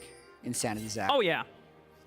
I mean, if like it could either be a Bombyson to rush into the Kanik Rookern if he needs the wave player, or he could just straight up rush the item. It's funny too with the bottom lanes and people always trying to line up who has the support and who is the carry down there. Now it doesn't matter as much, because we assume that both Seraphine and Lucian on first back will pick up support items as well, and we'll end up with the quad support items on the bottom side of the map. as they do get Raptor Ward at the very least to look out for this Poppy early on. That is one of the things, Poppy especially, taking the Hex Flash and having a lot of these early aggressive angles, even with a lot of the changes to the map. Being able to flash over a lot of these walls come from angles that a lot of the other junglers don't want to invest into. Definitely an advantage, and Whipple's going to be more than annoying. Boogie might be in trouble. He might be forced to flash here. Woo! The Awakened Cryo Phoenix stands, taking so much HP out of Boogie, and he's forced to start on the other side of the map. That's a really nice play there by Bwipo. They had an early ward kill towards their own Raptors. He predicted the start very successfully. And yes, he did lose 3 minions, so Fake God will need to punish him now. It's tough to punish an Udyr top lane. And we have a pause, Rafa. Okay, yeah, Jack. Rafa, why'd you do that, huh? Yeah. It's on me, guys, I promise. Your finger slipped? Was it Mark? Did Mark pause? Where anybody got eyes on Mark Zimmerman? He's Where is he? around here? Yeah. Honestly, yeah, we were talking about, oh, good. They got all the pauses out right before we come on. So we'll have a really smooth couple of games to go through, right? We were tempting fate too much, Kobe, I fear. Honestly, Boogie's like, what? Why is there an Udyr in my face on my red buff here? Bwipo, though, it's such a huge value move to do that as a top laner. Obviously the junglers are always super happy when your top laner is doing a lot of work for you, but him going in and getting that counter jungle basically onto Boogie, forcing him off super low HP, no flash on the Xin, allows Inspired to set himself up for an MVP performance. He's on Poppy already, and look where he is. He's on the other side of the map. He's going to counter jungle the Xin. Xin is low HP, no flash, so he's got not a lot of area to go to right now. Might have to base, and it's really going to significantly decrease the possibilities of Shopify Rebellion having that good early game that we really wanted for them and hoped that with this draft almost felt like it was kind of necessary for them to have. Now with your jungler being that far set behind, it's going to be really difficult. Yeah, the question is going to become if Boogie is even healthy enough to contest some of the first moves that Inspired might want to make. Now, Poppy, you have the option of, as soon as you clear 3 camps, you can make an aggressive move. You already pointed out Hex Flash being available, and that means he can just use his Flash super aggressively to trade for a Flash either on bottom lane if they want to try and put this Lucian Nami behind, or if he wants to go to top side knowing that Fake God is going to have to push, and that's going to be something that Inspired will have to check on what his decision-making is, as we should be getting back into game, but it looks like the pause will continue. Have you heard anything? Nope. Okay. I see the players typing lag with a question mark, so that is yeah, they're obviously investigating. I would say I want to zoom out just a little bit since we are right in the beginning of the game and talk more about the teams overall. Like we talked about it a bit on Champion Select, but Shopify Rebellion, I think when they were TSM with Insanity and Boogie, were sneaky good towards the end of last year, and also when Wild Turtle was coming in, he was fairly successful. And Revan paired with Insanity, coach with very strong ideals about the game, and a player who's extremely flexible, I think will make them one of the most unique teams in the league. We're already seeing it in game 1 with the Zac mid. So that's one very interesting thing that I want to track. But then I also am really curious how Fake God's going to do. Because Fake God had an extremely bad first run in the LCS. He had a really bad split with Dignitas, got pushed down a league, but then was very, very good, and I've heard very promising things about him in the lead up to the season. Yep. So this is a team right now that's very solidly middle of the pack. You see, I think Raz had them 4th in his power rankings. Almost everyone else, if you didn't have them 4th, you had them 5th.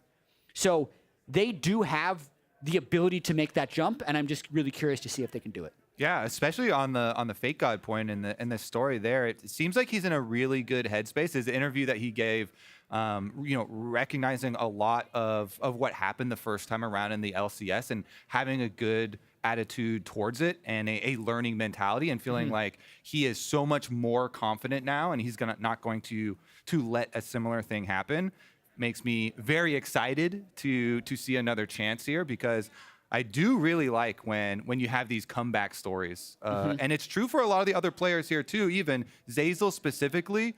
Talk about, he's turned down previous LCS offers before to stay in challengers because he didn't feel like they were right for him. Yeah. And now these players on Shopify Rebellion feel like this is the right time, this is the right opportunity, for them to come together and really upset a lot of people's expectations. And the nice thing with FakeOdd and Zeyzal in particular is that they already have experience with Coach Revan since they were on that C9 Challengers roster that just won this past spring.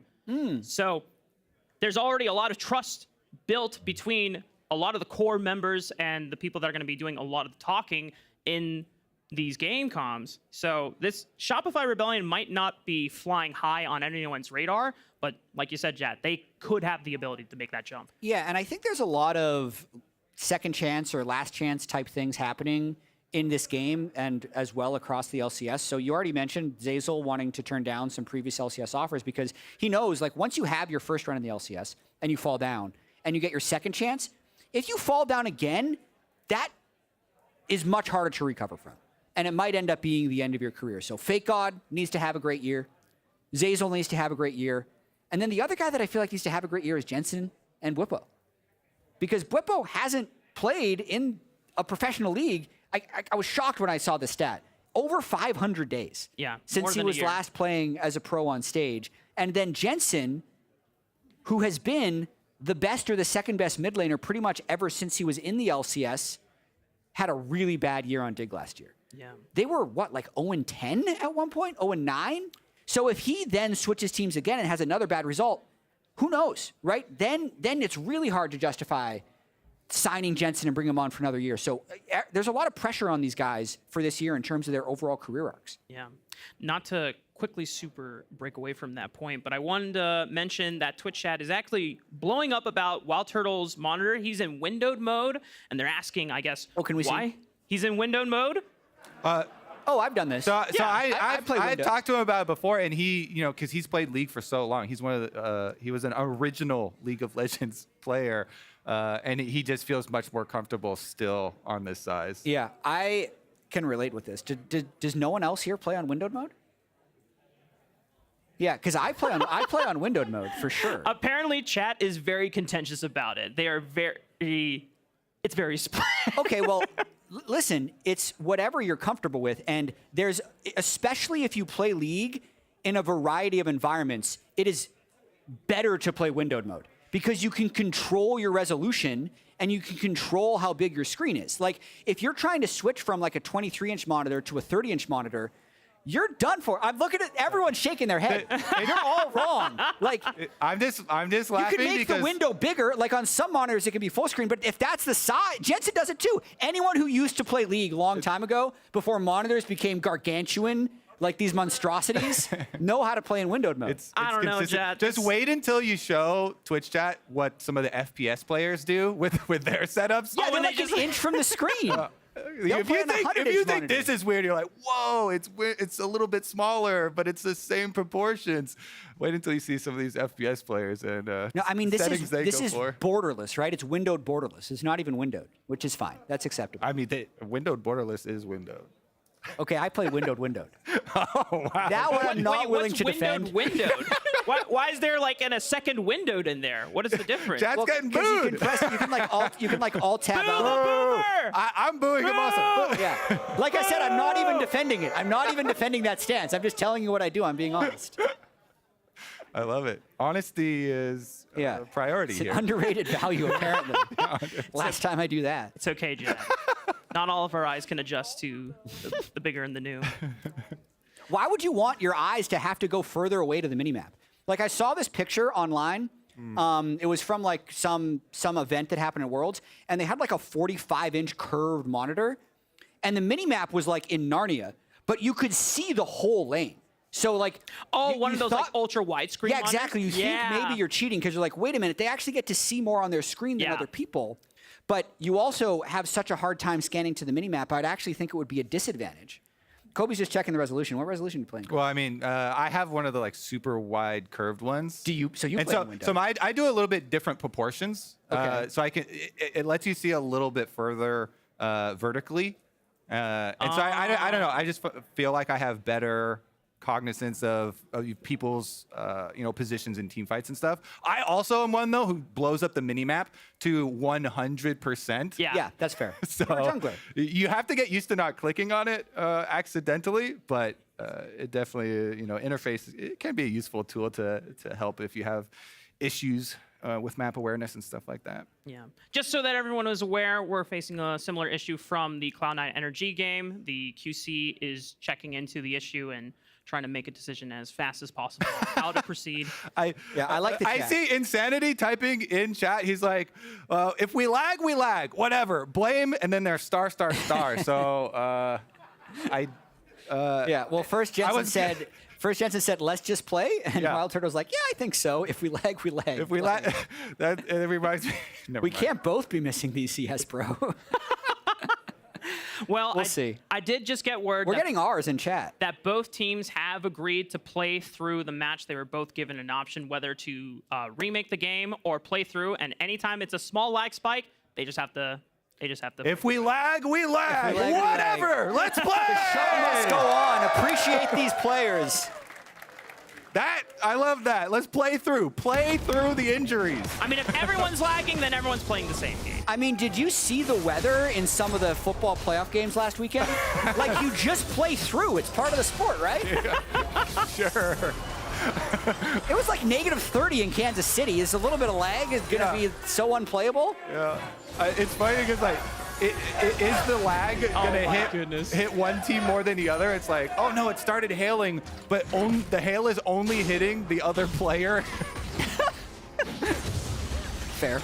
All right. Well, the story that we had started, if we remember all the way back to the beginning of the pause, we were talking about Boogie got invaded by Bwipo, chunked out, flash blown. And so Inspired took that opportunity instantly, as soon as he saw the invade was successful, to go take away the entire blue quadrant of the Shopify Rebellion jungle. And so now Boogie is level 2, got his Raptors and Krugs, that's it. Then based to come back for his red buff with an inventory full of 1 control ward. That's not good. Also, just so you know, his flash is actually down. I'm not sure why his displaying is being up currently because he did have to burn it in that level 1 engage. Question about bottom lane, Kobe, for you. Do you think red side bottom lane is easier to gank? It is, and there's some small things, even though I know it looks like, and they were trying to make the map more symmetrical between red and blue. I feel like, and maybe it's something to do with camera angle or something, but you come out a little bit deeper behind the red side when you're coming from that tri-brush. Plus, there being the easier access to Gromp and the side brush up here makes it so much easier for mid laners to get through there. This wall is super easy for you to avoid scuttle crab vision now when you're traveling between mid and bottom. So yeah, I do think red side actually is even more, a little bit easier than the blue side, even though they were attempting to make it symmetrical, obviously. Yeah. The Dragon Pit has a little bit of effect, plus it's like a little bit deeper on your tower. Yeah, and then I was just thinking in the context of this game, that makes the jungle start almost even more dominant for Inspired. Like, he's able to take complete control of that side of the jungle. There's no way Boogie's going to want to be over there to cover. You saw him messing around in mid lane just now, but Jensen sidestepped the Zac Hughes, had it warded. It just makes the life so easy for Senna Seraphine, but Insanity is doing a lot of damage. Jensen should be okay, though. He might have to flash one more auto attack. The Q, that's his passive pop, so he gets at least a second life. I don't think you can get it. Inspired Q. Oh, and Inspired Q flash! First blood for Inspired! So the MVP race, right? Full counter jungle. Honestly, Bwipo deserves the credit for the counter jungle. Yeah, and Jensen deserves the credit for the kill. Flashing into a stationary target and pressing Q MVP. We're jungle bias up here. Okay. Listen, we haven't seen Inspired for a whole split. I'm excited to see this guy back on stage. All you gotta do is look at the scoreboard. I see that jungle CS lead. I see that kill. Whoa. Sheesh. He's killing it. Honestly, though, allowing him to rush into the Bambi Cinder super early on here for the Poppy 2. Speed up that clear speed. And they have so much scaling available to them. We're not very surprised here to see the quad support item achieved by both of the bottom lanes. But yeah, definitely is going to be a very difficult game here for Shopify Rebellion considering the start. Yeah, and you could see right there, it's been 500 days since Bwipo has played on stage. It's been almost 300 days for Inspired. They haven't missed a beat. It was the early invade by Bwipo. He's up on the newest tech, using the Udyr double R to basically proxy farm. Inspired as well, immediate grubbies, right? They're doing everything as if they are super fresh. Yeah. All right. First good thing for Shopify, though. Drake. We are going to be able to get the Dragon down here in exchange for those Void grubs, moving up with the Lucian Nami. You were talking about Bwipo, and I want to mention the build here, rushing into healing cutting with the Bramble Vest is actually effective against so many of these champions. All of these champions, in fact, on Shopify Rebellion, not just his lane opponent. But Xin, of course, has so much healing. Zac, obviously, and the bottom lane even too. So we'll have a lot of value out of that game. This is one of the healiest games from both sides. Yeah. Both teams need heal cut very much. Maybe even a little shield cut for Shopify Rebellion, but I don't necessarily love the shield cut items. Not going to be the most ideal. Inspired Nice is just... steal from Inspired. Guys, he was an MVP both in the LEC and the LCS. I mean, he's just showing why that he is going to be one of the top junglers coming into the split. There's also been a lot of discussion about the value of the Void Grubs buff versus stacking the dragons. Yes. And I really feel like the biggest determining factor are the team comps, and if you can push up and actually play for tower plates and get value out of it. And guess what? Since FlyQuest had such a strong start to the game off that invade, I think Jensen could be close. A little bit more damage. Auto attack flash, and Insanity's going to trade 1-for-1 in the mid lane. That's a big play by Insanity, especially after getting first blooded by Inspired and Jensen. It's unfortunate that he died himself there because he really could have taken himself back in the game, but it still goes to show the power here. He hasn't even built his first MR item, so he's going to become hugely favored in this matchup if he's able to do that in a 1v1 at level 6. Zac mid, baby! Count it! Another one for Insanity. If you look back at the champion pool, for Insanity, even last year, he was definitely one of the LCS players to experiment the most, as we have a graphic for that later, but we'll take a look at the replay first. And here he goes. He hit the Q, and so he got the nice pull back onto the minions. Really didn't take much there. Jensen had used his ult previously in a trade, so he just knew kind of the kill pressure. Jensen was being a little tricky with that wave, trying to just extend his CS advantage. Still does have a CS advantage and a lead in this lane, but he does have to respect that damage from Zac for sure. And he went with the Aftershock instead of a lot of the top lane Zacs previously would be doing the Conqueror version for the more brawlier, longer fights, but him getting those extras in. Here's the graphic, though, about last split with his champion pool where he tried to experiment a lot, and I think that will continue this year. Obviously, you can see it with the Zac already. Boogie with a bit of counter jungling right now as well. Masu's going to see it, but I don't think he's going to be able to stop him. Yeah, Boogie has Smite, so this will be a red buff conceded, but Inspired was busy taking the red buff on the other side of the map anyway, so no harm, no foul for either of these junglers. Boogie's waiting. Maybe he can catch Masu on his rotation back. He's just going to flank onto Busio. Busio has Flash available as well as Encore, so Boogie's got to be careful about how far he goes into this play. Already taken a bit of damage, but no ultimates burned from either Masu or Busio. Yeah, it's really just trying to harass a little bit, but Busio, Masu should be able to heal up unless... Wild Turtle dashing in, culling is unleashed, Encore answers back, perfect cleanse, and a nice bubble from Zeyzal could be the kill. There it is for Wild Turtle. Busio down. This could be big for Shopify. If they can get some extra money off for pushing in here, they're going to get the reset. Boogie right up the river to grab Scuttle Crab. And Shopify finds some kills. Yeah, I mean, I really got to credit Wild Turtle for getting so aggressive because it's a moment where it feels like a completely failed gank, right? Boogie's come in, nothing should really happen, but then Masu and Busio overstep for a moment, and Wild Turtle just completely all-ins right away, takes himself very low, but ultimately gets the kill for himself in the lane. Take a look at Bwipo here doing a lot as well. After pushing up top lane, Udyr has been such a menace in the top lane, but he continues his counter jungling ways. He's been proxying the wave behind the tower, constantly invading the jungle here as Insanity goes for another attempt. I mean, Shopify Rebellion, I think they have numbers on this, but here comes Bwippo and Inspired for the flank. Boogie's already forced the flash backwards, but Bwippo is going to go down to Insanity. This mid-Zac is just popping, but now Masu has come back for reinforcements. But Insanity just doesn't go down. He's way too tanky. Yeah, I mean, honestly, FlyQuest doesn't do damage yet. Jensen has a lost chapter and a bunch of mana items, and Bwippo just moves really fast. Whereas Zac's kit just seems to be incredibly loaded with damage at the moment. He was completely untouchable in that fight, and they win that 3v3 easily. Excited to see where they go from this one, but it is going to be the rest of the grubs started up by Inspired.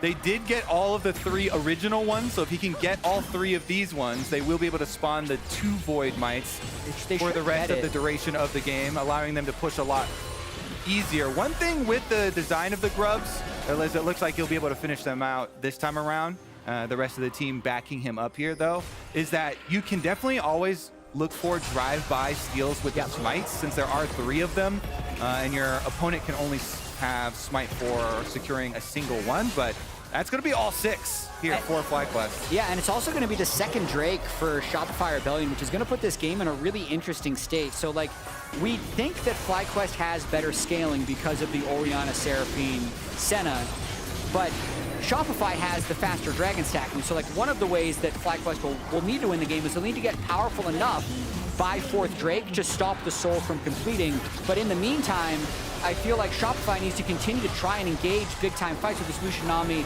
and Zac engage. Encore, and Dawning Shadow lands, Inspired for the flash, is able to punish Wild Turtle this time around, as the rest of FlyQuest are able to answer back.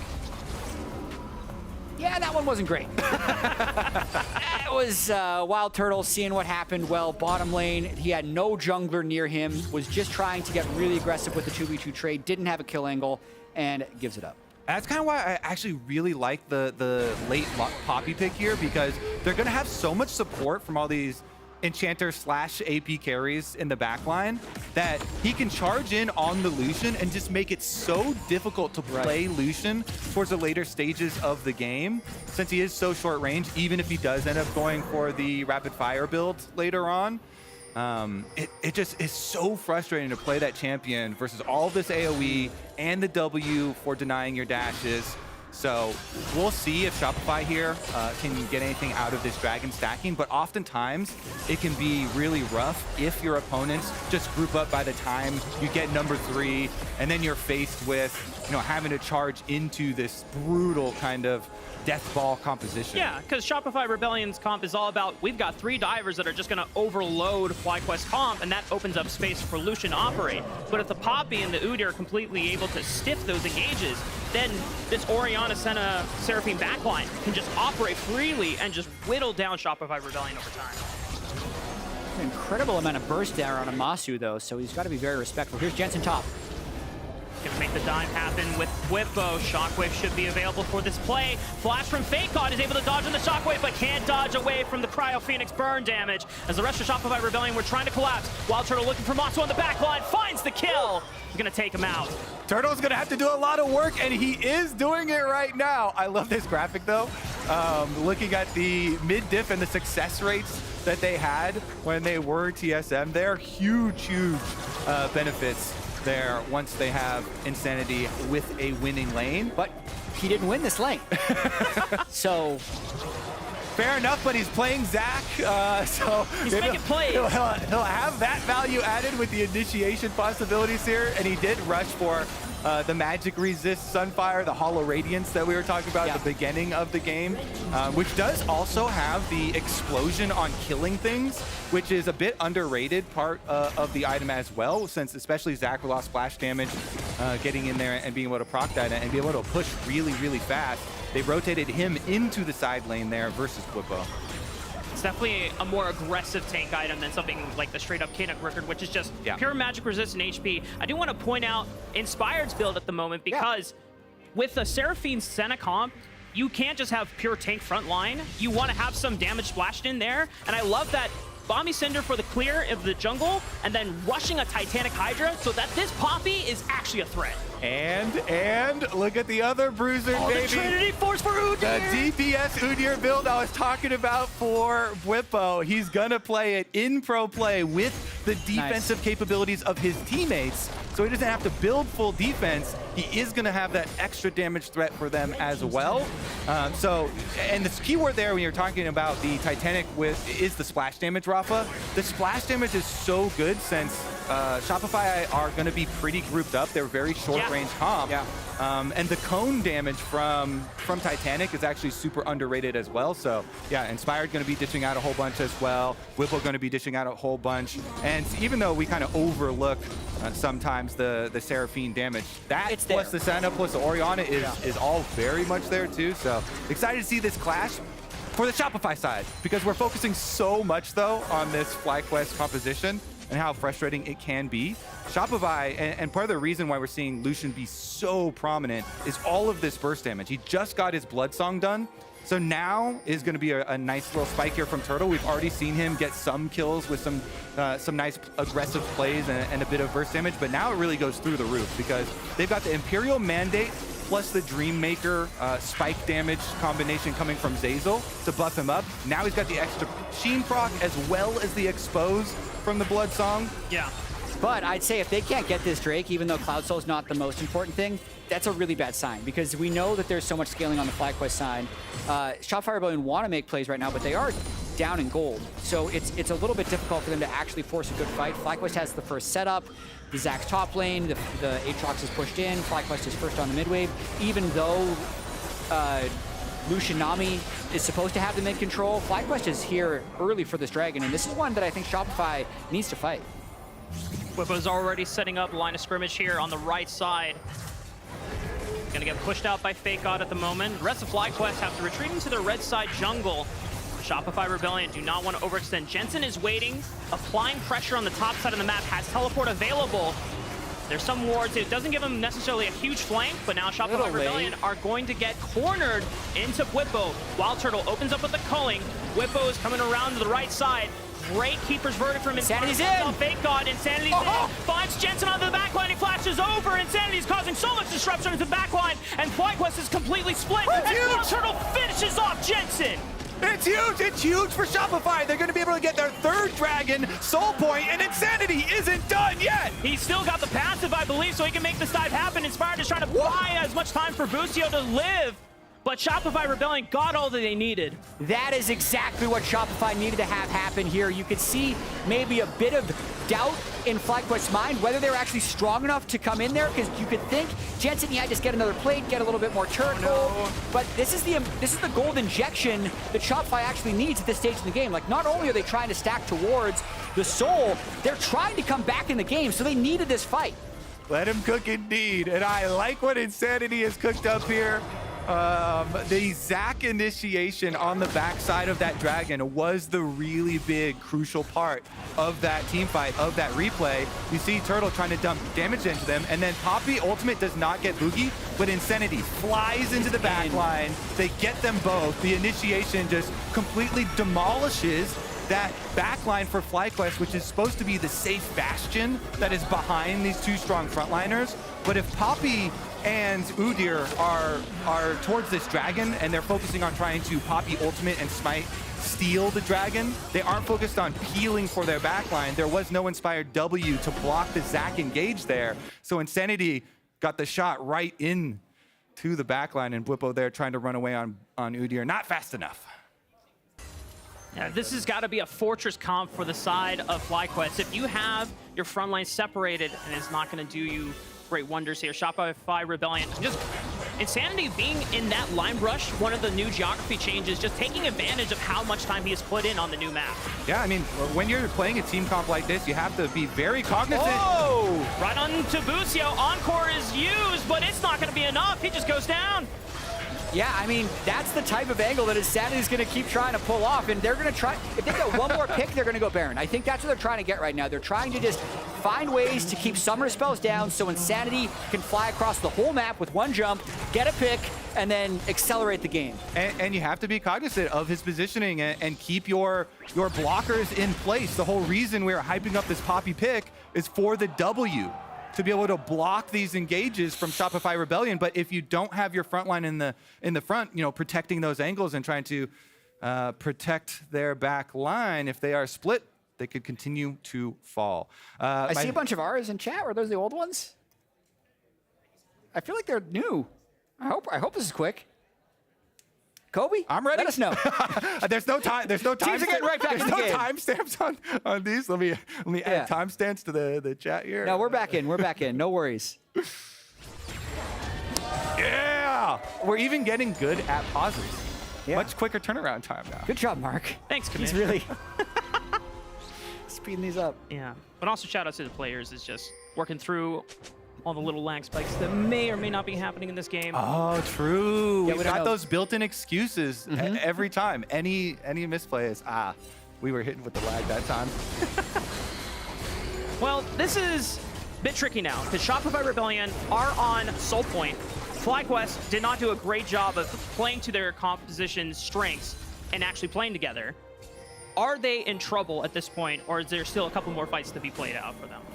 I mean, I love this game because I'm actually not sure what's going to happen. I think sometimes there's a sense of inevitability when you get against a Senna Seraphine comp, but just with the way Insanity's been able to get some of these engaged, it's like they're at like the edge of a cliff in a sense. Like if they're able to get one more fight, get Soul and Baron, then yeah, they can absolutely win. I think if they fail to do that, it becomes much more difficult. Just currently for Shopify Rebellion, taking up vision control on this top side on the map. Baron is still available, but the Dragon will be spawning in the next minute and a half, so I imagine on this next wave, they're going to be shifting their vision control over to the bottom side of the map. All right, check about this invade. Decent damage on an Inspired. Is it lethal? A bubble connects. He still has Flash available, but not going to be enough to take him down. It's kind of hard for them to make a super deep incision, but Shopify being able to push him out are looking with 4 people on the top side while Insanity's going after Whippo. Whippo that's a lot of damage. 2 turret damages because he aggroed Insanity with the Cryo Phoenix form. Insanity's going to chase him, but Whippo should be able to speed away since he did pop Ghost. A turret was taken down on the other side of the map. Meanwhile, there's no opportunity to take Baron. Shopify Rebellion should be able to reset and get ready for this Soul Point. I just noticed that Whippo's quad stancing. He's got like such an interesting skill order. 4 points Tiger, 3 points Turtle, 3 points Bear, 4 points Phoenix. So he's like, there's basically no way to use 4 stances like in the middle of one fight well, but it gives him slightly weaker ways of doing different things. So if he's trying to solo push down a turret, yeah, being able to Tiger at 4 is really good. If he's trying to team fight, sure, being able to Phoenix is good, but then he's going to be slower or have less shielding. Yeah, and that's been getting super popular for the top Udyr playstyle. Let's see about the Dragon setup as they move in with a Scryer's Bloom here, because the setup for this one is could be very much game breaking. Yeah. The Soul with all the extra move speed here. All right, watch the peel, watch the peel. Okay, there we go. Steadfast Presence blocks Insanity's first engage, and Whippo is now connected with the rest of the backline. But there's still a moment where they're split. Once again, the backline of Jensen is split away from Inspired. He's able to reconnect with them and now provide some more needed assistance. Insanity's taking way too damage on this side of the map. But the passive will pop. Will give him a little bit of life's breathing here. Boogie's trying to provide space as well, using the ultimate to buy space again. But Inspired goes down, and Wild Turtle's able to apply damage. The rest of the backline of FlyQuest just cannot get in. Whippo's still alive, but I don't know if he can really reconnect with the rest of his teammates. Look out, Insanity. They're coming for you. Insanity flashing on the wall. Wild Turtle goes in. 1 versus 3. Man, he's crazy, but that's the classic Wild Turtle. Whippo soloing down Fakon, forced to flash. The crowd Phoenix Sloan is going to catch up to him. And Shopify Rebellion thought they had the fight, but FlyQuest are fighting back. Uh-oh, it looks like they're not going to be able to get that Dragon Soul. FlyQuest, they extend the fight with all of this healing with that backline. Even though Inspired does drop first, they're able to chase them down. They pick up the extra kill there onto Fakon, and they get the big reward. Ooh. They actually stop Shopify Rebellion from the Dragon stacking. They buy themselves another 5 minutes. And when you're looking at 5 minutes with this composition, that looks real nice. TikTok, they need the time. And there's an interesting thing going on in this game where, like, even if FlyQuest, quote, outscales, you still have to do stuff to win. So their stuff is going to be interesting to see, because a lot of that is grouping up at objectives and then waiting for the other team to try and engage on you and then winning the fight. So it's a multi-step process, and they can't be making mistakes throughout. That fight worked because they were set up as a 5v5 and didn't give the Zach a clean engage. And Whippo's a fast boy. but can he escape the Infernal Chains? Not this time around. That last Darkened Blade should connect, and that's Whippo going down in the bottom side of the map. All right, can they transfer this pressure over to Baron? They already have a control ward on it. They're pushing out mid lane here first to get mid prio. Boogie is actually stopping up, finishing the Gromp before transitioning over, so there will be a decent amount of time. And it looks like the rotation will occur. Look at this, blue buff is already fully warded up by Shopify. They're hoping for a pick here. Zach looking for the angles. He's charging up.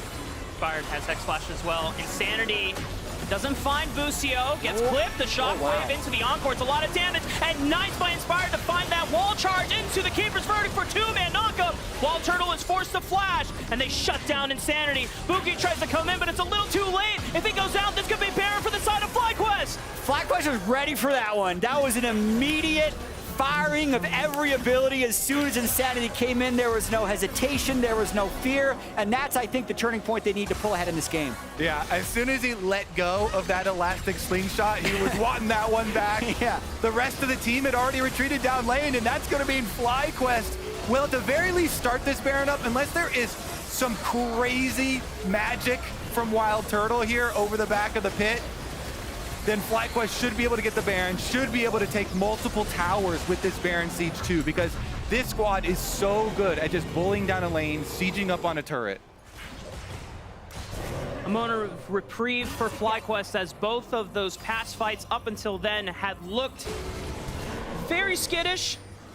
And Inspired and Whippo not always being connected with their backline made Shopify's Rebellion job so much easier, but the one moment where Shopify Rebellion get a little too over-eager to pull the trigger, and FlyQuest are there to punish. Yeah, I know it's going to be so frustrating for Shopify to look back at, because they had bottom lane push. They still had Fake God down there. He was pushing out the bottom lane minion waves. They had the advantage with the extra kill, 30 seconds, death timer still left on Whippo. If they just play it a little bit slower there, then you can mount the pressure, have two lanes pushing in. They already had fully warded up Blue Quadrant and the control ward on Baron, but now we're in a state where Baron is already on FlyQuest. They're pushing down bottom lane. Udyr's trying to buff up the mid lane here too to at least take outer number one. It's a lot of standing gold that FlyQuest is going to be able to get here. They also got they got a 6 grub with the Baron, so it's even more power. Yeah. We didn't get a chance to see it as much in the early stages of the game, but now that Baron is on their side, and as you mentioned, 6 Void Grubs, these turrets are going to fall so fast. Here comes the little Eds, as Captain Flowers called them. They're spawning in, and they're doing pretty nice damage to these structures. And they're just staying grouped, right? They're just staying as 5 because that's where they feel like they're untouchable. If they do spread out, if they're not in range to use the Poppy W as Zach flies in, that's when things can get a little bit ugly. But for now, they're very confident just sticking around as 5. And we'll see if that's the correct call, because Insanity could jump on, all of them at once. And we'd have to see how that fight goes out. But FlyQuest, confident here, daring SR to come in. Yeah, Insanity most likely the one that has to lead. But you have to imagine that Inspired will not use W until Insanity is flying in. No. You have to hope that maybe for Shopify Rebellion, someone else can eat that Steadfast Presence cooldown so that Insanity can get an uninterrupted Elastic Slingshot engage. I think they learned their lesson from that previous Dragon fight. Yeah. Where the backline just got a Zach right in the face, and they're like, well, we're not going to let that happen again. So they slowly but surely move in with the Baron buff. They get full value out of that Baron buff all the way up through Inhibitor down mid lane. So it should allow for the reset here to get back out. 17 seconds already towards this next dragon, and they've sent Whippo with his teleport to push out on that top side. So FlyQuest, again, it's a situation where you want to play a little bit slow. Time is to your advantage. Or they could just go for the chase down here. Strong right now. Running down mid. Tidal Wave and Culling already used by Shopify, but Boogie has taken half of his HP already in damage. As the Baron buff is about to expire on FlyQuest. Maybe they found Insanity. Keeper's Verdict, and a lot of ultimates already used. The passive is procced. Meanwhile, Whippo is soloing Fake God, making sure that he cannot get to the fight and cannot help out his comrade. This is how you draw it up. You're like, we're going to pick these champions, we're going to get to 30 minutes, and we're just going to walk at people. There's not going to be much they can do against us. They're not even going for the Drake. They're just walking towards the Nexus. Yeah, why bother with the top lane split push when you can just run them down? They get their pick. And the brute force is coming for the Nexus turrets. And Boogie's the only person that can really make it an engage. He dashes in, pops the Crescent Guard, but it's not really doing anything because at this point, Busio and Masu can just heal everyone up to full. The first Nexus turret falls, the second one evaporates just as quickly. Flashes all around. A last defense will not be made by Shopify Rebellion, and it is FlyQuest that comes back on opening weekend day with a statement win. New year, new FlyQuest. They pick a very scaly composition. Jensen gets his Orianna once again, and they are taking their time with this one. You know what that was? They were trying to pat the KDA for Masu. Whippo said, hey guys, we gotta get this guy Rookie of the Year. We gotta buff up the stats as much as possible while we have the chance. But all smiles around. There's definitely a few hiccups there in trying to play out the composition correctly, but Inspired and Whippo, like the true parents, making sure that all the kids are like, hey guys, we're not gonna leave you again. This time we're all grouping up as 5 as they barrel down the mid lane. Love it, love it. Definitely an exciting one. There, you could see some big moments for the Zach mid. Some times where he did get to shine with these initiations. Some good burst damage early on even. Hollow Radiance, Rush, definitely like the strat, but in the end, yeah, overpowered, overrun. Yeah. With the heals and shields and the double front line here doing their work. FlyQuest was inevitable. I don't think Shopify should be that down in the dumps about this loss. Obviously, you do like to win your first game, but I think they showed some fight. They did get to 3 Drakes. They had a couple good engages. They just couldn't accelerate the game quite enough with the champions that they picked. So I'm still not out on this team. I think they can do well this split. Yeah, we still have a full split to play for both of these teams, but for the rest of the audience, don't forget to come out to the Riot Games Arena next Saturday for Kia Fan Day. After the broadcast ends, we're going to have player meet and greets, food trucks, exclusive merchandise, custom Kia EV9s, and more, all thanks to Kia, the official automotive partner of the LCS. Actually, speaking of Kia, let's hear from our pros on who they think will win this split's Kia MVP.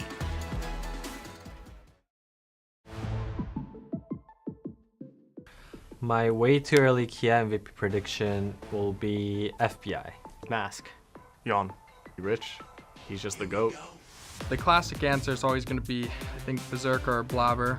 I think a lot of people would play safe a person on C9. I have no clue. I have no clue who's going to be. My early Kia MVP pick is Jojo Pion on C9. Myself. If I can't choose myself, then any one of my teammates, honestly. Insanity. Tactical. Quid. I think River has been, and Crid to be honest, have been like pretty insane. And I think like incredibly highly of both of them.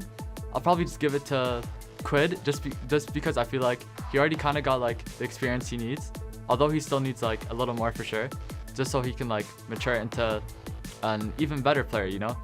Isles. I just think he's a really good support and I hope he gets to prove himself. Berserker on C9. Not considering me, I think will be Masu or Berserker because AD carry is just broken. That'd be tough to compete with Inspired. I thought he was really good before playing, and now that I've played with him a little bit, I can definitely see how he got his MVP trophies before. Blabber, both spring splits that I played with him, he got MVP. So myself, I think that it's been a while since I've won it, so I'm gonna have to reclaim it this year. So my way too early, the MVP is gonna be me, myself. Well, howdy, y'all. You might be wondering, how did I end up here? Well, Kobe wanted a limit test, quick break, and we were trying to test out how fast things were going to be, and we're still waiting on him, but it's okay. We have MVP prediction discussion that I was gonna have with Kobe, but now he's not here. I'm gonna have a discussion with myself real quick. Actually, I see Kobe, he's came back. Let's go. Contracts.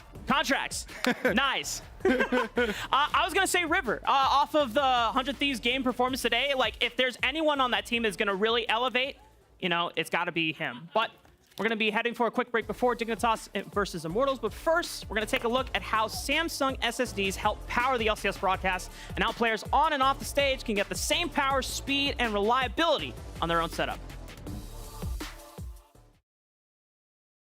League of Legends is more than just a game. Every week, fans all over the world tune into the LCS for the rivalries, history, and culture of our sport. For us, it's a way of life. My name is Rafa, and I'm one of the casters here at the LCS. Week after week, our job is to deliver great games and an entertaining show for our fans. None of that would be possible without Samsung SSDs, which have been helping power the LCS for many years through some of the greatest moments in LCS history. Why do you doubt? NRG! I could watch this all day. Summer LCS champions! In such a high-stakes league with so many moving parts, there is no room for error in our machines, which is why we rely on the Samsung NVMe 990 Pro SSD. As an esports broadcast, computer hardware is a huge part of everything we do. That's why we need drives that have the speed, storage, and reliability to keep up with those demands both on and off the stage. Samsung SSDs allow everyone at the LCS to focus on what really matters, which is putting on a great show for our fans. Hello and welcome everyone to the LCS. We've got great games in store today.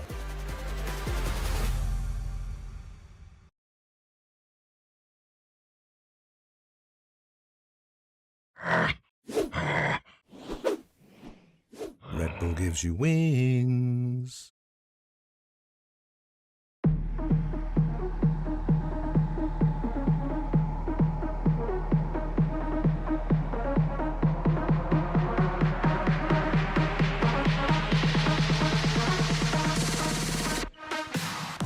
Welcome back, everybody. I'm Jad here with Inspired, and it's good to see you. It's good to see you back on the LCS stage. How did it feel to play your first game in a while? First of all, thank you. And how was it? Just like I expected. It felt as I expected it to be, and it felt a bit different than my overall game, like the 5 years ago when I was playing in LEC, my first game as a rookie. Right now, it felt way different than that because I kind of knew what's going to happen on stage and how is everything looking like on stage, but I was still like a little bit more nervous than usual because the break was like new team. The break was like 8 months since playing on stage, and yeah, I just wasn't like 100% confident in like what's going to happen. But I think with every next game, I will go back to my usual self and be able to play on my level. Yeah, and you also have a bunch of new teammates to play with. Masu, this is his first LCS game. Do you want to talk a little bit about him? I've heard you say some pretty nice things about him in other interviews. Yeah, I think he's a very aggressive player. He doesn't like to scale. He likes to fight since the beginning, so it kind of gives me Hans-Sama vibes. I think he's just not as good as Hans was at planning the game because he's still a rookie. He doesn't really know like what other teammates need to do in game in order to help him. So he's kind of freestyling a lot during the game, but I like it. I think he's improving fast, and if someone is aggressive, that's a really good sign for the future. That's great to hear. And really quickly, where do you think this FlyQuest team can go? What are your expectations for the split? I'm hoping we can win the split, but I think Cloud9 is gonna be very hard task to beat. So I think we'll see. I think we have a potential. If we improve as a team, I can see us beat Cloud9. If we stay on our current level, I think Cloud9 might be better than us. So I think we just have to keep improving right now. Awesome. Love to hear the confidence. Thanks for taking the time. Congratulations on the win. Thank you.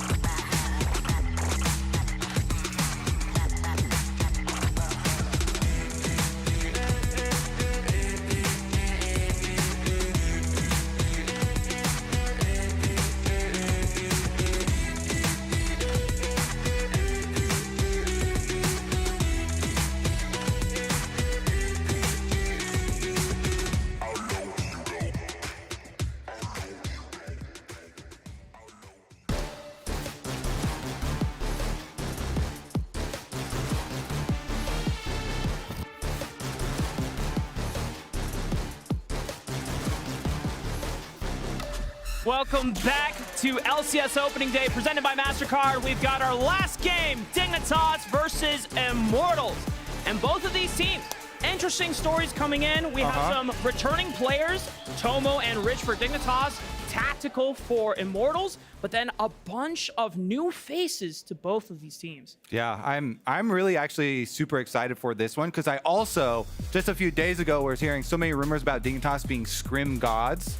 So I'm super excited to see what they pull out here. You know, the rumors around these bottom lanes playing to crush bottom lane, play for plate super heavily, play very aggressive in their matchups, is definitely, well, actually it's apparent with the bans here. If we're starting out with Kalista and Lucian bans, I think these teams, the rumors are probably true that they have been heavily focusing towards these bottom lanes. You already mentioned Tactical, but, you know, also bringing Ole back here. Yes, sir. Ole has had, you know, such a long and storied career with ups and downs, going all the way international competition, going through military service and everything, and working his way back. And Tactical definitely wanted to make a huge year this year. And definitely a confidence-based player too, so the start is very important. And we saw that reflected in from spring to summer in last year's Immortals roster. Yeah, they still didn't do great, but in the games that they were winning, Tactical was huge and very important in those wins being picked up here. And I imagine that as long as the Immortals bot side is being really protected by Armeo and Ole, then Tactical can really unleash the peaks that we've seen in the past. Look at all these memories of Ole and the long career in the LCS. He actually started on Immortals, worked his way all the way up to Team Liquid, of course, you know, going to international competition. Of course, the pressures of that international competition causing him to actually bench himself towards MSI, but then having that work ethic, grinding his way back. He constantly goes back to Korean solo queue, gets rank 1, and then comes back and gets picked up. But on the other side, for Dignitas there with Tomo and Isles that you kind of mentioned, they've also been really grinding heavily in Champions queue, which is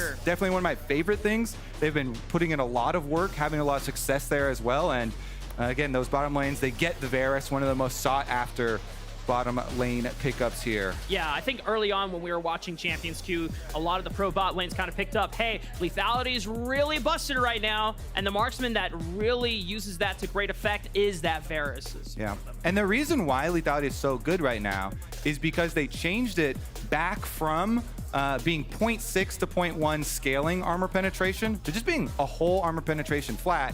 And yes, on the items they did, most of the items maybe reduce lethality by like 2. Yeah. That still does not make up for the gap in early game pressure where it's doing more damage. You are getting more lethal with your lethality now. And Poke Varus has been one of the hottest use cases. Speaking of which though, Jin, another good use case. Sure.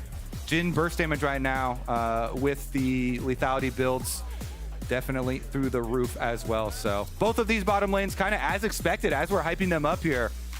Looking to go head to head. And when you have an Azir pick like this, usually you're thinking a Nico counter or an Akali counter or a Yone counter. I'm very excited for Dove, Mask and Dove, both these imports here for both these respective squads. Their coaches have really been hyping them up as super powerful pickups for the team, and they're very confident in them. So I'm very much looking forward to what Dove is going to try and counter the Azir with. There are some boring counters, and then there are some exciting counters. Okay, we're going to go with the Corki, and we get the age-old Corki versus Azir, but Corki has gotten some nice synergy with a lot of the new items here. And, of course, has even been picked a whole bunch outside of the Azir matchup, so lots of poke damage on the Dignitas squad. They've got what presumably I would assume would be lethality Varus plus a Corki now. Very long range, lots of siege possibilities for them. Yeah. So now for Dignitas, you want to pair that with strong frontliners that can provide strong disengage abilities to make sure that if Immortals ever try to flank or attempt to disrupt that backline of sieging, you're able to just provide as much space for them as possible. This is not what I had in mind, though, Kobe.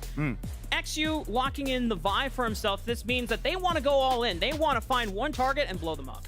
Yeah, Vi is definitely usually a dive-oriented champion. If you use it a little bit more sparingly and they're, kind of like you said, looking to deny entry from flankers and stuff like that, then just always use your best judgment. Don't always dive head first with the Vi, because we can definitely see them get way too far ahead of the rest of their teams, especially if their teams are playing the long range.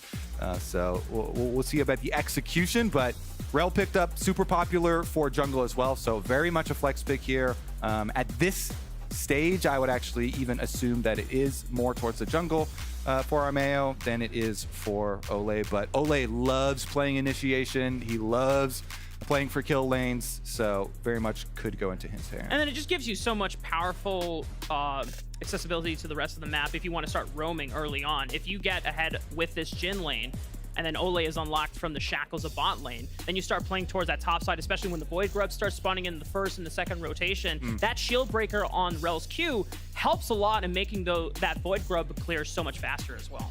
Certainly does. The massive monster damage modifier on that thing too that made Rel a jungler in the first place is also always very nice. Anything with AoE is really, really easy grub taking circumstances as we get a Poppy ban from the Dignitas, or excuse me, the Kalista. Oh, it goes the other way. Yeah, Poppy ban from the Dignitas side, and Immortals here. What do they want to follow up this Renata with? Rakan would be a good pairing with the Vi if they wanted to go more that way, but I feel like I agree with you on the more disengaged abilities being kind of necessary here. I'm gonna go with the Jace, just trying to eyeball what would Rich's best blind pick top lane be, since they've already taken out the Udyr, and Rich was one of the early adopters of Udyr top in Champs Queue that we saw during the off season. That means that Castle, who is making one of the few rookies that we have making his debut in the LCS. We have a lot of questions about this top laner for the Immortals side. Only saw a little bit of what he did in LCK Challengers, and I know a lot of Immortals were facing a lot of speculation and criticism of all the available top laners they could have gotten. It's like, well, why did you pick Castle? It's like, well, we really feel like his personality is what we want for the team. He's very outgoing and he's very good vibes, and it just helps create a much more positive team atmosphere. We even had people talking about like a lot of LCK Challenger prospects, like, okay, if you could bring one other player with you from this league, who would it be? A lot of them did say Castle. Yeah, Castle. They had some pretty interesting stories about him too, about how he taught himself English with through the use of AI. Yeah. Without even speaking to a human in English. He did the interview with Immortals and with their coaching staff, and as you can see, aced it and got the job. So let's see about rounding out this team comp for Dignitas side. If the Scrim gods can bring their Scrim success to the LCS stage here in 2024.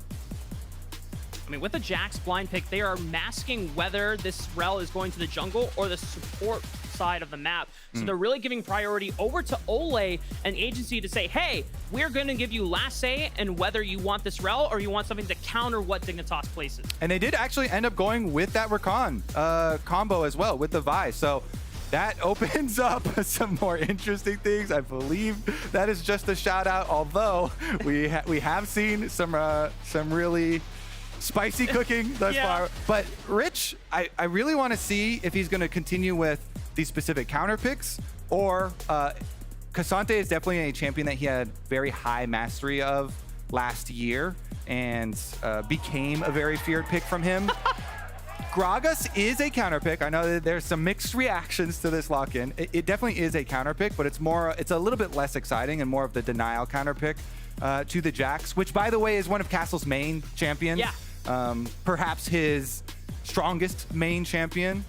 So this is definitely Immortals trying to set him up for success, but the Gragas, definitely one that can neutralize early on, and then has really good options for the AP builds nowadays with the new items. And so you can even kind of get shades of old Gragas, adding to some of that poke damage. The barrel sniper, one-shot combo. If you've got some strong AP on the Gragas, in addition to the Varus and the Corki, there could be a lot of one-shots, long-range combos, and even if you don't perfectly execute, the spread of the ultimate, knocking them away from the rest of their team, allows for that easy isolation for the Vi and the Rakan then to go in and pick off the isolated targets. And at the very least, it's that disengage that we wanted to see for the side of Dignitas. Rakan kind of plays both fronts and either assisting the Vi and being a dive buddy, or can at least stiff any of the engages that Immortals might have. And this Gragas, that explosive cast, can always create an opportunity for Dignitas to rebound in the fight. But we are on the Rift. Dignitas and Immortals, first look at these two squads, as both of them are heavily concentrated in this bottom side of the map. I wonder if Isles wants to go in for a deep ward, delayed on the invade. Olay is back. The first tweet there, shouting him out. And we kind of mentioned a little bit in Champ Select the journey that he's gone through and actually starting out on Immortals. But he talked a lot himself, Olay, that is about even the benefits of working his way all the way through military service and then coming back to pro play, and how he feels like he really is more focused and it has made him a better player overall. Here's a nice look at the entire timeline that we have. Nice little bookends there. And during that break time as well, just trying to figure out where his next steps were going to be. But I got a chance to talk to Olay right before the season started. Extremely outgoing, extremely talkative, and more so confident. Like that, sometimes when you talk to pro players and on their first steps into the LCS, they might be a little anxious or they seem a little more shy or introverted. But Olay was very, very confident, very sure of himself. So this could be a great look as Olay and the rest of IMT play against Dignitas, which for at least the start of the split would be perceivable as one of the teams that they could beat, more likely. And I did really want to focus a lot on the bottom lanes for these two teams because of the way that people have been talking about how their scrims have been going. And you saw in our previous game, we had a little graphic there with the mid differences and what the effect on Shopify Rebellion's win rate was. We have the same graphic for Tactical here to see about last year how much of the success did correlate with his personal success in lane. As we're going to go for the multi-camera view first here. Thank you, Kia. Thank you, Kia.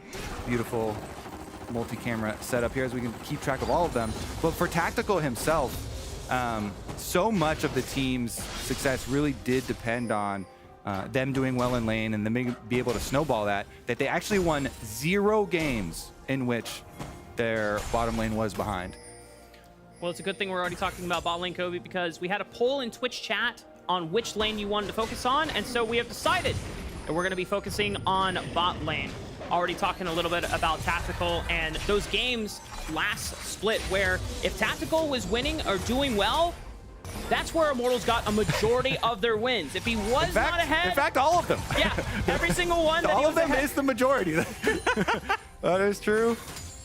And we'll see about it this time around as they're able to get the early push with the Jhin Rail. And they also have Armeo pathing down towards that bottom side on the Maokai with the phase rush Maokai for the extra movement here to be able to navigate these team fights. Maokai definitely has the really, really strong guaranteed setup there if they do want to have him pair up with Olay. The flash twisted advance to set up for full rel combos can be devastating. Plus, they can be a huge teamfight combination, of course, with the AoE. Armeo is called off. I think Immortals knew that there was a ward in the tri-bush from Dignitas' side, so there's no point in wasting his time trying to make a gank that would not work out in the end. XU might find himself seeing that Armeo is trying to take his chickens, and Armeo succeeds. Nice little job there with the Q plus the smite. Shouldn't be too difficult though for XU here, who is another player Dignitas were hyping up, since he is a young North American talent that they have brought up themselves. One of the biggest proponents for his play this year was going to be that he spent most of last year with the coaches, watching their games and talking to the coaches as they saw them play out. And so the coaches are very confident with his view of the game because it aligns very closely with theirs, having spent so much time there reviewing the live ones. Yeah. And XU was the lone member that was kept by Dignitas as their 6-man sub after they let their challengers roster go. They have a lot of faith in this guy. And even though technically he is not a rookie, to me, he still feels like a rookie because this is his first official split starting as a LCS player for the team. Obviously, the last time we did see him, we saw him in a lock-in tournament when he was subbing in for Dignitas at the time as well. Came in for Dignitas in the summer of 2022 when they gave their challengers or academy team the opportunity to swap in and just have some games on the stage since it wasn't going to change the outcome of their split. XU is someone that has had a really interesting career in amateur and coming up through challenges as well. When he first got onto an academy team, it was, or into like an LCS franchise org amateur pipeline, it was Cloud9 amateur at the time, and then eventually made his way into Dignitas Academy, which he was there for the past 2 years. And Armeo was someone who was still kind of like back and forth in between. Sometimes he's in LCS, sometimes he's in Academy. This is a jungle matchup that you would see often during the timeline of 2022 and 2023. And Armeo himself getting those grubs in exchange for the early start on Dragon that Dignitas opted into. As we progress a bit closer, halfway to that level 6 breakpoint, when we get the big engage possibilities. And Ole, you see on your minimap as well, already trying to roam out of lane. He's definitely a huge fan of trying to make these mid plays. They just get a little bit of vision here though. Isles went straight up through mid lane to answer. And it's another attempt at the Raptor steal. With both the Q from Rel and Maokai, the little Raptors stand 0 chance. They just get absolutely obliterated. And XU is constantly getting his camps taken by this Maokai. And Immortals just using their push advantage to try and continue finding where XU is going to be. And this really lines up into how Armeo really wants to play the game and really plays into how the map has changed as well. Less chances for strong ganks to be made. And Armeo is just continuing to play in that hand by saying, I don't need to gank, I just need to make sure you can't get any ganks off XU. Well, the Tri-Brush Ward is certainly going to do that itself as well. As Immortals see the attempt at the pass here. Level 6 acquired for XU. He wants to use it. You flash, he lands it. Mass flashes into the wall, but nice buffer from XU with the cease and desist to pick up first blood. Yes, able to get the Q as well as the ultimate timing so he doesn't get pushed back there. Nice first blood. They just saw him on bottom lane, and Mass kind of leaves mid lane through the bottom side of it, exposing to that possible gank path. XU goes right for it. Mass kind of baited in by the attempt for a ward here. So XU says, welcome to North America. And it's just a great eye from XU, just noticing and being able to communicate rapidly with Dove. It's like, hey, we're making this play right now. It's a quick one, don't hesitate. And Dove not having to burn any summoner spells there, whereas Mask burned his flash, means that Dove now should have more pressure in lane and should be able to get the first move as well. Oh, it's so nice for Corki. Just stacking up the tier, chilling here. Poke damage will be very, very nice. We'll see about the attempted jungle match here with Armeo going in to check out the blue buff, though. XU does have Smite, but it is unupgraded. So Armeo has Smite supremacy here with the 900 damage one, and he's going to be able to bully him away from his own blue buff. Rich has a nice freeze set up here where he's bullied Castle off the minion wave. Castle's going to be forced to recall, has the teleport so he can get back to top side of the map. But XU will be hovering here. I don't know if there's an opportunity to really make anything happen and really put Castle further behind. It definitely seems like a lot of the focus from XU has just been trying to hover mid lane so far. Yep, definitely had a good opportunity there previously. It is kind of one of the underappreciated little aspects, though. Checking your opponent jungler's smite, seeing if he has upgraded it yet, if you have that advantage, trying to bully in. Always work off of your solo lane's pressure when you're going for these as well, so you know that you've got that security, that support.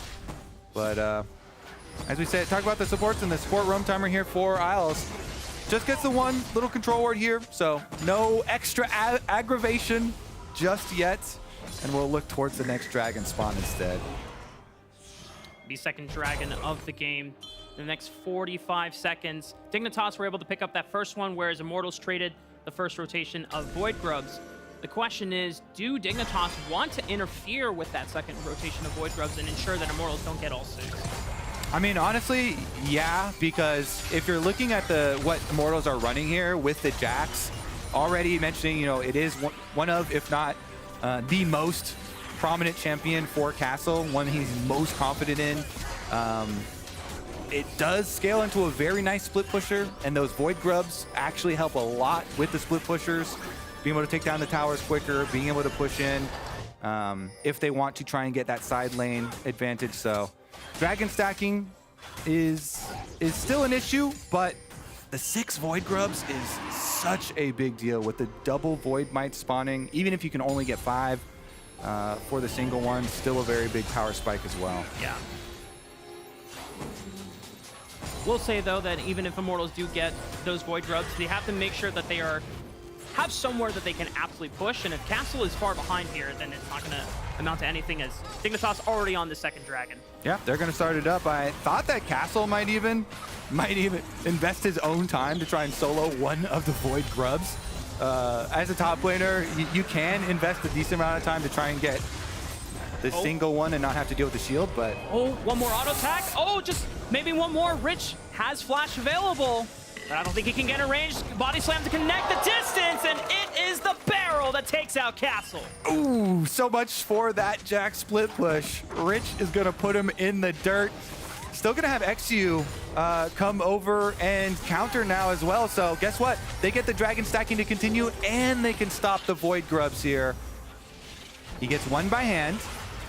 He has no smite here for the other two, though. If Armeo could actually secure... Everybody's roaming up. They're going to teleport. Full commit for it. Yeah, they are all inning for a Castle with a teleport. Ensures that even though Armeo is not going to be able to get 6 for his squad, he can at least get 5. Now, at least you'll get one of those Void Might spawning in whenever you start hitting the turrets. Yep, close enough. All right, on the recall, the Sundered Sky completion for XU here as well on the Vi, off of the extra money that he got from killing Maskin in mid lane there with that first blood, is going to be a very nice power spike. Has his ultimate up and ready again to use, has his flash ready. Vi with both flash and ultimate is just itching to make plays here. So we'll see if he does anything towards the bottom half of the map off of his bottom side's recall, because those first item completions are also coming in. Ghostblade finished here now for Tomo as well. I have to say that for Dignitas, they've done a solid job of some of the early game plans they've already made. 2 dragons for themselves. They didn't deny all 6 scrubs, but they at least denied 1, so it's only 5 for Immortals. The gold lead isn't massive, but it is 2,000 to their name. The question is, how can they snowball that into a bigger lead? As Isles is going to get clipped, but he has the battle dance to get over to XU on the other side of the wall. All right, no harm, no foul here. They are going to be able to bully them away from the red buff, though, and counter jungle that one. Roam timer for Mask from mid lane, too, means they're going to threaten Tomo. He's a little bit far out in lane, but not far enough for them to make the full commitment. So it's just going to be the red buff stolen. So far, no really explosive moves made on this bottom lane. Well, I mean, I know that Twitch chat voted for the bot lane to be the focus, but to be honest, not much happened. It was just a lot of handshake farming. It's like, hey, you got some CS? I got some CS too. But Tomo and Tactical have both hit their early Yumu's power spikes. If they start fighting, there will be a decent amount of damage, as Tomo was looking for that chain of corruptions, but Tactical with the sidestep dodges out on an all-in. Boots of speed coming in clutch here for Tactical. Be able to dodge that Varus ultimate. And they definitely want to make something happen. You can see, yeah, Vi was down here for the lane gank, coming through the brush, popping off the Varus ultimates. Nice little dodge from Tactical, denies everything though, and now it's Immortals' turn. Since they've got the reset here, Ole comes out with Armeo with the big AoE teamfight ultimate combination. Moving on up towards the Rift Herald. Rich has first move. Castle is just coming from base. They take out the control ward so that they don't have vision on the Herald pit anymore. Armeo, Mask, and Ole are the first ones. Herald does take a long time to kill nowadays as well, so it's going to be time for everybody to get here. You can see both AD carries walking their way over as well. And it's a slight cooldown advantage of not having the Varus ultimate available for Dignitas. Armeo's going to start.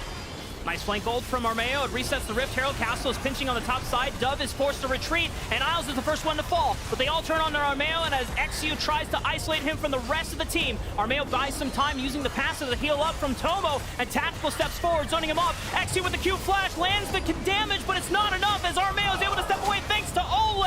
Bailey pulling him out, and the rest of Dignitas are pushed off the Rift Herald. Woo, Armeo with the slick moves all the way around the Rift there, over the blast cones, and Ole barely being able to peel for him to get him out alive. It's just the 1 kill, though. Let's take another look at how they start this fight out. Of course, Varus coming from base, and so Armeo's got a really nice angle behind them with the wide ultimate here from Maokai. Starts it out himself. They do get the root here onto Isles. Ole follows it up with the combination from the Rel, and it's enough first image to get the first kill. Then it's more about the extraction of Armeo, since he went in so deep for it. They make him walk all the way around here on the Cloud Soul movement speed of the Rift, and able to peel him and get him out. A lot of summoner spells blown as well, which might be the big wins there, as there is going to be no more flash left on that Varus. Significantly more vulnerable to those big Rel Maokai engages than previously. You just saw some frustration on XU's face there. They invested so many cooldowns just to take out Armeo. Tomo even lost both of his summoner spell, whereas now Tactical has both Flash and Cleanse up an advantage.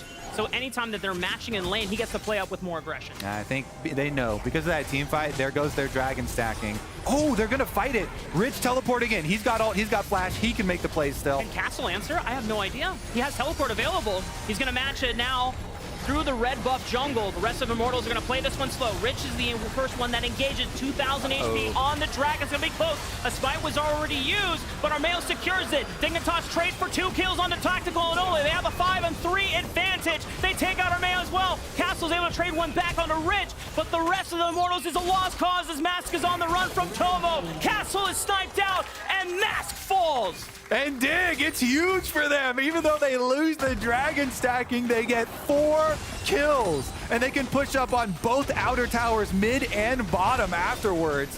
Let's take another look at it as Rich goes in head first. The teleport here down from Castle, and he walks around the bottom side of the dragon looking for the flank. But really it's about Dove's package in. Dove teleporting in up there to the top side behind the blue buff, and then having that big package through the back line, as we don't have the reset button, is able to demolish this Immortals team. Really have to be aware of that big sound call out for the Corki package, and Dove having a good teleport and ultimate back in there. I will say, I think good use of judgment from Tactical. He knew that he was pinged. There's no point in burning both his Flash or his Cleanse in that fight. So if they have a more properly structured fight where the front line can actually peel for him, he's going to have these 2 summoner spells if the fight proves to be more decisive in the outcome of this match. All right. Trying to get the consolation prize here. Always does feel nice to get a Rift Herald objective bounty shutdown, though, since its base is set at 500. The bigger base for those objectives, but Rich under tower. This is a tanky Gragas, so he might be able to sustain himself for a little bit of time, but there's so many spells being used onto Rich, and eventually, oh, but Arms comes in from Fog! The Battle Dance Flash keeps Rich alive, and Mask is in trouble as he falls to the turret! Dignitas pull the hood over Immortals' eyes, but Tactical ensures that they get 1 out of the trade, and Isles will have to walk away. Valiant effort there. Isles delaying the death of Rich, saving him for so long, and they get the counter kills. Meanwhile, their team are just demolishing the base of Immortals. This one's going to get chunked down as well. That's great for Dig. Inhibited turret already fallen on the top side of the map. Great trade for them. Rich just buying as much time as he could. And I don't know how the hell Isles got all the way from mid lane to bot lane so quickly, but that really saved the play for Dignitas, and that just puts them so far ahead. 7,000 gold now on their side. Yeah, I mean, the bubble support item is as well. The blocking the damage is actually quite nice. We're going to see it be very meaningful here as Isles comes in. He hits Rich with the shields, as well as Rich trying to get his self-healing off. But the beginning is him just getting pummeled under tower. Pure CC. Isles comes in, gets the Locket shield, gets his Battle Dance shields. And Rich is able to delay for quite a long time until you get hit with the sniper. In comes Tactical. And it's really about the map movements during that replay, though. What it really means for the rest of the team is they push down both mid and top side. Rest of the team laughing as he is able to delay. I mean, that was definitely... I can imagine in comms, it's like, Rich is like, okay, guys, I think they got me. And I was like, hold up, I got you. And then you just say, wait, Rich is not dead. Oh, this is great. It's just fantastic for the side of Dignitas. Now they're prepping vision control, completely lighting up this blue buff quadrant on Immortals side. The next dragon is spawning, of course, in the next minute. That is the next play. It doesn't mean soul point for either team yet, but if Dignitas get it, that is further pressure on ensuring that Immortals are gonna have to fight them sooner or later. Yeah, and it's gonna be difficult when they do, because they're really about two possible ways out for this game. Could they get some Jack split push pressure in the side lane? With the start that they've had, it does look pretty rough, and he's on Trinity Force and a half basically here, trying to work his way towards a Titanic Hydra follow-up, but is a decently long way out. And then the other options are the Brute Force with the Maokai and the Rel combination, but since they're so far behind, and since Dignitas has so much poke damage beforehand, you don't have a lot of time to pull the trigger on that flank. You have to invest a lot to even be able to get an avenue to flank to try and clear out a ward path and a vision path to be able to do that. And then the team you're trying to do it into is currently in a very advantageous position with all the extra gold that they have. You know, especially XU, this young talent that we're talking about, Dignitas really trying to nurture and bring up here. Have a very good start on his Vi. And his Black Cleaver also being done in addition to the Sundered Sky. Yeah. Puts him in a very strong position. Teleports come in. They do not want to let Immortals anywhere near this objective bounty shut down. It doesn't seem like the Immortals will be able to contest this dragon. And I just want to go back to XU at the beginning of this game. As we talked about it before, XU versus Armeo was a very common jungle matchup that we saw at the top in Challengers. Mostly in 2022 before Armeo got his break with Evil Geniuses in summer 2023. But the thing about that was so characteristically different about Armeo and XU, Armeo was always known as the control junglers. Like, I'm preventing and making sure that things don't happen for my winning lanes. XU relied on explosive moments and just finding pockets of fog where the enemy thought that they were safe, and he would just no thoughts, no hesitation, be able to react. We saw that the first few minutes of the game, everything was quiet, and then suddenly XU pounces on Mask when he went for that ward, and that advantage led to Dove being able to be so far ahead, and this has created such a snowball advantage that has slowly crept up over the back half of this 20-minute game. Yep, it's painful now because the Malignance just synergizes so well with Corki, leaving those pools all over the place, reducing your magic resistance. That plus the poke damage coming from the Varus, who is 3 items here and almost also has his Muramana transformation. A little bit more ways there for Tomo to go, but there's the initiation. XU's in.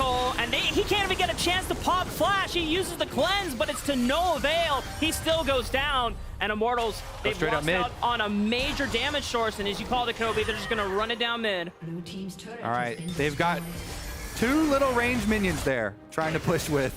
And Mask here trying to delay, pushes on the bottom side. He does have a teleport of his own to try and escape, but Rich is going to get down there pretty quickly. Is Mask in trouble? He should have this turret, so Mask is able to back off. Still has teleport available if he needs to join a fight that Immortals want to pull in mid lane, but they have to be careful still. The wallet diff is still on Dignitas' side. They don't want to take necessarily an even fight. They always want to try and surprise them with flanks instead, using their teleports. Yeah, the thing too with Immortals is you don't even want to really show your face too often towards this Dignitas comp, or your chances of winning drop with every skill shot that lands on you. So it's so difficult when you have to stay hidden. You don't want to even have your front line in range of Corki and Varus poke to get chunked down before the team fight. Yeah. Yet you also have to be really ready to jump on any opportunity that looks like a possible good engage for you so you can try and get back into the game. The only way you get back into the game is making a big play. Yeah. That is a big initiation and an all-in commitment for your team. So it's just, you're kind of peeking around corners, hoping that Dignitas will expose an angle for you to make that big dream comeback play, because the split push option isn't really there, nor is the possibility of soaking poke. Yeah. And at some point as Immortals, you're just gonna have to flip it. Like, you cannot just bleed out slowly at this point, because with the siege composition that Dignitas have pretty much scaled into, it's just harder and harder to really force front to back fights if you're taking an HP disadvantage to start off with. So Immortals, I don't know who is going to be in comms just saying, guys, I don't care if we're down 5k gold, we need to take this fight right now and just make a quick play. Yeah, they're really going to have to work around the Corki package timing as well.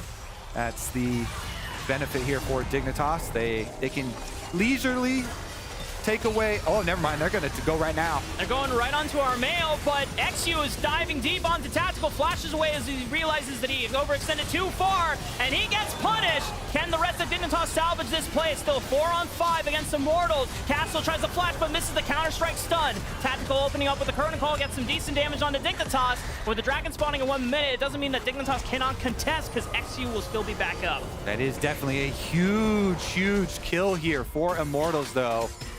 Very necessary to even get any extra money back in their pockets, and getting the little shutdown there onto XU, plus the flash off of the Vi, making it a little bit less dangerous for their carries next time around for that dragon fight that will come afterwards.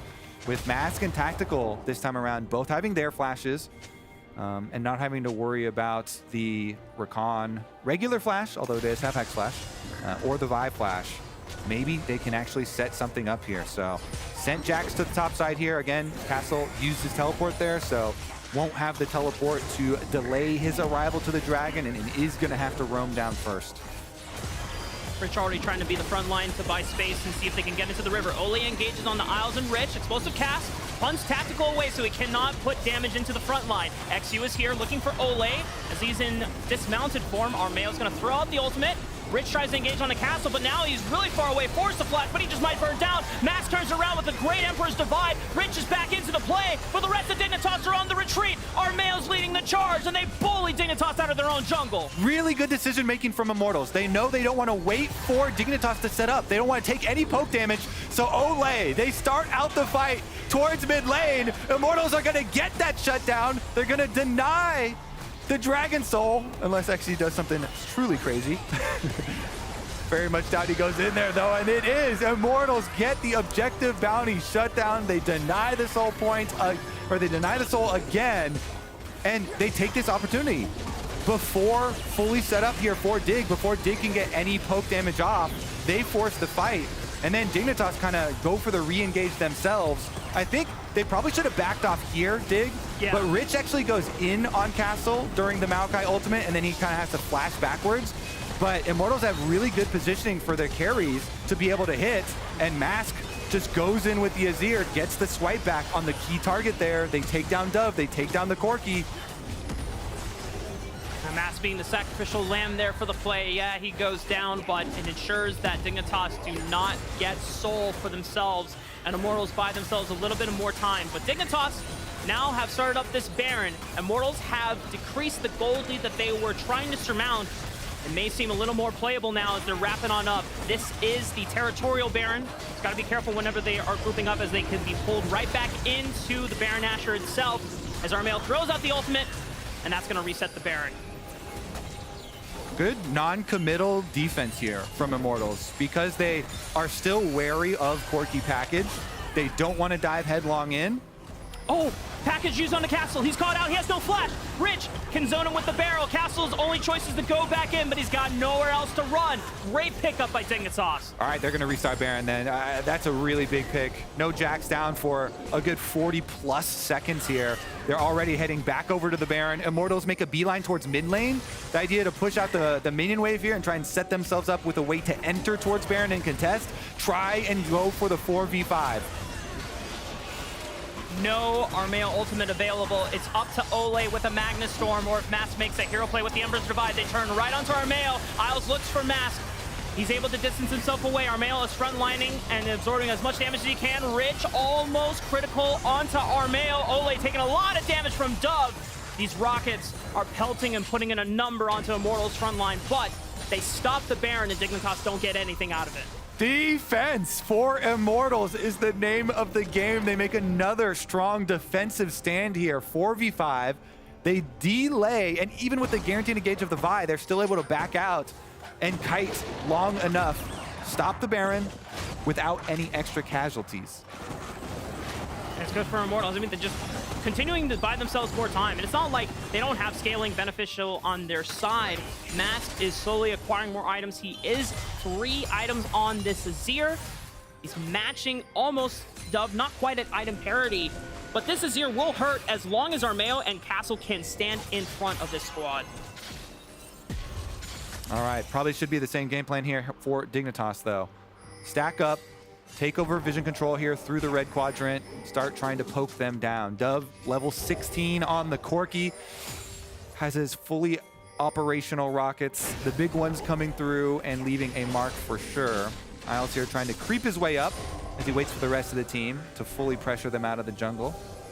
They don't quite find the ward through Krugs, but it's not the most meaningful of wards here leading up to Baron. And Dignitas can try to stall this out. They don't necessarily have to go for the Baron. The Dragon is spawning in the next minute and a half at some point that they feel like they can just drop control over as Armeo finds an engage on the Isles. He pops the quickness, charms up the front line. Armeo's taking a lot of damage. XU finds the target onto Mask. Beautiful cast from Rich, and that's the punt that they needed. Mask goes down, but Tactical's firing bullets from the other side with the curtain call. Rich is still frontlining forward, forcing Castle to flee. In the end, it's still a 1-for-1 as Immortals trade out Mask for Isles. Yeah, definitely beneficial here for Dignitas, taking down that Azir. Trading out their support instead. XU barely survived, by the way. The last little remnants of damage from the Ignite, not enough to take him down. And they're gonna opt for a reset to set up for Dragon Soul opportunity again. Can Immortals pull off another defensive stand? Can they deny another Dragon Soul here? And at some point, I wonder if Dignitas need to start setting up objective control a little bit earlier so that both Tomo and Dove can get this poke down and really force Immortals off to make sure that their engage is not as advantageous as it could be. Immortals still have control of this Baron side as they need to get into the pit to take out this last control ward. But Dragon is spawning in 7 seconds, and Immortals are nowhere near. Looks like they could just solo down this Dragon. Immortals have to make a choice. Either try to make a call for the Baron or look for this mid turret, because this Dragon is just going to get soloed out. Yeah, I think the Dragon is probably gone here. You'd have to work your way through this poke wall, and it is going to be the sacrifice of the Dragon Soul in favor of positioning. At this point, they know if they lose a big team fight, it could be the game over. Oh, explosive cast on the Tactical. Forced to use the flash. Still doesn't have cleanse available either, so that is both summoner spells down on this Jhin. Definitely value ultimate there from Rich. Little bit lackadaisical movement there, and Tactical out on the side loses both sums. You know Dignitas now want to pressure it hard here around Baron. Moving up on them, they've got the extra speed with the Dragon Soul. They're going to turn their sights towards the vision clearing. And actually with this Anathema's Chains, I imagine that is probably for Tactical. He already has Merc Treads and a Spectre's Cowl for the defensive damage reduction against Mask.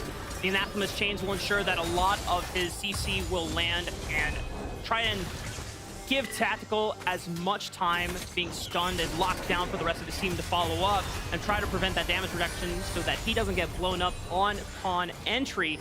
And knowing that both of his summoner spells are gone, I imagine that Dignitas, as soon as they see Tactical in range, everyone's going to say, just dogpile on this guy and try to end the game after. All right, 3 members of Dignitas left around to try and defend the vision that they put up around Baron. But Immortals are just going to try and push in here. Ole doesn't feel confident enough to take down any of these control wards, and so Dignitas will retain that power around Baron as they got their resets off on their key members. And we're looking almost towards a full build there for Dove. He picks up the No Magic Mantle with the last little bit of inventory space here for himself on the Corki. They push it out. He's already maxed out level 18. They can retreat back to the Baron with his Corki package. Just rinse and repeat. Spam out these rockets, spam out that poke damage, and look for your angle. Package is ready, Isles is ready. Dove is waiting in the fog of war, Just waiting for Tactical to step on up. That's He can big. try to solo him out. He spots Tactical, and he knows that he's separated from the fight. Tactical is zoned out. He can't really contribute anything. Mask gets blown up. Only contribution is that Emperor's Divide, but two members are already gone from Immortals' side. Dignitas push Immortals out of the jungle, and they're going to turn right on back to the Baron. Yeah, they have a beeline on Mask. They take him down. Another one. XU goes right for him with that Vi ultimate. Mask did not get to do much at all that team fight. Just absolutely assassinated, and it means Dignitas will definitely be able to pick up their Baron. And after they reset one more time, they'll be inside the base. They'll be taking down these turrets. And this is where, once again, the Siege composition really feels at its peak. You have all these long-range poke spells, maxed out Corki, maxed out Varus. They're going to be hitting you with spells from a range that you can't do anything about, and Immortals are limited on options on being able to stop them. They certainly are. All right, here it comes. Teleport out for an even quicker push of mid lane there. While the rest of Dignitas heading here towards bottom lane. They're going to push on 2 lanes. Knock, knock. Here they come. What will you do, Immortals? The defense, they've had some good defensive plays here to stall it out, to buy themselves some time. And they know they can't wait around. They know a quick play has to be made here. They see Rich all isolated in the mid lane. No flash to be used. He tries to use it the last minute. But that's a clean kill onto Rich. They used a couple of resources there to make sure that they made the kill down, but at least it's a 5-on-4 in this bottom lane. All right, Immortals. One more. Here they go. Curtain Call opens up, finds one bullet on the Dove. The second bullet connects. XU will block with the 4th bullet, but that's still a lot of damage that Dignitas have suffered. Key delaying defensive picks here for Immortals. Again, they go after the split pusher. They go after Rich in mid, and they put a stop to the Baron pushing. Objective bounties are up, so if you can keep making these key plays like that during the prime pushing windows of Dignitas, buying yourself a lot of time, keeping that hope alive here in day 1 of LCS. And both of these teams just fighting through to make sure that they can pick up this win, as with a shorter amount of games in the total split. Every game, as Jack pointed out, every game counts even just more. And with the Elder Dragon coming up, if Immortals can last long enough, that could be the one turning point, the one key that lets you back into this game. One flip is all it takes to turn this game around. Return to the same game plan. Pushing up mid with 3 now, though, instead. A little bit safer here. As Tomo and Isles going to shadow Rich, but Ole goes for it again. Armel throws out the ulti. Rich front lines it. XU flashes forward, looking for Mask. Isles follows up. Mask tries to push him away with the Divide, and he's trying to run away, but he's got limited frontline help as Tomo isolates him out. Multiple knockouts being thrown into the front line of Immortals. Tactical steps on back, uses the curtain call, but to nothing. Castle is gone, and the rest of Dignitas will push on forward for their first win in the LCS. They've done it with that one. This time around, they defend Rich. Everybody comes to the mid lane, and Dignitas will claim their victory. Fantastic game for Dignitas. A couple of stumbles in the mid game there. Great defense by Immortals a couple times, but Dignitas, through thick and thin, endure and are able to pick up their first win in the LCS.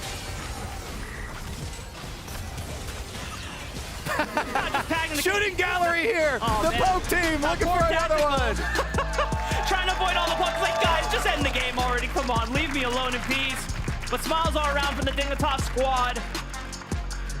And honestly, really big spotlights were on the younger players there. XU, with his path towards mid, got the kill early onto Azir. Dove got to scale really easily and nicely there with the Corki in mid lane. Pretty smooth operations here for Dignitas. Tomo deathless in the bottom lane in their first game as well, with Twitch chat voting to keep the camera down there, and definitely got their rewards. Dignitas on the board, 100% win rate in 2024. Yeah, if it's not XU that I'm really highlighting in this first game, it's got to be Isles. Isles had really clutch saves, being able to pretty much do like everything that the team needed for him to do at a moment's notice. Rich getting dove on the bottom side of the map, go salvage him and bail him out. XU is making a crazy dive into the backline, go be a dive buddy with him in the backline. We're getting engaged on and Tomo is in danger, he bails him out too. And Isles is also another player that we saw briefly being subbed into the LCS a couple times through Cloud9, but a lot of hype, but never really got his fair shot. This is his first official debut as a starting player for Dignitas, and he's already making a pretty damn good name for himself. Cool stuff there from Dig Immortals. Back to the drawing board a little bit for them. A lot of stuff to review off of that game. It is a little bit shorter of a season. As you said, fewer games. Every single one matters, so gotta fix everything quickly. That's right. Well, that's going to be concluding the cast for us, but we're going to be joining Emily and XU on stage for an interview. Thank you, Rafa. I'm here with victorious jungler XU at your first LCS stage game in a really long time. Just generally, what was it like coming back to the LCS stage, starting as Dignitas' starting jungler? I think this time I was a lot less nervous, which is nice. But when I actually got on stage, I was kind of shaky again. I was like, oh, okay, it is different than scrims. Because like in the back rooms, I was really comfortable. I was like, you know, we've been here for a few times, but like playing on stage is still different, and I was still a little shaky. So hopefully in the future, I'll be less nervous. Well, you couldn't tell in game because you were incredibly aggressive on the Vi in a really good way. A lot of your early machinations around the jungle helped set up your team for success. So what has it been working like for this team? And also just generally your engages in this game, how would you rate your performance? I think this game was pretty easy. I just press R and they die. So like, I didn't really have to do much thinking. Like I got a lot of juice from Jonah or Isles. He was just like, press R on anyone and they'll die. I'm like, okay, like my job is super easy, so. Yeah, I mean, you took the zero several. It was like you had a target right on Mask. He did not have a fun time this game. Another thing that I think is interesting about you is you also kind of helped and sat back in the coach's booth for a while. So what's it like to not only have so much game experience from, you know, coming in as a sub, also playing in challengers, and then being a coach? How much of a difference does that make in how you see the game? Honestly, I didn't do anything as a coach. No? The coach is a bit of a weak role, honestly. Yeah, you just kind of sit there, you make fun of them in scrims, and then go to stage and hope they perform. So, yeah. What was the best or worst advice you ever gave a player as a coach?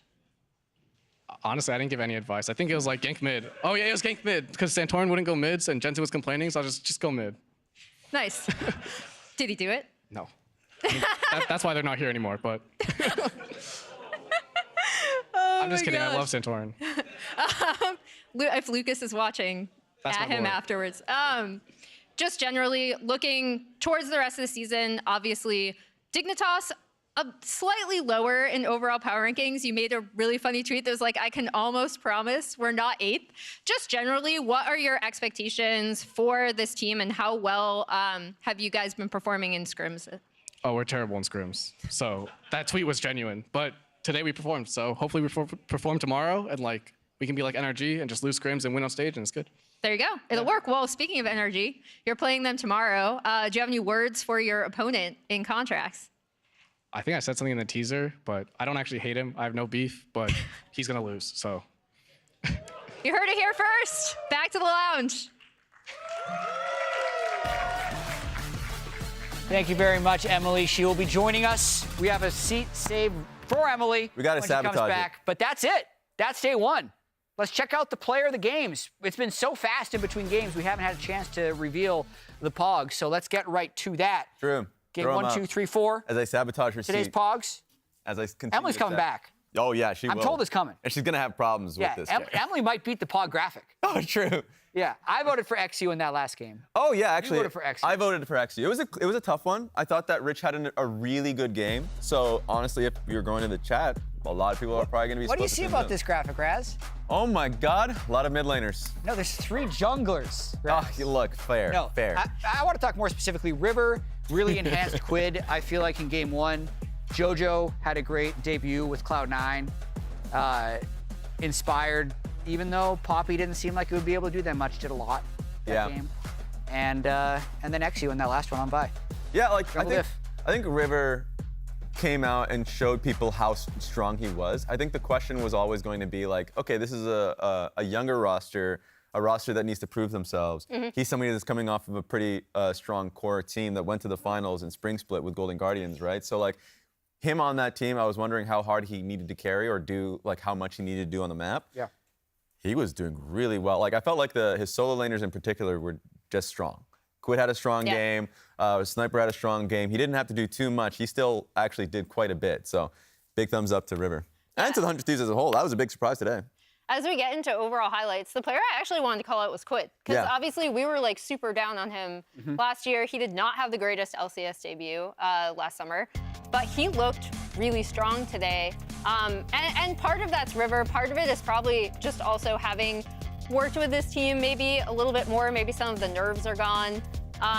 River was all over the map early though, and yeah, this was a great debut for General Sniper. It felt scripted, the fact that APA got Ziggs, Sniper got Riven. I got to talk with Viper, Sniper's brother, after the game, and he's like, I was a little surprised to see Riven because we talked about the Udyr-Riven matchup yesterday and said that it wasn't winning for Riven. But then, I think he said it looked like both teams were just going for comfort. Like APA picked Ziggs into Yone, also not a good matchup. So a lot of the guys on stage, I think, were just trying to play what was comfortable for them because they thought that would give them the best chance to win. And I also think as we look into an Infinity, okay, there we go, us in Infinity. I also thought that the draft with Seraphine Karma really lended a hand to the rest of the comp. That they can play however they wanted within the team fights, and they always had a scaling element. So like even though the matchups were a question mark and they played towards what was comfortable, it had the bow tie of Seraphine and Karma. Here's the first game of Is Lucian not as strong as we think? Ah, there it is.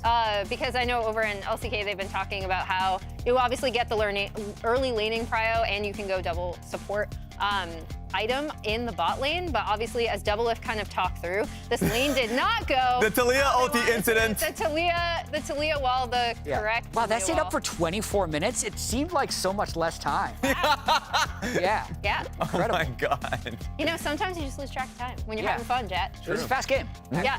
Really quick. C9 definitely looking like kind of the team that was promised from all of the early scrim rumors already. JoJo had an excellent game.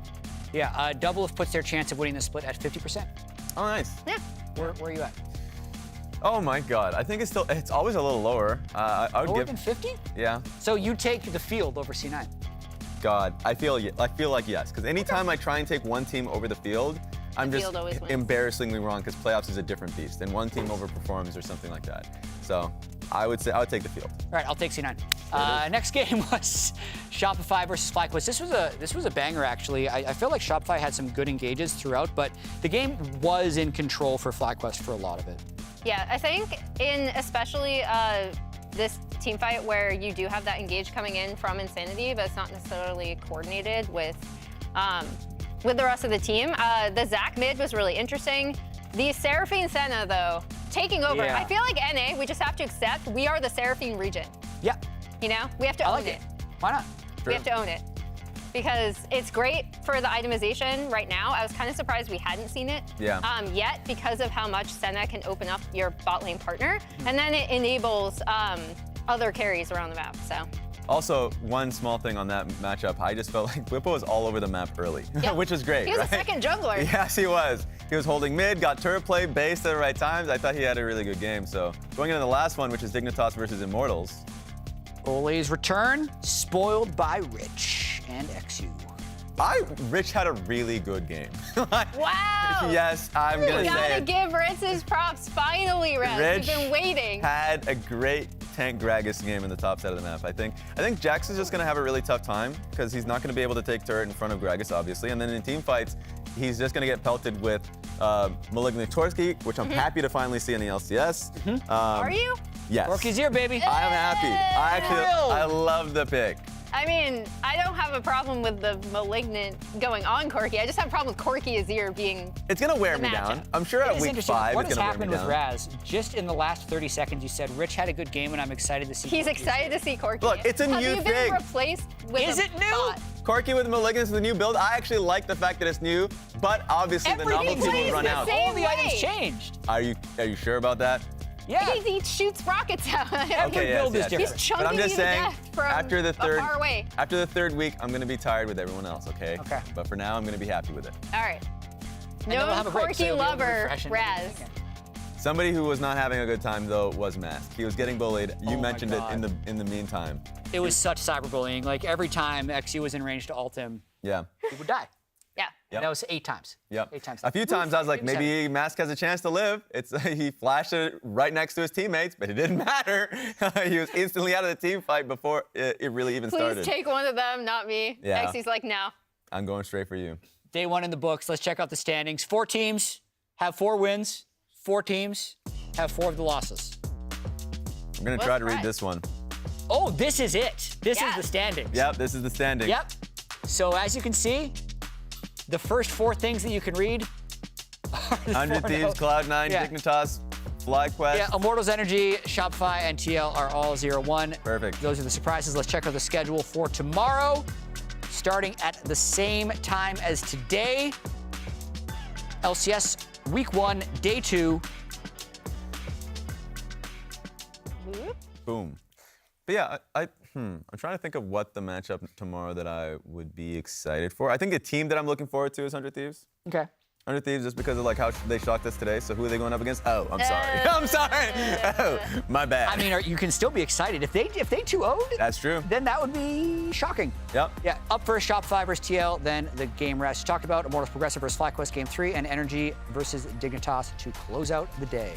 Sleeper 2-0s we could be seeing. FlyQuest, Dignitas, Cloud9, all pretty good shots of going 1-0. But that is going to be it for us from the LCS Lounge. Join us for more LCS Waiting Room tomorrow. That's going to start at 2:30 Eastern or 11:30 Pacific. But now, unlike last year, we've got more league. True. It's the NACL, their first show. We're done. Woo! They're starting. See you over there. FlyQuest Challengers. Let's go. FlyQuest Challengers disguised.